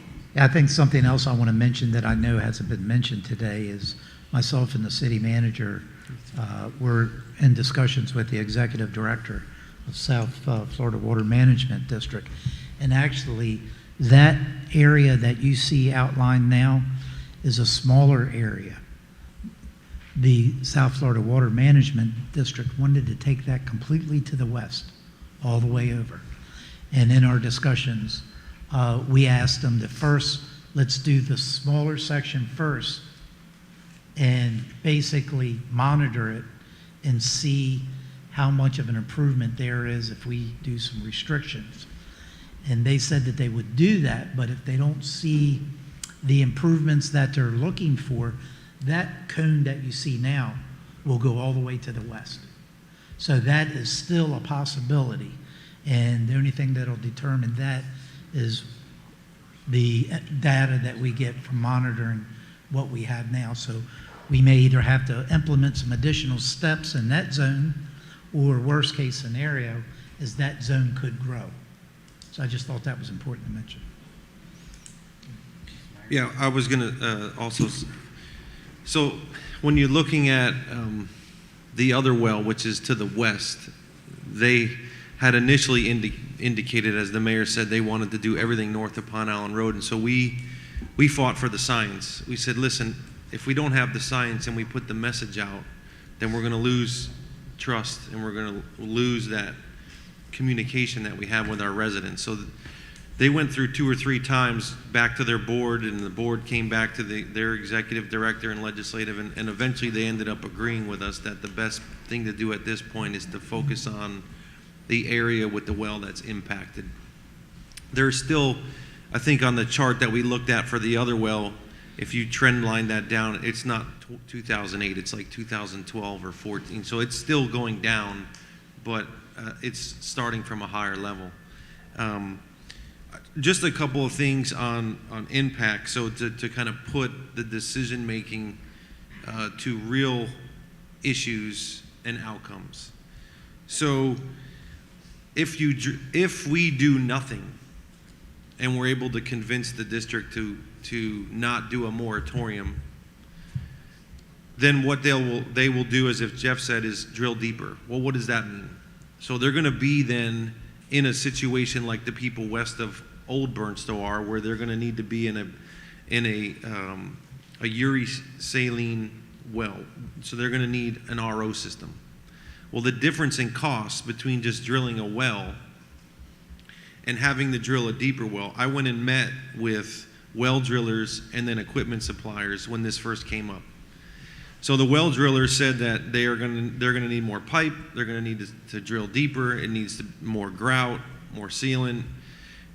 In addition to that, it takes longer, so it's going to cost more for the well. And then the pump that they have to put, once you go beyond the aquifer that they're in now, which is only a 1-horse pump, they're going to have to go to a 2-horse pump. So that means the electrical draw is 2 times as much now to get the same water. But then when it gets to the surface, because it's salty, now you need an RO system. And then that costs money to further pressurize it to push the salt out. And you have wastewater from that, because now you create a really salty water and a fresh water. So when all that was said and done, discussing this with them, it was $20,000. And so if we don't do this, we're going to be saddling these people with a $20,000 well compared to a $30,000 assessment. And then when the assessment comes through, now they have a $30,000 assessment. So now it's $50,000 all in for water. Plus, the cost of electric for them is way more than what it would be for a regular well that they have today by going deeper. So those are some of the real world impacts that I was able to get from the well drillers and then the supply companies that give these people what they would need. And then the other thing is, even if we were able to somehow convince them that the moratorium wasn't needed and they went deeper, even if they went to even something less than that, which is you cannot have an irrigation system on a new home, which is what they're doing in the Lehigh well area that's impacted. Now imagine that entire 10 square miles of the city will have brown grass all year long, except for the 3 months when it's raining. You won't be able to irrigate trees, sod, none of it. So we end up, in essence, to allow growth without water, without the irrigation, you end up creating like a blighted area.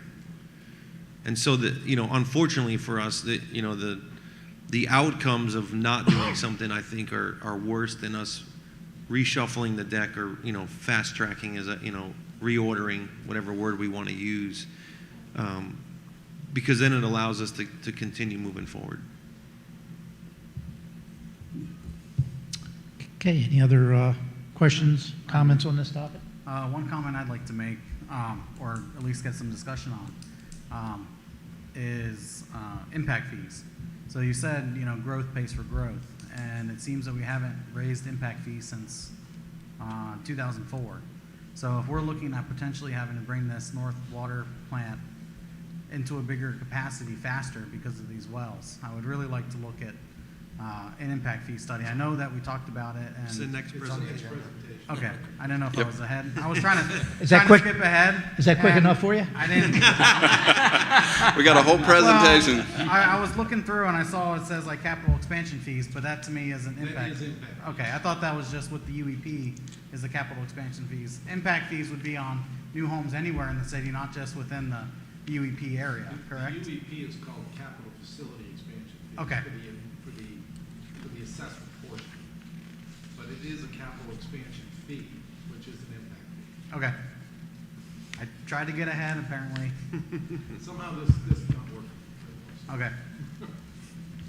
Thank you. Never mind. I'll wait for the next presentation then. Any other questions, comments? Okay, thank you, Mr. Pearson. We appreciate the presentation. We look forward for future discussion on this topic. Thank you. Now I'd like to introduce Mr. Dykstra, and he's going to talk about impact fees. See if I can raise this up a little bit. All right.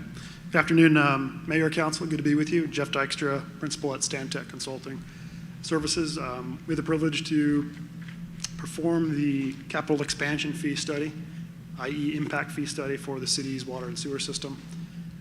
I've got about a 15 or so slide presentation we'll walk through this afternoon and open any questions you may have.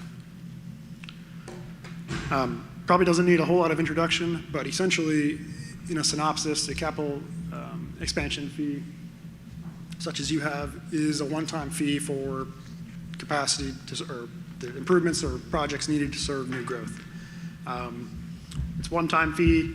The idea of it is that the cost burden of that new infrastructure should not be borne immediately by the existing ratepayers, and the growth should pay for itself. Those expansion fees can be used in really two main methods, and they're also outlined in your resolution. That is, number one, to fund future expansion-related projects. That would be like a new treatment plant, for example. But it can also be used to fund debt service that was taken to fund those types of facilities.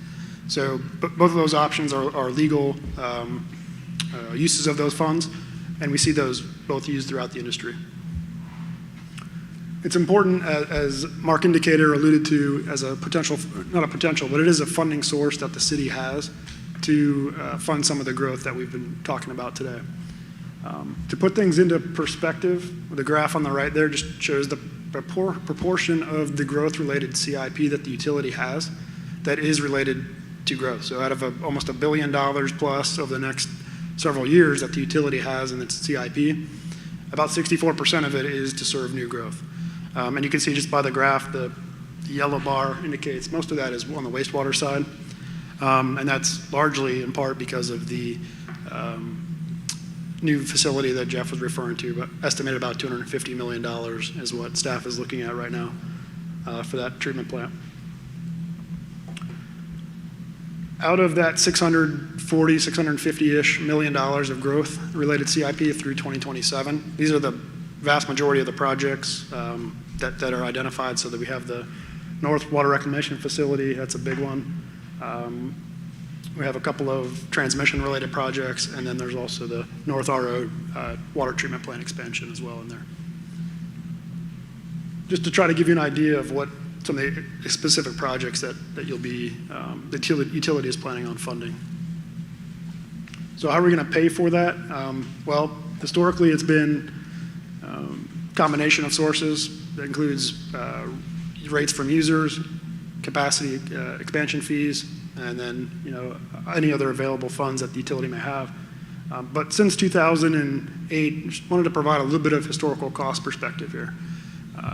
It's been mentioned in Jeff's presentation that the capital expansion fees haven't been adjusted since 2004. Since 2008, which is what the graph, or 2009 that the graph shows, if you just look at engineering news record cost indices on capital construction costs, that's gone up by 60%. So it doesn't mean that your impact fees or capital expansion fees should have gone up by the same amount, but just to provide a little bit of context, as the city has left its fees flat, costs have not remained flat, and that's one of the issues I think that we're dealing with today. Don't want to go too far into the weeds about the calculations, but this just provides a quick overview of the process and the methodology used. So we look at the existing assets that the system has, and a portion of those assets are available to serve new growth. So we factor in your existing facilities, and we add in any additional growth-related capital improvements that the utility has.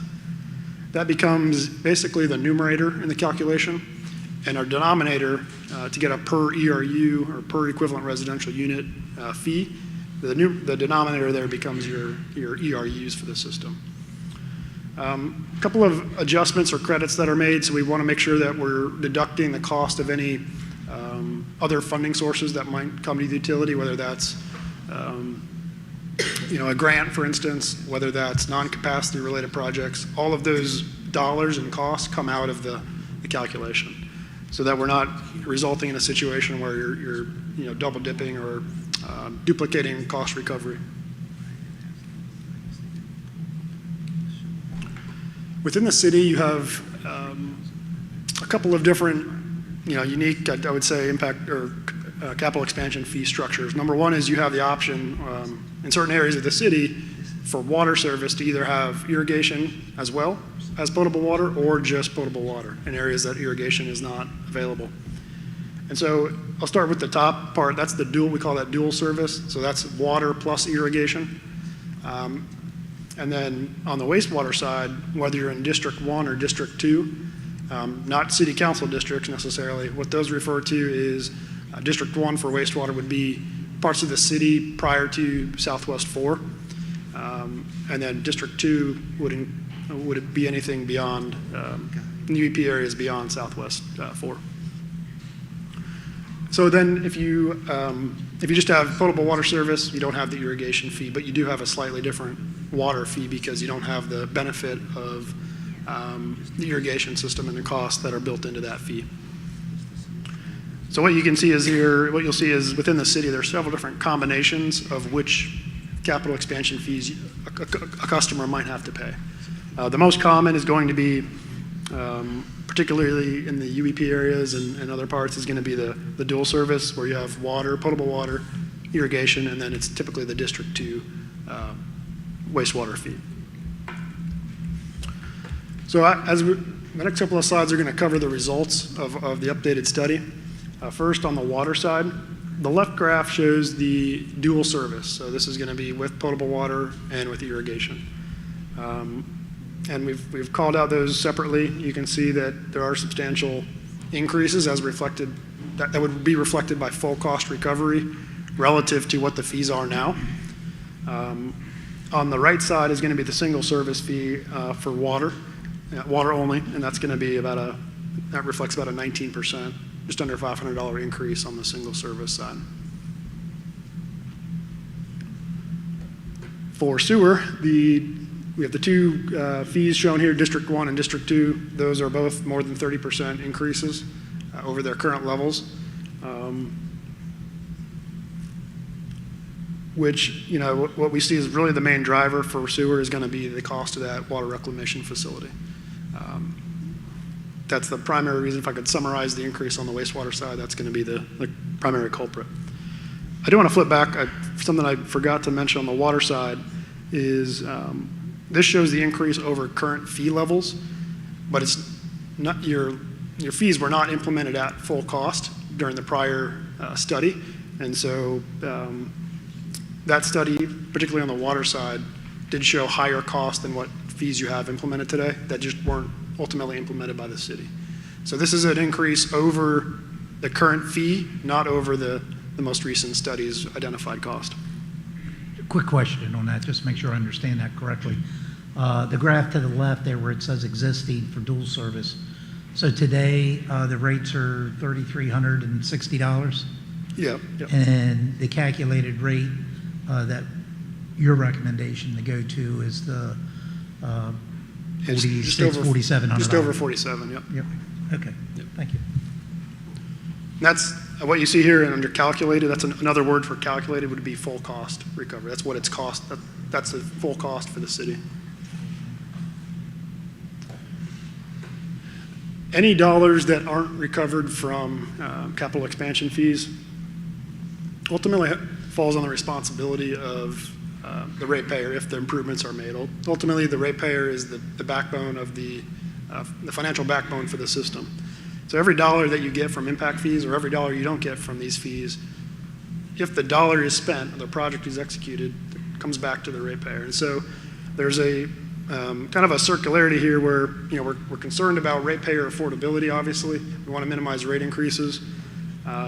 We know that they are in the utilities' latest plans is the need for future rate increases. But the level of this CIP, particularly the growth, is such that if we don't increase the capital expansion fees, not saying that rate increases are going to be eliminated by any means from your ratepayers, but but any dollar more you can get from these fees is going to minimize the impact to the rest of your ratepayers. The graph on the right just shows an example of outside of the UEP areas that will be assessed ultimately. When you look at the revenues over the next 10 years from your existing expansion fees at their current levels to what they would be at full cost, it's about a $20 million difference in revenues. And that's not including, that's just kind of your infill, if you will, for the system. And so that has, that has an impact on the financial capability of the system and the revenues generated, minimize future borrowing. But this is an example of one resource that you have to generate more revenues to fund these projects. Hopefully you can see this, but this is just a comparison of within, local comparison, I'll call it, within surrounding cities and counties of what the capital facility expansion fees are. Or capital expansion fees. Some communities call them impact fees, some call them system development charges. Ultimately, we're on the same page here, I think, in terms of referring to them as impact fees and capital expansion fees. But this just shows you a comparison for single and dual service. That's going to be in the lighter orange there at your existing levels. And then the black indicates what they would be relative to others at full cost recovery. Just to provide a little bit of perspective there. On the sewer side, same sort of thing. The orange graph or the orange bars show your current fees for District 1 and District 2. The black shows what they would be under the full cost recovery as a result of our study.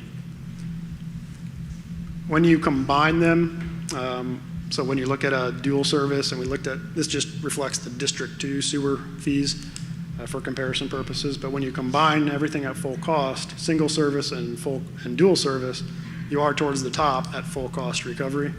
But I think that the bar on the right, or the table on the right, is really important in this because what we see with communities in the industry that have done recent impact fee studies or capital expansion fee studies, those that have done them recently are seeing the much higher fees on this graph. So when you look at this, you start to see utilities maybe towards the bottom or communities towards the bottom. Those are sometimes fees that haven't been adjusted in many years.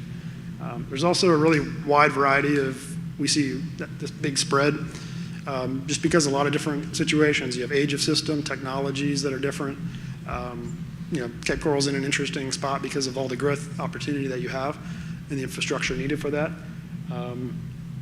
You've got density, you have different treatment technologies, so a whole host of reasons why fees are different. And unfortunately, within the industry too, these types of fees don't get evaluated as much as they should. The city has done a good job, at least, of doing reviews every 3 to 4 years in the past. But it's important to take action and be able to make sure that these fees are meeting your costs. So that was kind of a synopsis of the actual results of the study that we did. Now we'll shift gears a little bit and talk about potential implementation. So back in 2021, the Florida impact fee, as it's referred to, the state legislature and the governor signed some modifications to that back in 2021. And one of those provisions was, or one of the changes that they made was limiting the amount of the increase that an increase impact fee can be. Specifically, an increase can only be increased by 50%. And if it's increased by 50%, that has to be phased in over 4 years. If it's greater than 25, if it's between 25 and 50%. Any impact fee increase from up to 25% has to be phased in over a 2-year period. And so when we looked at this, I'll talk about an exception to that in a moment, but when we looked at that, we are ultimately recommending with staff support here is that 4-year phase-in where it makes sense, or where it's applicable. So for all of the fees that you see here, the only one that exceeds 50% is the water dual service. If you remember back to a couple slides earlier, that's going up by full cost recovery would say that it's about 80-something%. So following that statute limitation there on the four-year phase-in over 50%, we would be capped at that level. So you'll see from the current level at 1106, 50% increase on that would put that fee around 1659. The other four on the table there, the increases are less than 50%, so you could phase those in up to the full cost. It's just a matter of how quickly, whether it's 4 years or 2 years. So the wastewater side or sewer side, those are greater than 25% increases, so those have to be phased in over a 4-year period. The irrigation and the water single service, less than 25%, you can phase that in over a 2-year period to full cost recovery. So this is just a quick snapshot of what the phase-in increases would look like up to the maximum allowable by the statute. And this is a pictorial depiction of that phase-in, and this just shows for a typical customer what that would look like. So currently, if you're in District 2 for wastewater and you have dual service, so water, potable water, and irrigation, you're paying $67.50 an ERU. That's a single-family home, essentially. By year 4, that would be about $87.50 per ERU, factoring in those same services.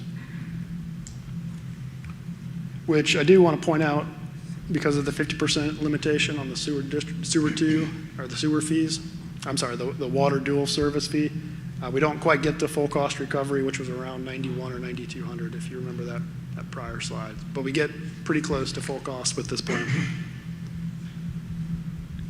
So a couple of just takeaways and conclusions here. The current fees, I think we recognize are below cost, and have the opportunity, you have the option to increase them up to those levels that we discussed. That would provide us a supporting revenue source funding source for some of this infrastructure that we're talking about. Again, any dollar generated from these fees is going to minimize the burden on your existing ratepayers. On the comparison, your existing fees are pretty comparable at the moment, and especially by phasing them in over 4 years, you are on the upper end typically of the scale or the comparison. But you still are comparable, and that's not factoring in any increases that those other communities might have over the next 4 or 5 years as well. As part of the study, I didn't really touch on this in the presentation much, but the application of an impact or the fees on your customers is per ERU for single family. So basically a single family home pays that ERU. Non-residential or commercial customers, they have that ERU scaled by the meter size. So if you have a larger meter size, you're going to pay multiple ERUs depending on that size. So we looked at that methodology and don't recommend any changes on that. That's industry practice, and so we're recommending continuation of that. And then I touched on this, but do recommend, again, continuing as you have done to perform those periodic updates to these fees. As new cost estimates come in, as your plans change, whether it be moving a North 6 before North 4 or something like that, you want to make sure that you have an updated study every 3 to 4 or 5 years, as you have done, to make sure that your fees are reflective of your cost. From an implementation standpoint, really have 3 options. One is you should only have the option to take no action, maintain the existing fees. Option 2 is what we're recommending, is that phased-in approach over a 4-year period. Option 3 is a possibility. I mentioned there is an exception in the Florida Impact Fee Act on increases. You are allowed to implement full cost fees that are above, would represent increases over 50%, provided you do a couple of things. Number one is you have to perform a demonstrated needs analysis. You have to hold 2 publicly dedicated workshops relative to that analysis, and then you need a 2/3 council approval on that. So the changes in 2021 to the Florida Impact Fee Act added a few steps or layers and processes that you'd have to go through if you wanted to go that route. And then there's a 90-day notice period between when the fees are approved to when they could be implemented. So all 3 of those are open. The caveat on 3, I will say, is we haven't seen there really be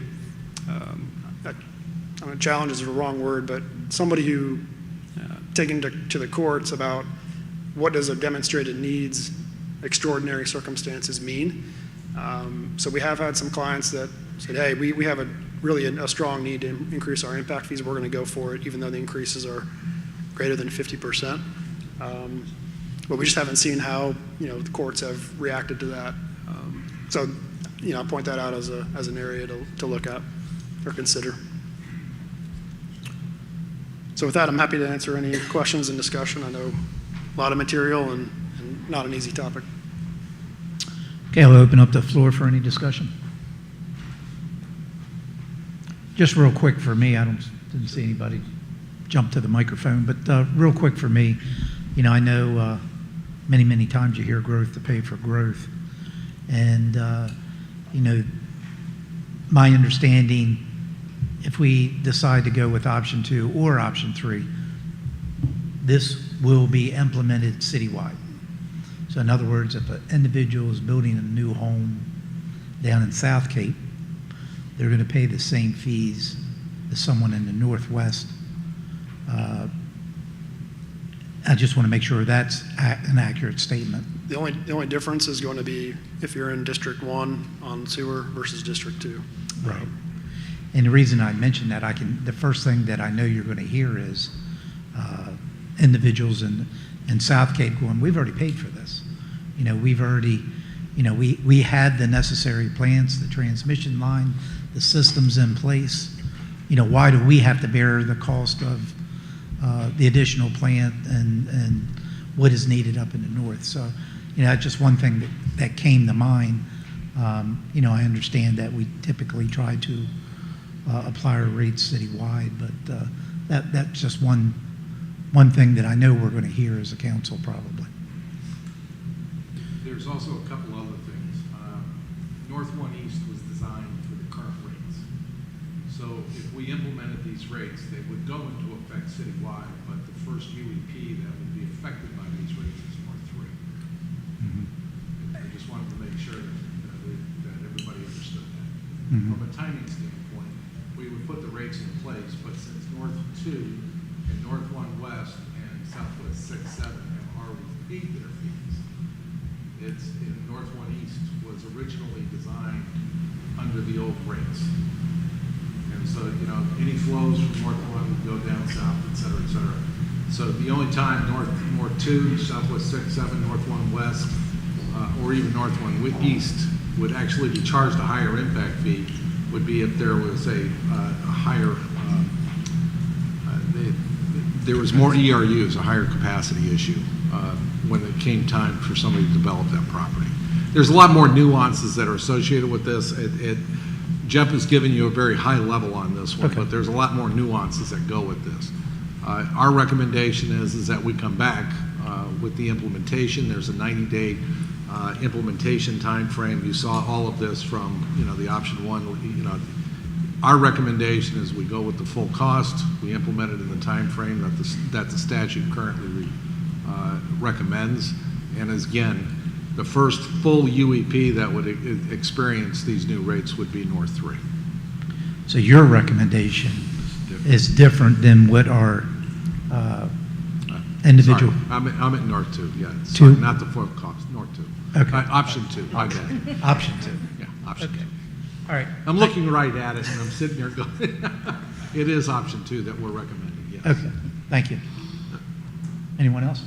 Councilmember Steinke. Thank you. I just, when I went to your, it looks like in our backup materials, I think screen 88, it shows the calculated capital expansion fees and has the existing and calculated, and the mayor asked to kind of confirm the math, and it looked like we went from $3,400 to $4,700, something like that. So when we talk about the percentages, and if it's up to 25%, or if it's up to 50%, I mean, 25 and 50% sound like really, really big numbers. Boiling that back, it looks like the difference is $1,300. And when we consider a average cost of average cost of a home, right now, if the average cost of home that's being put up is $400,000, we're talking about a 3% difference, not a 25%, not a 50%. And so if this helps with the strain, if it helps accomplish the objective quicker, I just want to make sure that we're really talking about the dollars and cents piece of it, and how much it actually is, and the risk that we're taking by not doing this as quickly as we can for overburdening our overall tax base. I'd like to think more about the $1,300 than I would 25% or 50% in making the decision of which way we want to go. So I would just throw that into the decision making of boiling it down to the actual check that needs to be written in comparison to the actual home that's being built. I think it makes a difference. So I think the alternative, if I heard it correctly, the alternative is that all ratepayers have an increase to cover these costs. So in other words, we either do it through new construction and impact fees, or a combination of that and ratepayer fees to cover the cost of this expansion, correct? I mean, so in other words, either all the residents pay a small piece, new construction pays all the needs that we have for the expansion, or there's some shared method that we haven't discussed, if I'm hearing correctly. So, Mark, you want to? Yeah. If you can go to the final page with the options. Sure. If I understood Councilmember Steinke, you're talking about the difference between option 3 and option 2. Yes. That's the $1,300. In order for us to demonstrate the need to do it immediately, there has to be some reason to do it immediately. With the understanding that North 3, which would be the first area that would be impacted by this, it's construction-wise and setting an assessment, and design-wise, it's over 1.5 years, 2 years away. So the immediate need is not there. And so so the real question is if we were to be challenged on it, would we win based upon demonstrated need and the workshops that we would have on that? I see. So the reason why we went through this and making the recommendation that, look, the law provides for a 2 or 4 year time frame to do the implementation. We may find 2 years from now, when we go back out and we look at it and determine the cost, et cetera, whatever additional capacity enhancements we need to do, that the demonstrated need may be then, not today. We recognize that the capacity improvements we need to do are on the horizon. They're there. We're calculating the fees accordingly, and we're ready to implement those fees based upon the timeframes that they've limited us to. When I say they, the legislature has limited us to. But 2 years from now, the demonstrated need may have changed. So the time now is to get something in place, and if something changes in the future, then we come back and we do something different. And the only fee that does not get to full cost recovery in year 4 is going to be this water fee. Correct. And and again, during the time frame, full cost versus this implementation method, yes, the current ratepayers will end up having some impact because of this. I mean, this is a legislative action that requires us to do it this way, and so the current ratepayers will have some impact associated with it. Because of the limitations put on us. Correct. By the legislature. Correct. Thank you. Councilmember Hayden, then I'll go to Councilmember Welsh. Sorry. Yeah, I don't mind option 2, but help me understand the math here. So let's say 2,000 new homes come online and they're paying that impact fee in a year at $8,751. That comes out to about $1.6 million in impact fees. Am I doing the math correctly? And so I'm trying to understand the significance of, and I know there's several funding sources that have to go to any expansion at this level. And so that would be about the amount, right, of impact fees that are paid per those new homes that may come online in a year. Am I understanding that correctly? You are. Okay. one of the also that, you know, when you're looking at a UEP and you're talking about, you know, 4,000 to 5,000 properties or ERUs that are being charged this, now you're talking about real money. A lot bigger numbers that end up covering the cost of the capacity and improvements that we're actually doing in those UEP areas and the expansion of the plants that will service those areas. Okay. Okay. Yeah, I was just trying to understand the math a little bit more. And if it's, you know, if it's 4,000 homes, then we're looking at 3.2 million. So, you know, I understand it all helps, but I was just trying to understand it in my own head and put it in perspective. Yeah, I hate to correct the math, but it's 17 million as opposed to the 1.7. My bad. Did I put my comma in the wrong place? Okay. Well, I did, you know, 17 million. You know. Well, that makes me feel a little bit better now that that I screwed it up in the first place. I really so. hated to do the correction of the math, hey, but you look, know, 1.7 versus 7 is a big number. He's a journalist, not a I'm mathematician. okay with words sometimes, but not necessarily with math, though. Again, my apologies for the correction. No, I think Mark's correction this morning was bigger. You know, I like that. You've corrected me many times, so that's why I threw it out there. Thank you. 50,000 versus 58 million. I mean, that's a big number too. So you know, we'll go with that correction. Yeah, Mr. Mason set the standard this morning. Yes. When I followed it, I bought right into it. Councilmember Welsh. Yes, you know, we haven't addressed impact fees in 20 years.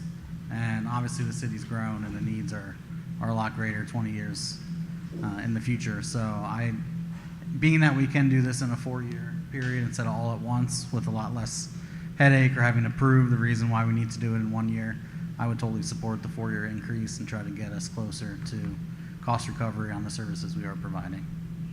So that's where I would be at with that. I think it's important that we keep up with the times, especially in a city that's growing as fast as ours is. We'll be doing this presentation again tomorrow afternoon.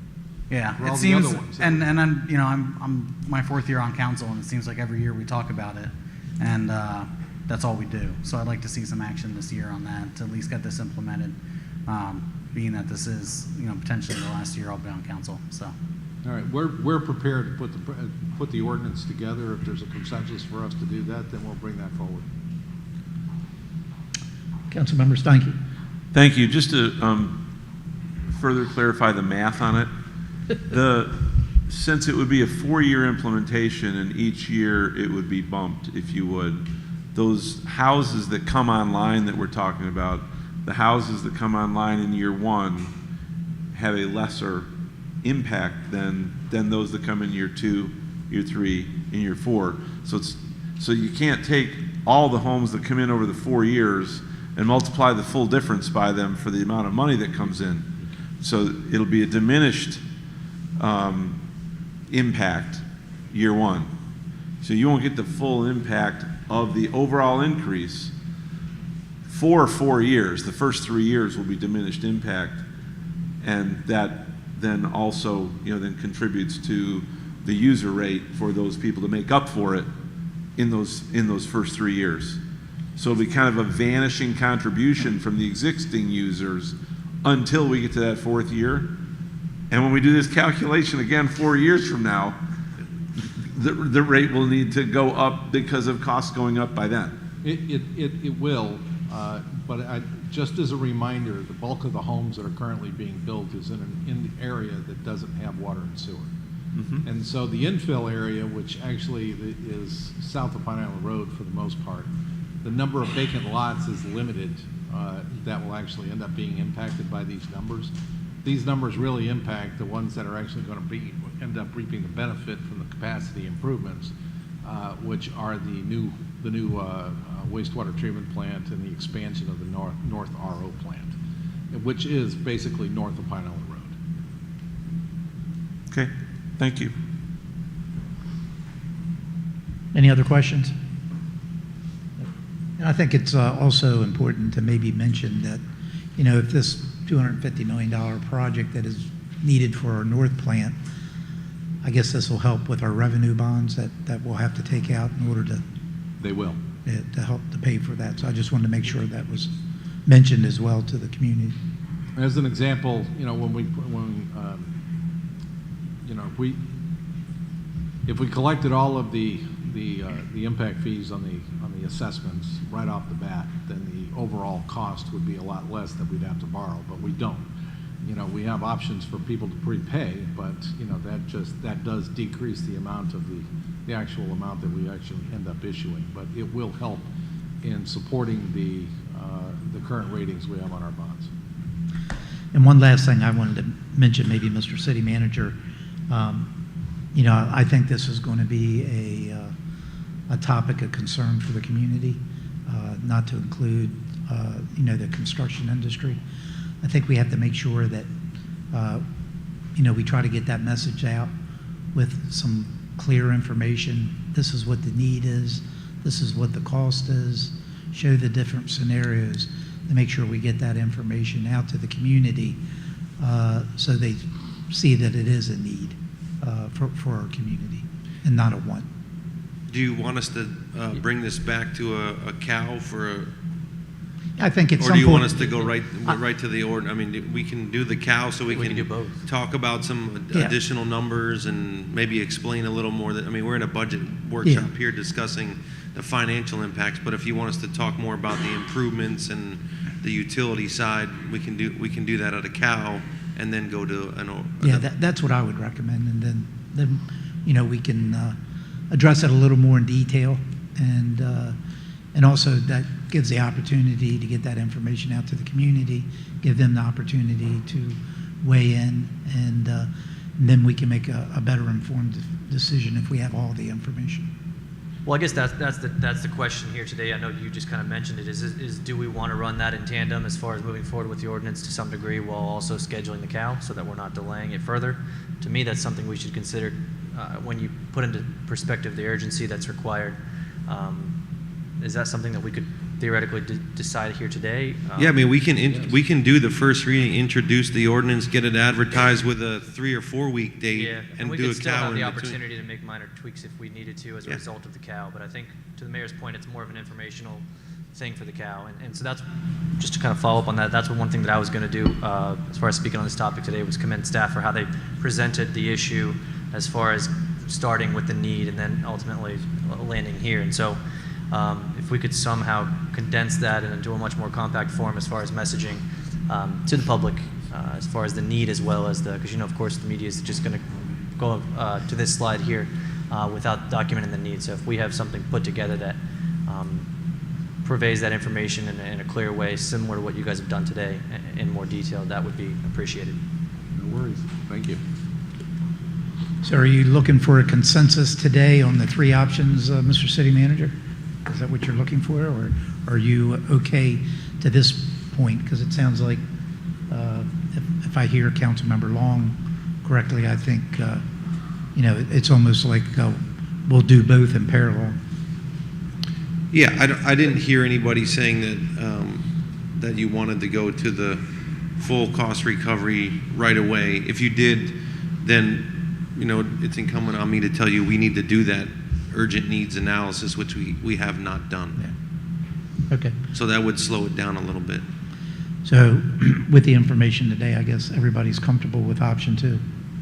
Which, to be clear, is what staff recommends, Correct. including We yourself, Mr. recommend- Mason, because I know you had said full cost recovery, but then went to 2. So I wanted to make sure that My bad. It's option No, that's okay. 2. I just wanted to be clear because you know, I would change my mind if you felt differently. So Yep. yeah, And Santec, our professional that certainly that did an that would be evaluation. my suggestion. Okay.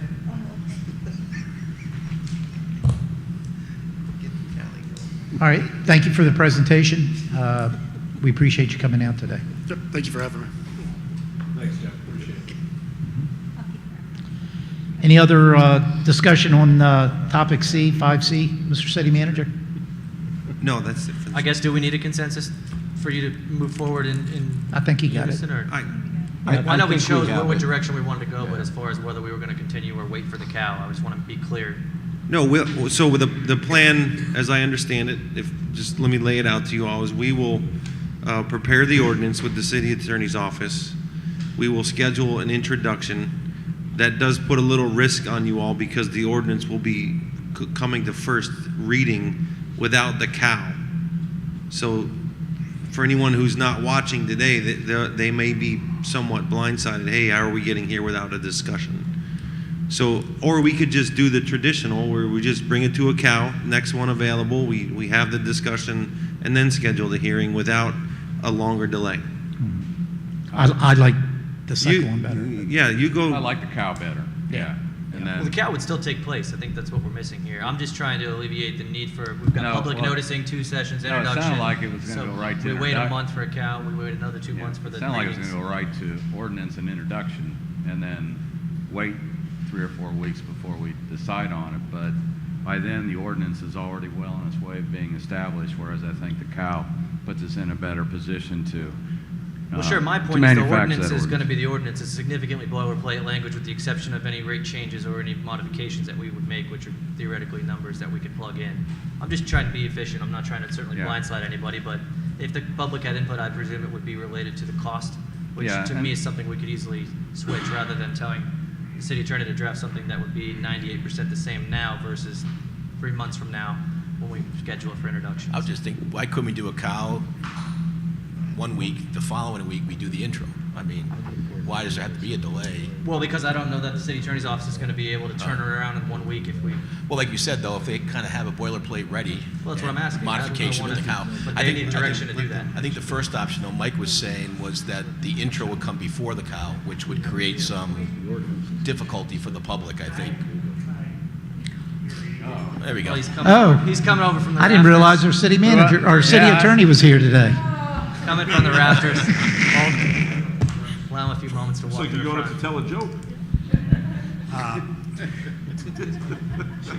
So let me address a couple concerns. The prudent thing to do, what I recommend, is to go to a cow. And the reason why I say that is that will identify at least the parameters of the proposed legislation that will come before you all. And the reason why I say that is if we start tinkering with it between first reading and second reading, we may have a title change, and that will require a new first reading. So I want to make sure that we don't want to follow that requirement, because if we start changing the title based upon what I'm hearing a lot of discussion here, I'd rather not do that to you all, folks, if in fact we have something that's a material modification of the title that will force us to go to another reading, which is another delay. And it sounds like you guys don't want a delay. So for me, I wouldn't deviate from our process, which is having the cow meeting, we identify that, we work out all the issues, we come to a first reading, then following that, we have the actual second reading of the ordinance. Unless I'm missing something, but I'm trying to keep you guys flowing. And that's the best way to do that without potentially running afoul between first and second reading. Because it sounds like you guys want to do first reading, at least what I heard, and then a committee of the whole meeting in between the first and second reading. And that's where I'm a little bit concerned we may run afoul of that requirement of the title. The only reason I brought it forth is because we have a consensus today as to the basis of how we want to proceed. And so in an effort to alleviate what is so often unnecessary delays, I figured that we could do that in tandem. If that's not your goal, then certainly I will certainly work with the administration to expedite it as quickly as possible to avoid any delays. And hopefully I've been trying to do that since I've been here. I'm not going to change course in that regard. But I don't want, like I said, I don't want to put you guys up against the wall. It's unproductive, in my opinion. So that's why I'm recommending we go to the cow and we proceed accordingly. Thank you. And Mr. City Manager, could you do you have an estimated time when staff will be prepared to have a discussion at a cow meeting? 2/14. Okay. All right. We're ready to rock and roll, Be Valentine's Day. Mm. and potential first reading the following week. Okay. Everybody okay with that? I think it's good direction. Yeah. Okay, any other items on this topic, Mr. City Manager? All right, why don't we take a 10-minute break before we get into item D? It's about 2:40. We'll come back at 2:50.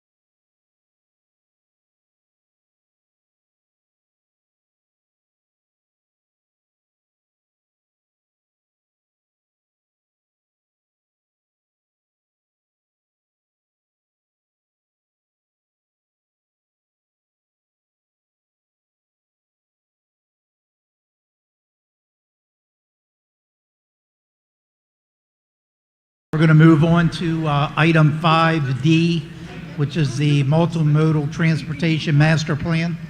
Mr. City Manager.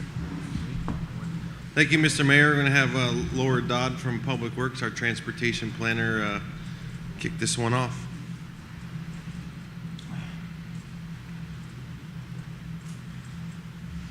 Good afternoon, Laura Dodd, Principal Transportation Planner with Public Works Department. Today I have a presentation from our consultant, Ned Beyer with Volkert, of the preliminary final recommendations for the Multimodal Transportation Master Plan. So while some of you may be familiar with the background and have seen presentations previously on this plan's progress, let me give you some additional background. This plan initially started in March of last year and has been evolving to find background data and to tailor itself to the city's new transportation master plan per our strategic initiatives.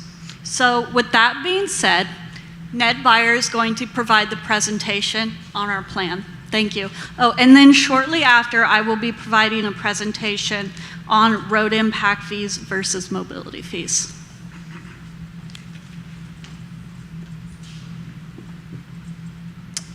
Thank you, Laura. Mayor, Council, Mr. City Manager, and your transportation team, it's a pleasure to be here with you today. It's been an honor to undergo this project with the city. My name is Ned Beyer. I'm a certified planner. I'm the Director of Planning for Volkert. This will be a high-level presentation, really a sneak preview of a public workshop that's being held 1 week from today. I believe that's January 25th. It's a Thursday at the City Council chamber. I believe it begins at 4 o'clock. So a sneak preview, and it makes sense because of your discussion today about growth, infrastructure, utilities, everything that makes a city work successfully.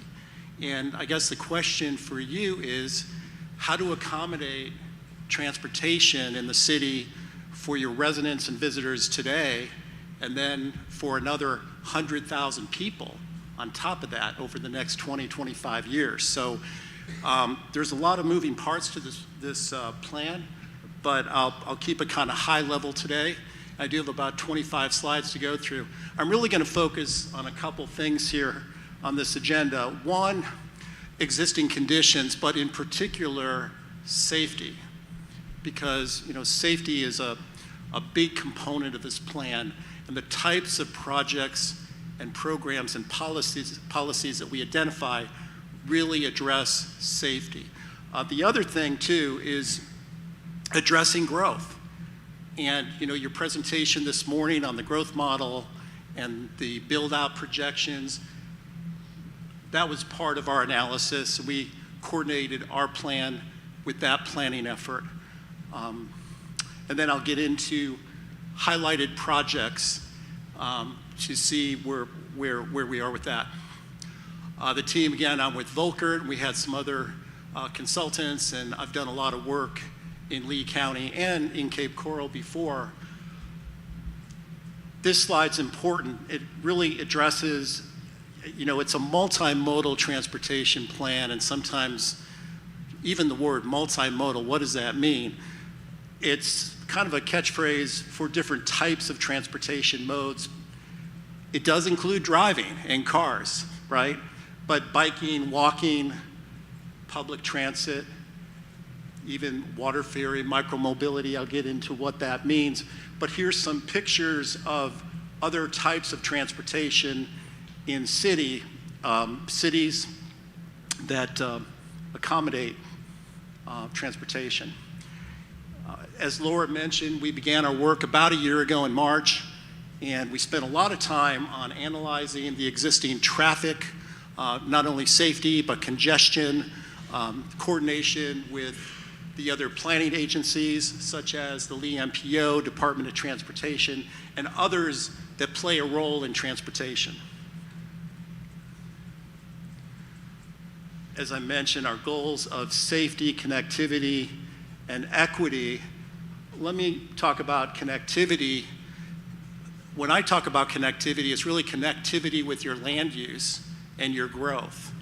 A lot of times in transportation, planners speak to connectivity, first mile, last mile projects, from the transit stop to the home, or things like that. But we're really talking about your land use and your future growth and how that's going to work within your transportation system.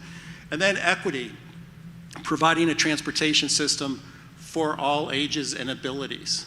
And also equity in terms of where the transportation is improved in the community.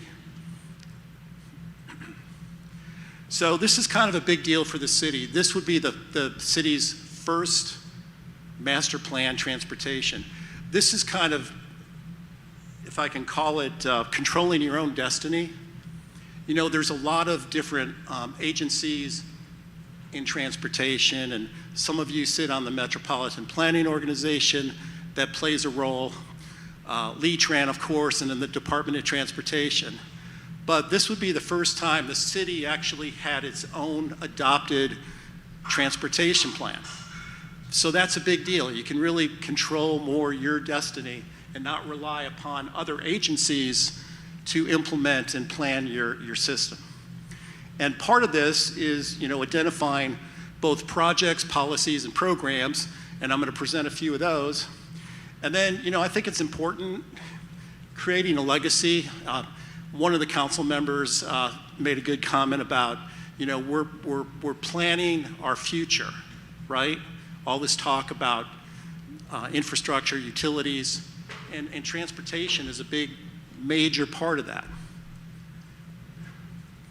So I'm not going to go through all 249 recommendations here in the plan, but we did address a lot of different modes. You can see everything from intersection improvements, mid-block crossings, recommendations for roundabouts at different locations, signal improvements.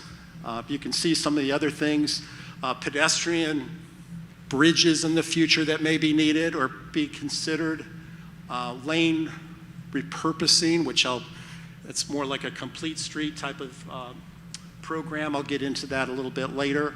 And then, of course, a lot of improvements identified for walking and biking. So just kind of go through a few slides about our safety analysis. And however you look at this data, there's a couple takeaways here. The trend is increasing. It's getting less safe to either drive or bicycle or walk in the city of Cape Coral. We looked at trends over a 10-year period, looking at the most recent data from the Florida Department of Transportation that tracks this. And however you look and analyze this information on a per capita basis, Cape Coral at the moment is considered, it's a problem, safety. And that's how you measure up with some of your peers, Punta Gorda, Tampa, Fort Myers. You can see some of the other communities. And then, you just need to read the newspaper, right? And the media and the coverage. It was real sad on December 23rd of this year. There were 2 pedestrian crashes, one on Pine Island and Burnstore Road, and one on Cape Coral Parkway in Santa Barbara the same day. And these were, serious injuries. And unfortunately, it happens too often. The major takeaway on this slide, you see the chart going up. Back 10 years ago, 2012, 11 years ago, there were about 1,400 crashes in the city of Cape Coral. It's about 5 times that now. The number went from about 1,400 to I think it's over 6,000 now. I think it's like about 6,400 crashes. And that's just in Cape Coral. The map on the left with the colors, we did like a heat map, right? And so when you see the orange and the yellows, that's an area of density of crashes. And you can see in particular going north-south, that's Del Prado, the east-west road at the bottom of the screen, that's Cape Coral Parkway. When you live here, no surprises, you know, that's where it's heavily congested, some of the worst hotspots for crashes, and you can see some of the others. And then also, I just wanted to mention, Cape Coral made a top 10 list as a dangerous place to bicycle. You know, not where you want to be, but again, it's no matter how you look at the data, the trends are not good. And so we're hoping that the transportation plan can help that. Just very quickly, our methodology of analysis and then how we analyze the projects. As a starting point, using the crash data, we identified 5 corridors and 20 intersections. And we looked at crash data, but we also looked at the proximity to schools. We looked at also the city, as you know, does have priorities in its Public Works Department for improvements at intersections and things like that. So that was something that we looked at. And then other plans from other agencies, then also projects that are somewhere in the work program. So those were like our priorities of identifying projects. On top of that, when we started prioritizing the projects, we looked at equity, schools, safety and connectivity. You know, in particular, we looked at improvements within a mile of a school, right? And the city's done a great job of making that a priority in the last 10 years. You've really increased your sidewalks to schools, and so that's a great start. And then you can see some of the other criteria. So Laura said to go through this pretty quick. I will, but these are some of the highlighted recommendations I'll share with you. Starting with number 1, and Laura's going to make a full presentation after mine about the mobility fee. But you know, you're struggling with, you have all these needs, and now you have transportation needs on top of that, right? So a mobility fee is something that is being implemented all over the state of Florida successfully. A lot of your peer cities, your size, are implementing a mobility fee, and it's a very flexible fee. It works like an impact fee. The advantage is you can use it not just for capital construction, it can be used for operations, and it can be used for a broader list of projects, not just road widening. It can be used for bike trails, safety improvements, you know, things that this plan advocates and I think the city cares about. So more about that later. So in looking at the crash data, it's clear to us that there's a problem with speed of traffic, right? So one way is, you know, greater enforcement, but, you know, the police, they've got lots of things on their plate, right? Another way to do this is to lower speed limits, especially in residential areas. And from our comments from the public, speeding of traffic, especially around schools, that's like real top concern. And I'm sure you all get calls about that. So there is a way by Florida statutes, the city can, as long as there is a technical engineering analysis of the road corridor, you can adopt a lower speed on city roads. And so we recommend that you do that. Another highlighted project, this is in South Cape Coral. This is along Cape Coral Parkway and in the immediate neighborhood. We do identify some intersection improvements and some mid-block crossings, okay? And you know the mid-block crossings, they're typically, there's some sort of flashing signal, push button, crosswalks, high visibility. They generally, you know, bring attention that there's going to be a lot of people walking in this vicinity. They work very well. They're used in a lot of places. And then what we call lane repurposing, and you're probably asking yourself, what is that? It's basically lane repurposing. It's like a complete street. It's sometimes called a road diet. So there are some opportunities in the city where you have some wide roads on low-volume residential streets that with a paint, and some creative way to redesign the existing street without getting into the high cost of right-of-way and things like that, you could turn a lane into more for walking or biking, and not just for automobiles. And there are some opportunities that we show in the plan. So another highlighted project is something called Mobility on Demand. This works a lot like Lyft or Uber, but at a lower cost for the public. And there's two examples locally. One is in Bonita Springs, and one is in Lehigh Acres. And they both have been implemented in the last couple of years, working with Letran. And it's a very, I think, user-friendly system. And the ridership, which that's the chart on the right side here, the ridership has been about 2,000 a month. And these are rides in Lehigh Acres. So we've identified this in our plan. We think it's going to be one of the top priorities that the city may want to consider, and Letran supports that. There could be like a 50-50 cost sharing and implementing that project. So that's an exciting partnership with Letran. Micromobility, a lot of cities, and I'm sure you have visited some, they have things like bike sharing programs, e-scooter share programs. And these are not always big cities, right? There's a lot of peer cities your size and smaller that the city manages a program with a private vendor.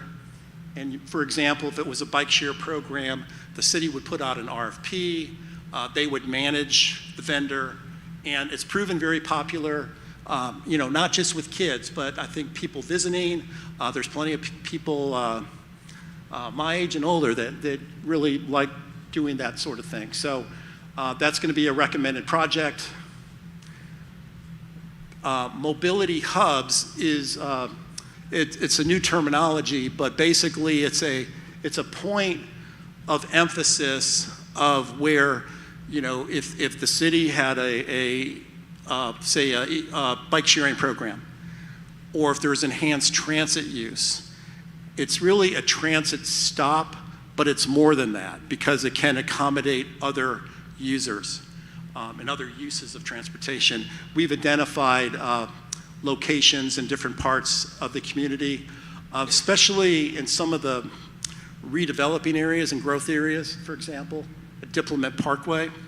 But I'll get more into that. We've got another slide about Diplomat. Okay, this is called the Golf Course Loop. But this is located in South Cape, and basically it's a road diet. And this is identified for micromobility, either walking, biking, scooters, and even golf carts. And cities your size and smaller, a lot of interest in golf carts. And there's restrictions, you can't be used on state roads and all that. But the fact is, they're here. And so one of the ideas for the golf course loop, it's really a road diet, but it's located on Country Club Boulevard from Wildwood Parkway to Palm Tree Boulevard. It's about 4 miles long. And what's interesting about it, it's relatively low traffic, low speed, right? So the idea would be to one of those lanes of traffic, it's a 4-lane roadway now, but one of those lanes in each direction would just be used to accommodate either bike travel, walking, scooters, golf carts. That's the concept. It's relatively inexpensive because you're talking about paint, signage, and it's being done elsewhere. And that's the thing. There's a lot of best practices about these projects that have worked. So we do identify some other bicycle walking improvements, a concept of neighborhood greenways. But basically, this is in recognition, there's certain corridors like Del Prado. We don't want to encourage bicycling on Del Prado. In fact, it's pretty difficult to walk on parts of Del Prado, especially the mid and southern portions. But the neighborhood greenway concept is like a parallel route to Del Prado, and it's signed and with buffered bike lanes, and just it's another way to encourage bicycling in that area, but not on Del Prado. We also have identified a number of sidewalks with the priority within a mile of a school. This happens to be on Chiquita Boulevard, and it's part of your Safe Routes to School and the city participation in that Safe Routes to School program.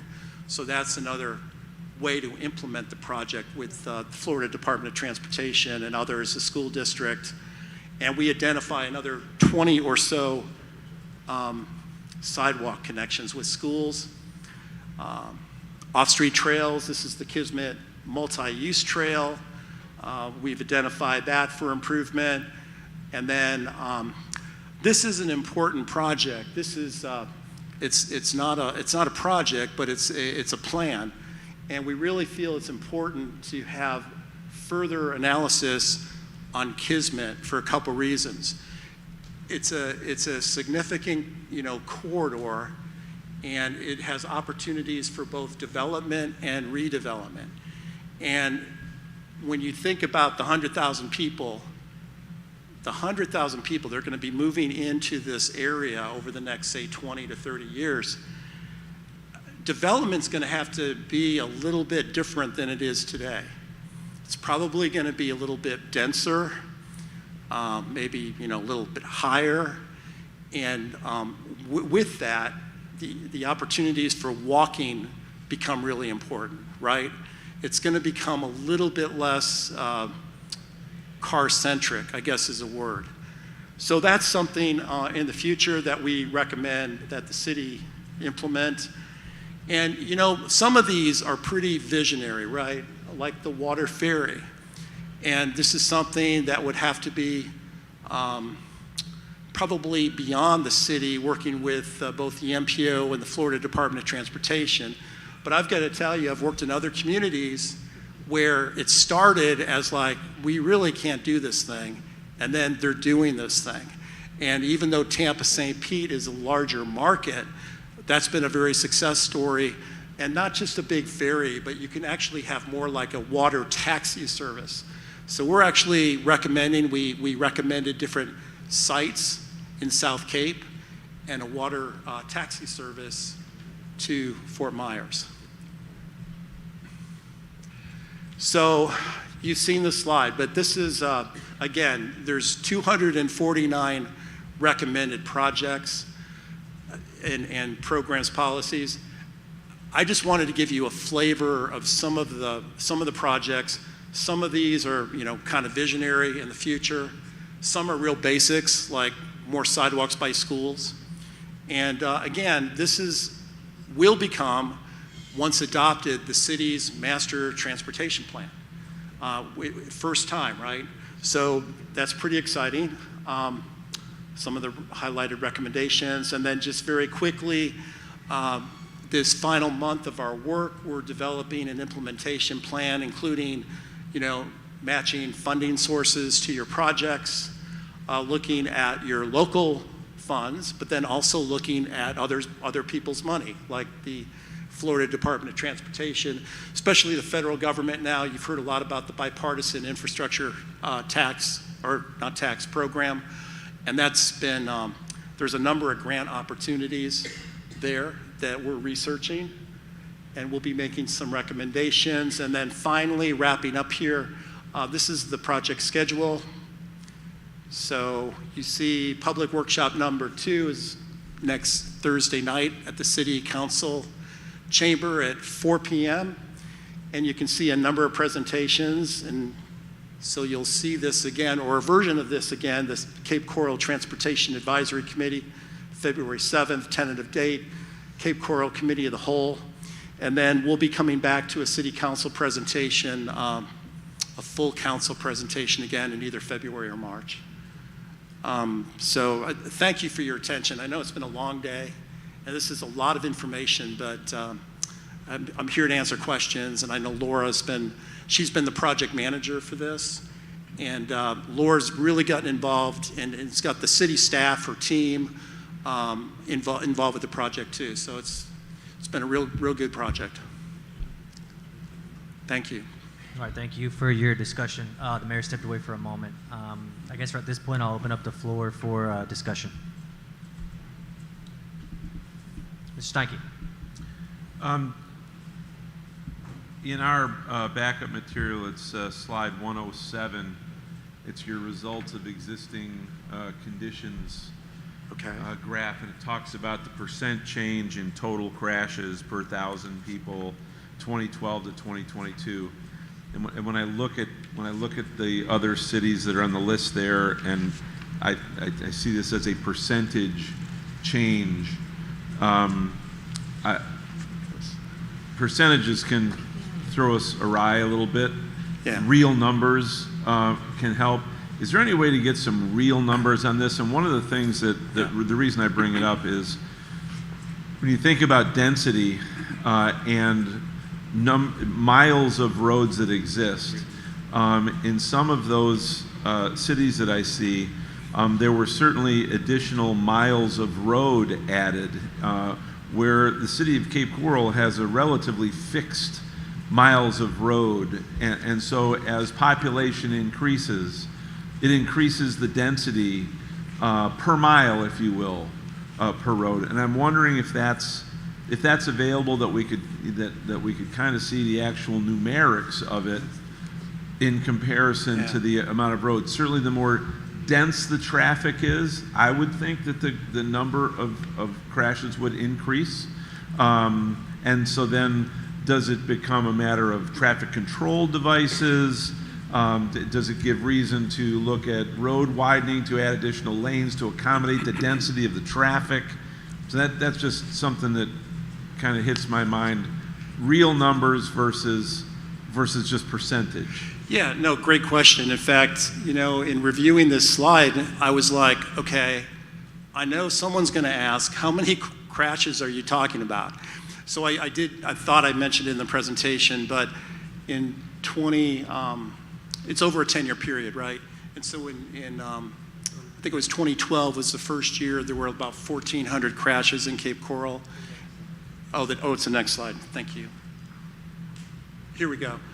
And then in 2022, it rose to over 6,000 crashes. I think there's about 6,400. So, I mean, that was real data, and we do have that. And so we'll make sure we do a better job on explaining that. And then I think I just wanted to address quickly about, congestion, and when things get more congested, it's going to increase crashes. Not necessarily, because the one thing about more congestion, it means generally traffic's moving slower. And so there's another graphic on here. It shows speed of traffic, when it's compared to like 10 miles per hour or 20 miles per hour versus 40 or 50 miles per hour. It's far more dangerous for people biking or walking, for that matter, in a car. Because we didn't just, these are car crashes we're analyzing. They're not just, bikes running into bikes or anything. These are car crashes, so, yeah. So when you tie those two together, right? So the one with the bar chart that is horizontal, that is basing it off of per 1,000 per capita, growing in the city. So as the city's growing compared to other cities that are growing, like Fort Myers, Sarasota, St. Petersburg, Punta Gorda, how are our residents and businesses doing traffic-wise compared to those other cities? And even in here, you can see the state of Florida as we all grow together.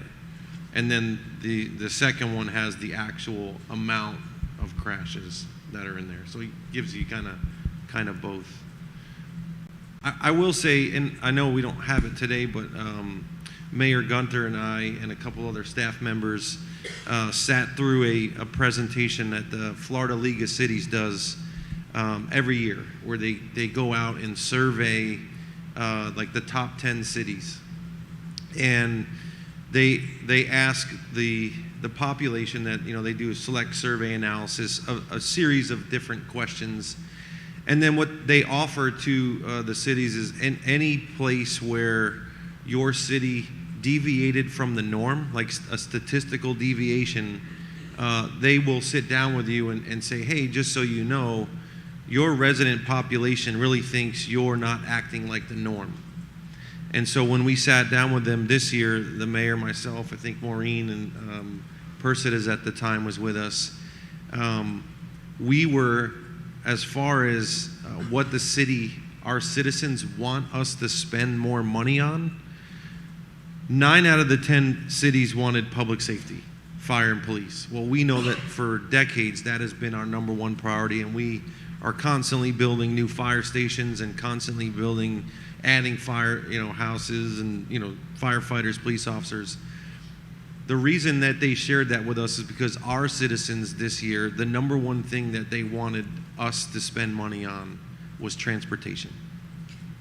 Excuse me, if I can chime in quickly on some of the safety numbers. Councilmember Steinke, yes, of course, I would be happy to provide you additional context into those numbers. And I believe the key word utilized here is context. And just looking at 2 graphs on a screen, I think the important narrative to take away is how are we doing? What is the temperature of the city, and are we a safe city to move about? And overwhelmingly, the answer has been no, and we're getting worse. So I would be happy to send the clerk the existing conditions report, which shows multiple narratives, background data that supports all of this, just as reference. Thank you. Thank you very much. I have a question. You said earlier that speed changes could have an impact and better striping and things like that. The majority of our city is residential streets. That's the majority. And I think we do good striping and we have great signage. I think what we need is more officers doing traffic. And not just on the main roads, but in neighborhoods. I was hit at my mailbox on a residential street. Luckily, I didn't get hurt bad. The vehicle's mirror hit me. But people are doing 40 miles an hour on residential streets. I mean, striping's not going to change that. Lowering the speed to 25 isn't going to change that. I think if we invest in anything, it should be more traffic police and harder enforcement on the people driving.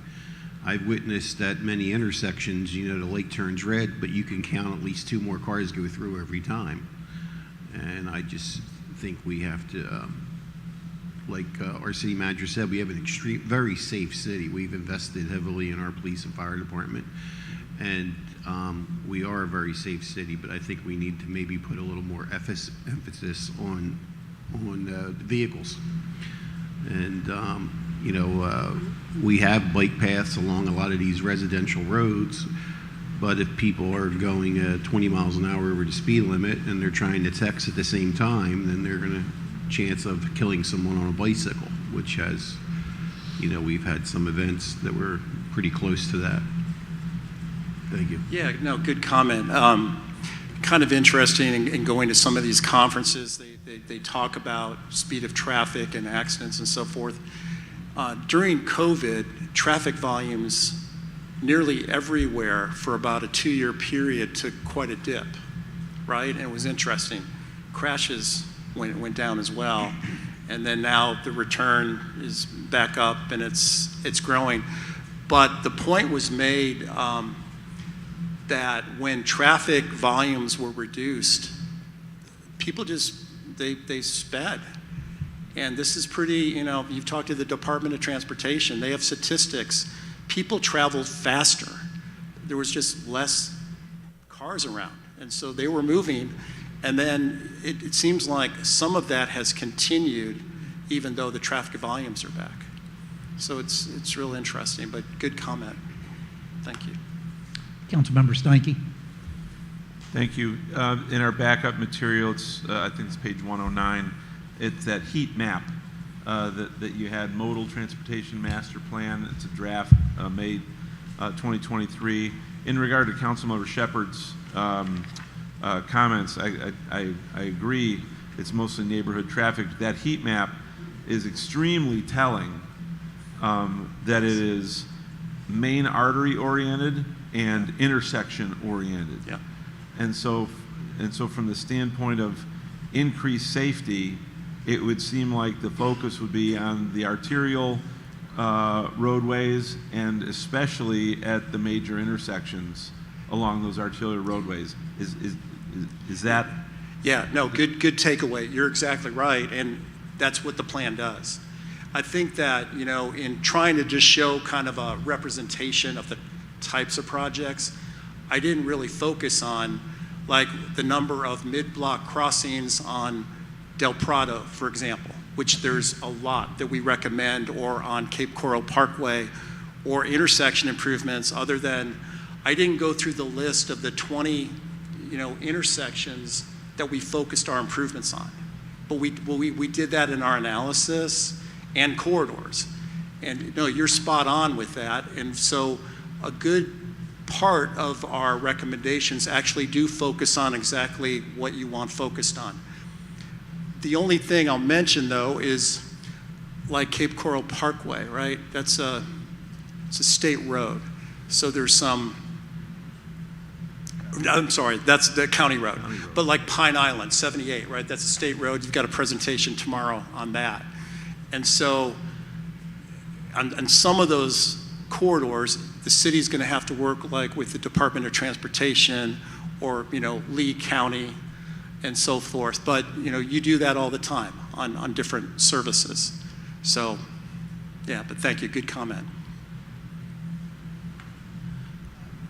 Thank you for your presentation. There's a lot of information in there, and it's difficult to kind of narrow down the scope. But I see it as two things. I see it as safety, and I see it as amenity-based presentation, right? I'd really like to try to separate the two in our discussions about how to move forward because, based on what you said, obviously safety number one, right? And I'd also like maybe to see police department's participation in that. Obviously, that's going to be a big piece of the safety side of this statistically. And what grants are currently awarded to the city based on these numbers already? I'd like to know that as well. But the mid-block, or I forget the description of it, with the crosswalks. Yeah.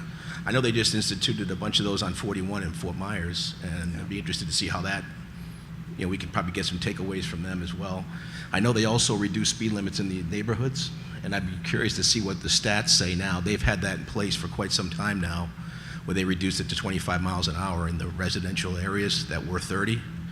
And I'd be curious to see if they had any impact, on statistics with regard to crashes before we even thought about doing that.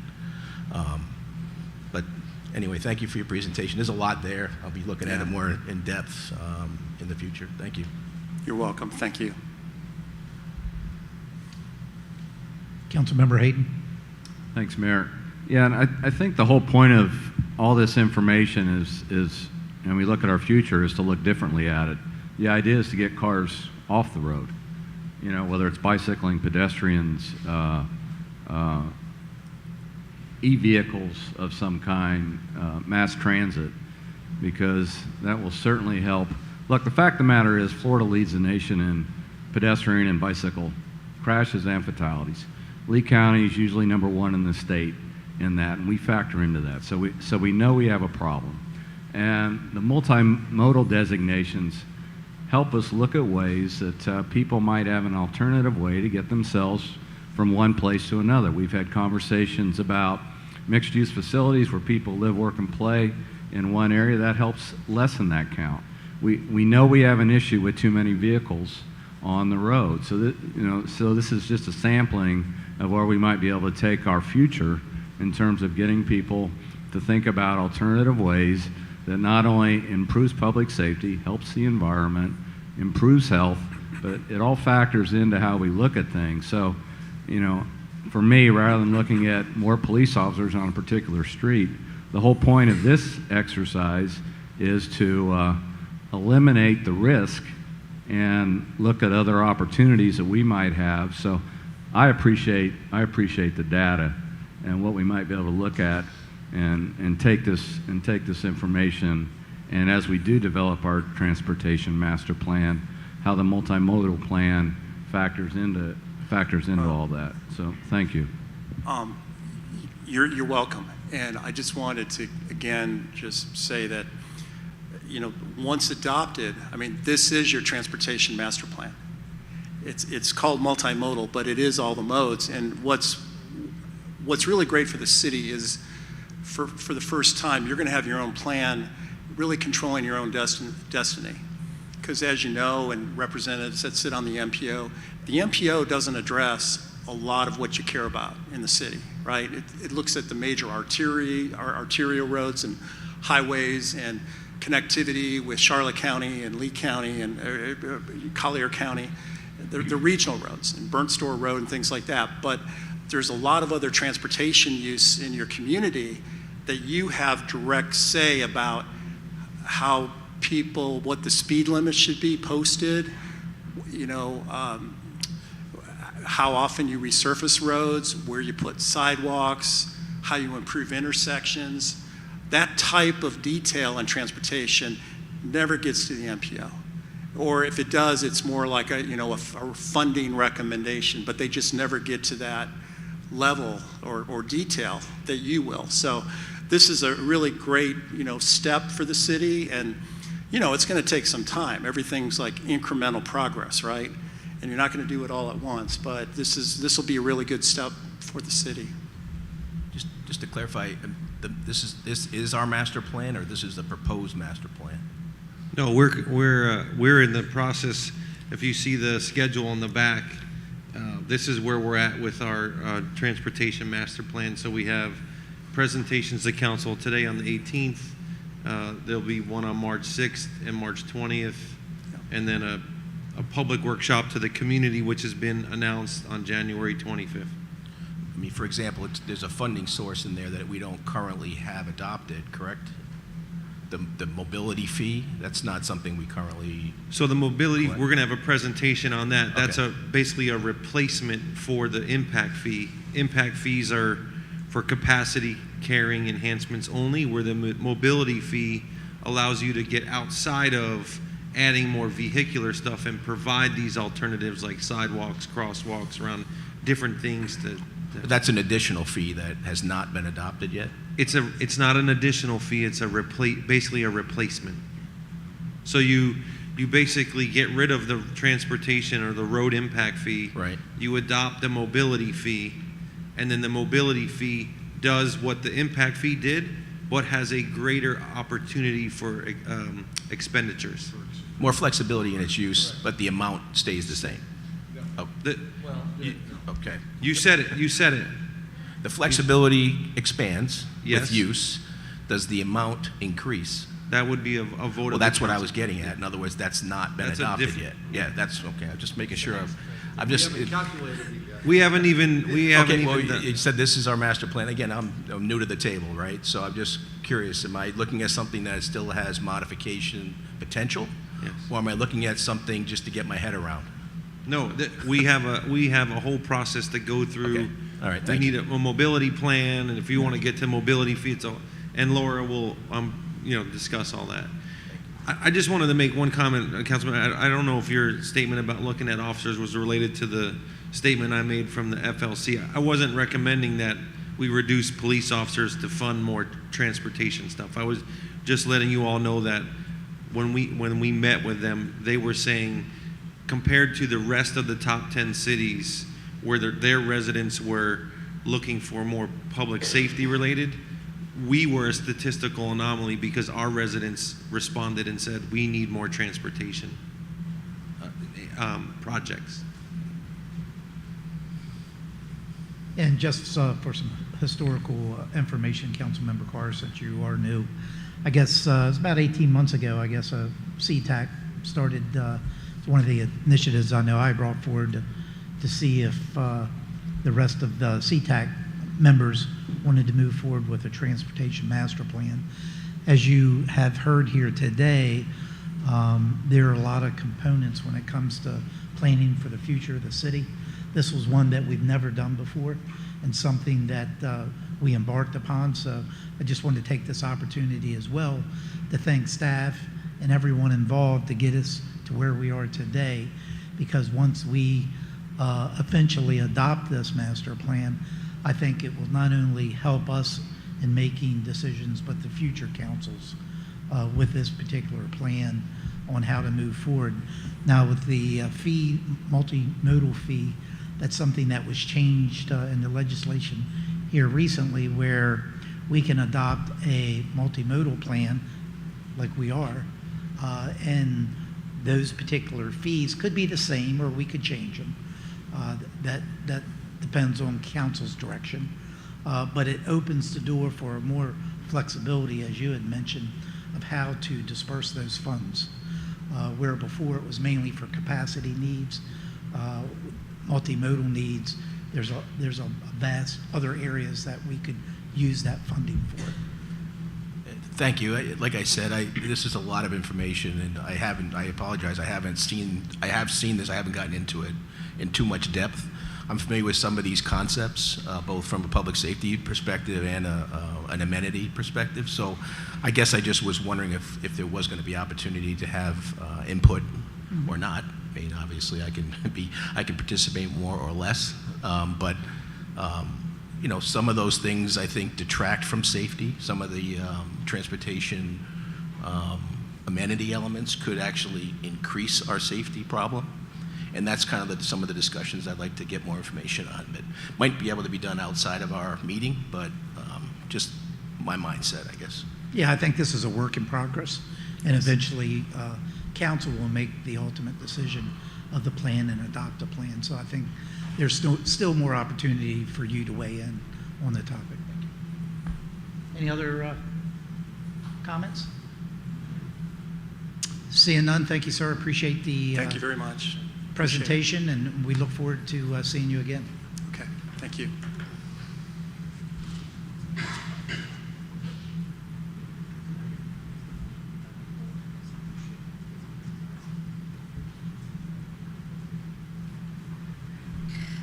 Again, Laura Dodd, Principal Transportation Planner. And if I can just address some of the comments made prior to my presentation. One of the city's worst held secrets is that I was the senior transportation planner for the city of Port St. Lucie prior to my employment here, where I was the project manager and worked in adopting and implementing both a multimodal plan and a mobility plan and fee. And admittedly, a lot of cities are going this way, but you should really pat yourselves on the back, because to get to this point is a daunting task and takes a lot of time and understanding and flexibility. So I appreciate council and acknowledge that from you all. Councilmember Carr, I believe if you're receptive, I owe you a one-on-one to go over a little bit of the background. So that being said, I'll launch into the most interesting part of the presentations today, which is road impact fees versus mobility plans and mobility fees. So we know that a road impact fee follows the Florida Impact Fee Act, and as such, it is a one-time fee leveraged to offset the impacts associated with development. That is no different from our transportation impacts. And this was, I know you've heard this phrase multiple times today, but this was the promise of growth funds growth. So let's focus directly on what road impact fees are in the pros and cons list. So from the pros side, road impact fees have been around, and they have formed the basis of something that is an easy fee to implement and update. From the con side, we can look to this chart to the right, and we can see that the reality of what road impact fees do is they create a downward spiral of chasing our own tail. So essentially, we approve development and add more traffic, and then we have to fund road capacity if the impact fee leverage was enough to cover it. And then that in turn funds more approved development. This also can result in over-planning for roadway capacity needs and leads to a narrow vision for what the future network may mean. So that may mean future transportation technologies and our ability to adapt to those technologies. So I'm going to go over this quickly so you have a background as reference. So in the beginning, in 1985, the state mandated concurrency, and what concurrency equated to was adding road capacity. We can tell straight by looking at that, that is a very narrow viewpoint. In bouncing forward to the 90s, we started to see some issues associated with those systems. Those issues being that essentially the road concurrency and level of service standards started pushing and encouraging development to go further and further from urban centers where transit could be accommodated and that road capacity was available. This often created sprawl and disinvestment in city centers. So lastly, in the most recent times, we saw a boom, a bust, and back to the drawing board. And what I mean by that is Florida in the 2000s saw phenomenal growth boom, and then there shortly after we saw the Great Recession. And at that point in time, it was determined that the current system was not working as well. And around 2011, 2015, the state mandated concurrency was eliminated through the Community Planning Act, and it was recognized that it is the ability of a local government to adopt alternative mobility funding systems, also known as mobility fees. So this quick timeline shows that the city acted very much in accordance to what that timeline I just explained is. So you can see that around 1985, when the city adopted its road impact fees, through the 90s, they maintained road impact fees with some increases.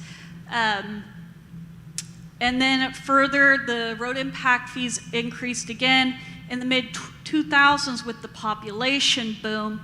But as we started reaching the Great Recession, transportation concurrency busted, and we started seeing fewer updates to our road impact fee schedule, which would coincide with the idea that if we are in a recession, we do not want to consistently be charging businesses more to come into the city. So in 2011, what that equates to is the ability for a community to retain concurrency or start shifting towards alternative methods. So let's talk about mobility plans, mobility fees. So what a mobility plan is a long-term plan that focuses, or shifts focus rather, on moving vehicles to moving people in all modes, creating a more balanced system that considers reducing congestion and supporting the community's growth. It is required by Florida statute to serve as the basis for the development of the mobility fee. In essence, mobility plan develops mobility fee. So what is the mobility fee? It is an alternative to transportation concurrency and road impact fees, as the city manager was kind enough to already go over. This is a repeal and replacement of your current road impact fee system and transportation concurrency system. And it is a new fee that is a one-time fee paid by development or redevelopment, but not an additional fee. So this funds a variety of infrastructure, and that it may include policies, programs, or services. Those 3 items are important because we know that a lot goes on past just the cartway on a street. There's a lot that deals with land uses, additional technology, and implementing mobility hubs and new nodes to help move people about in safer and alternative methods other than auto-centric. So why? Why are mobility fees becoming so popular? Well, it's detailed to become the blueprint, or the fingerprint rather, for a city. These plans are designed to best meet the needs of each city, so as they are developed, they're tailored to what each city sees in its future in the long run. It creates a city-controlled funding mechanism and opens up opportunities for mobility projects, and as I mentioned, it replaces transportation concurrency and the difficulty in tracking and implementing proportionate fair share systems and impact fee systems. So let's talk differences. Here's a couple of projects that a mobility fee will fund. You can see that this is pretty far ranging. It has quite a bit of items you may not necessarily would think would be directly related to transportation. Some of those may be green infrastructure or beautification projects. Others may be parking garages. Looking at this same list, what will road impact fee fund? You can see that it's substantially reduced, and I believe that I was pretty lenient in showing what it actually could still cover based upon the old road impact fee system. So to summarize that even further, to break it down, what does that mean? A mobility fee, by and large, has a lot more flexibility and adaptability to communities' needs moving forward. So where has this been done? How new is this, and who else is doing this? This is around 10 to 15 years of communities or counties within the state of Florida that have shifted from traditional road impact fees to mobility fees or multimodal fee funding systems. So while this may be considered still a new concept to Cape Coral as a new concept, by and large, there's multiple communities throughout the state that have already started moving this way to essentially harness their own destiny and start implementing projects immediately that best serve their community. So an example of a city very much like Cape Coral, our own, Port St. Lucie. Port St. Lucie has experienced substantial growth and has very much the same demographic and profile and needs that Cape Coral has expressed. Why did the city of Port St. Lucie choose to move over to a multimodal plan and then immediately after, rather, a mobility plan? Well, the main concerns, and you may find these echoing of our own citizens, it was to manage growth and smartly address the much-needed future transportation challenges. There were citizen concerns about lack of mobility and congestion, and they were receiving low benchmarks on the National Community Survey for ease of travel. The impact fee was found to be rigid and inequitable and hard to implement, especially in proportionate fair share system. And then finally, the mobility fee system offered greater transparency, more options, and faster improvements for the city to keep up with its growing need. So here's an example of the National Community Survey around the time where we were implementing the mobility plan. You can see that when the National Community Survey starts to show citizens do not favor or see a direct need to improve the overall quality of transportation system, by the time it hits that mark, you're already several years back. You're already several years from where you should have started to start getting it back on the path to improve that number. However, if you look in the bottom left-hand corner, you can see that after the integration over to mobility fees, the city saw a substantial revenue projected for those fiscal years to start pulling that number back up. So this really dovetails well into what we saw of the past and also where we want to see ourselves in the future and what kind of legacy we want to build for the city. The streets of the past often exacerbated high fatalities and injury rates. It encouraged by design higher speeds, faster moving vehicles, and longer trips. It was auto-centric in short. Streets of the future often include lower speeds in urban areas, safety as the main component and the core of a lot of these plans, safety. Vision Zero, Target Zero, and of course, equity for all users. So here's a couple of projects. These are not indicative to projects that the city of Cape Coral would necessarily want to implement, but these are some projects that have been implemented in Florida and other communities to address their needs. So you can see the city of Altamont Springs multimodal, where they provided for low-speed vehicles and electric multimodal lanes, a parking structure, Mobility on Demand, West Palm Beach. This could serve as a circulator in some of your more urban areas to assist when someone parks their vehicle and then give them an option to circulate around a downtown district.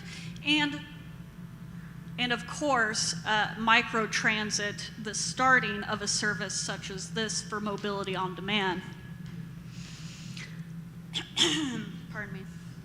Another great example that really shows how mobility fees are able to meet multiple strategic initiatives is beautification and the development of linear parks where streetscapes can be formed to become a place. Rather than just a place to drive your auto, it becomes a place where your kids can walk, enjoy nature, canopy trees, things of that sort. And also active movement. Another example is City of St. Augustine. We just recently completed our South Cape downtown parking plan, and this matches well with the idea of the Park Once environment to reduce congestion in our urban centers. So I'm going to go quickly through this because these are important to note, but not really the definition of the differences between mobility fees and road impact fees. What we've reached of service capacity standards is a quality of service standard adopted as the measurement for how well your system is operating. What this does is it's a focus on safety for all modes. And really, what it means is maintaining a high quality of life for all users across the city, across all modes. How does legislation act with this? I know this is probably difficult to read, but on the left, the city of St. Augustine was applauded for their innovation techniques in adopting quality of service standards where roads that had no additional room or could be widened adopted these same standards to make a more complete street. Versus the city of Orlando, seeing that there were issues with level of service adopted, tried to repeal and remove them, however, were not because there was no measurable benchmark. This also coincides with multiple agency plans, so Vision Zero and Target Zero plans. Looking to the left and over here for the Vision Zero plan, the quality of service standards dovetail well into that, and also the reduction in speed limits for safety characteristics. So I won't belabor this issue because there are roads where widenings are in fact needed, which we've termed mobility corridors, because you can never really get away from the necessity to widen. However, as another point of consideration There is a reimagining of the right-of-way where vehicles travel at targeted or posted speeds, and it creates safer streets for all. Ironically, also the name of a grant through the MPO right now that will provide considerable funding. What does that look like? You can see that can be something as simple as lane repurposing and modification, but I'd like to draw your attention to the graphic on the right where we actually start measuring capacity not based upon sole vehicles, but capacity by total users across all modes. And you can see that by retrofitting many of our streets by quality of service standards, the total capacity is substantially more with a street retrofit. So what does it mean to develop a mobility plan, mobility fee? I'm not going to walk through every single one of these steps one by one, but rather I would like to express the time frame to complete this kind of plan is approximately 1 year. Cape Coral does have an advantage in the data that it has already gained. So like any planner, I have to end on the quote by Daniel Burnham, who states to make no little plans, but rather to make large plans that continue out our legacy. And that is what I'd like to echo through this presentation. So that being said, what can I answer for you? Thank you for the presentation. Do we have any questions from council or any comments? Councilmember Cosden.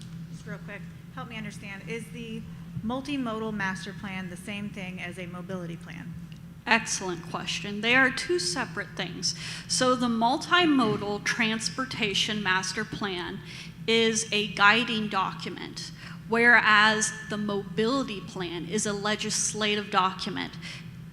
I'll give you an example. The multimodal plan has identified projects which can carry directly over into your mobility plan, which sets at planning level costs to help set the fee that the mobility fee will charge new development. Does that make sense? It does. Thank you.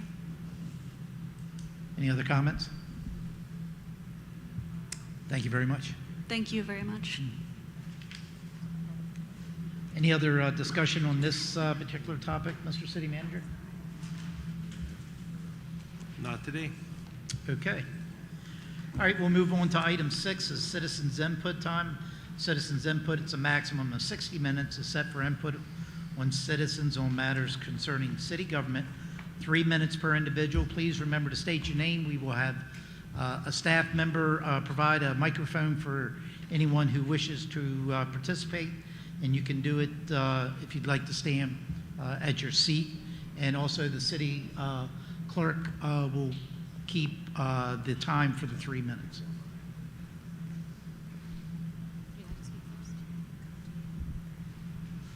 Thank you. Looks like I'm the only speaker, so you could probably give me more than 3 minutes since I really haven't organized my thoughts too well, but you probably won't. My question about budget, unless I read the chart wrong, on chart 60, looks like once the FEMA funds are replaced of our reserves, we'll have $27 million of extra surplus funds. That's overage, and $39 million the next year. That's $66 million of available funds. These are not just surpluses, these are excess surplus, the way I read it. But maybe that's not right. And I looked at the millage rate. If you're using the same millage rate for that chart showing an extra only $8 million more for this coming year in property tax revenue, that's way underestimated. And we all know Mr. Mason is very conservative, and to me it's ultra conservative.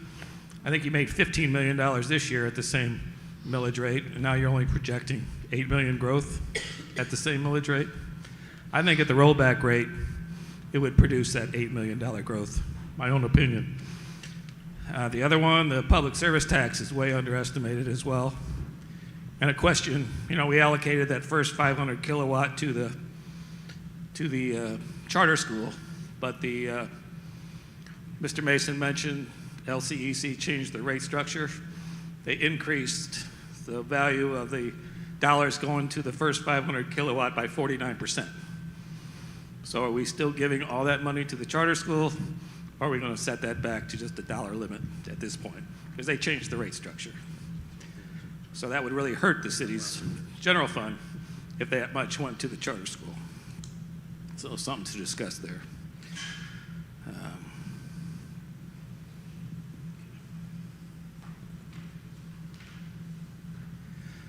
I'll talk tomorrow about some of where I think the decision points are, but obviously I already mentioned you should use the rollback rate. It is an election year. Most people running for office will go with the rollback rate.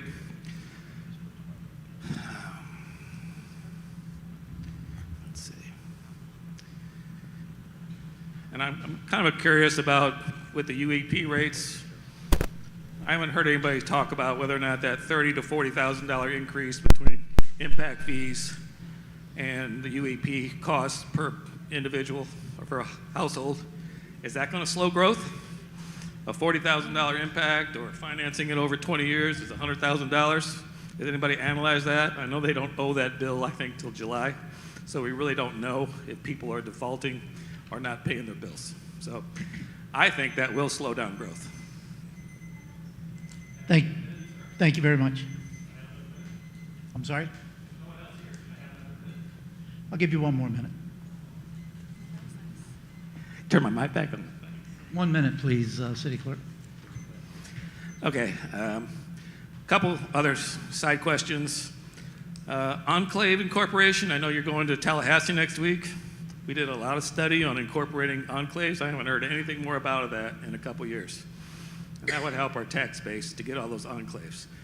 I know we asked for letters, see if they would voluntarily annex. If not, we have to get approval from Tallahassee to annex it. What happened to that? The other one, I like the water taxi idea, but at the bottom line, the root cause of traffic safety is that people in Florida drive nuts. I live by the yacht club area. There's dedicated bicycle lanes. I won't use them. It's too crazy. And so you gotta be a little careful and, stop, what do you call it? Speed limit signs are just a guideline here, so it doesn't really make much difference. The water taxi idea is good, but go all the way to Fort Myers Beach. And it looks like we need more collision repair shops from that study. Thank you. Thank you. Anyone else wishing to participate in citizens' input?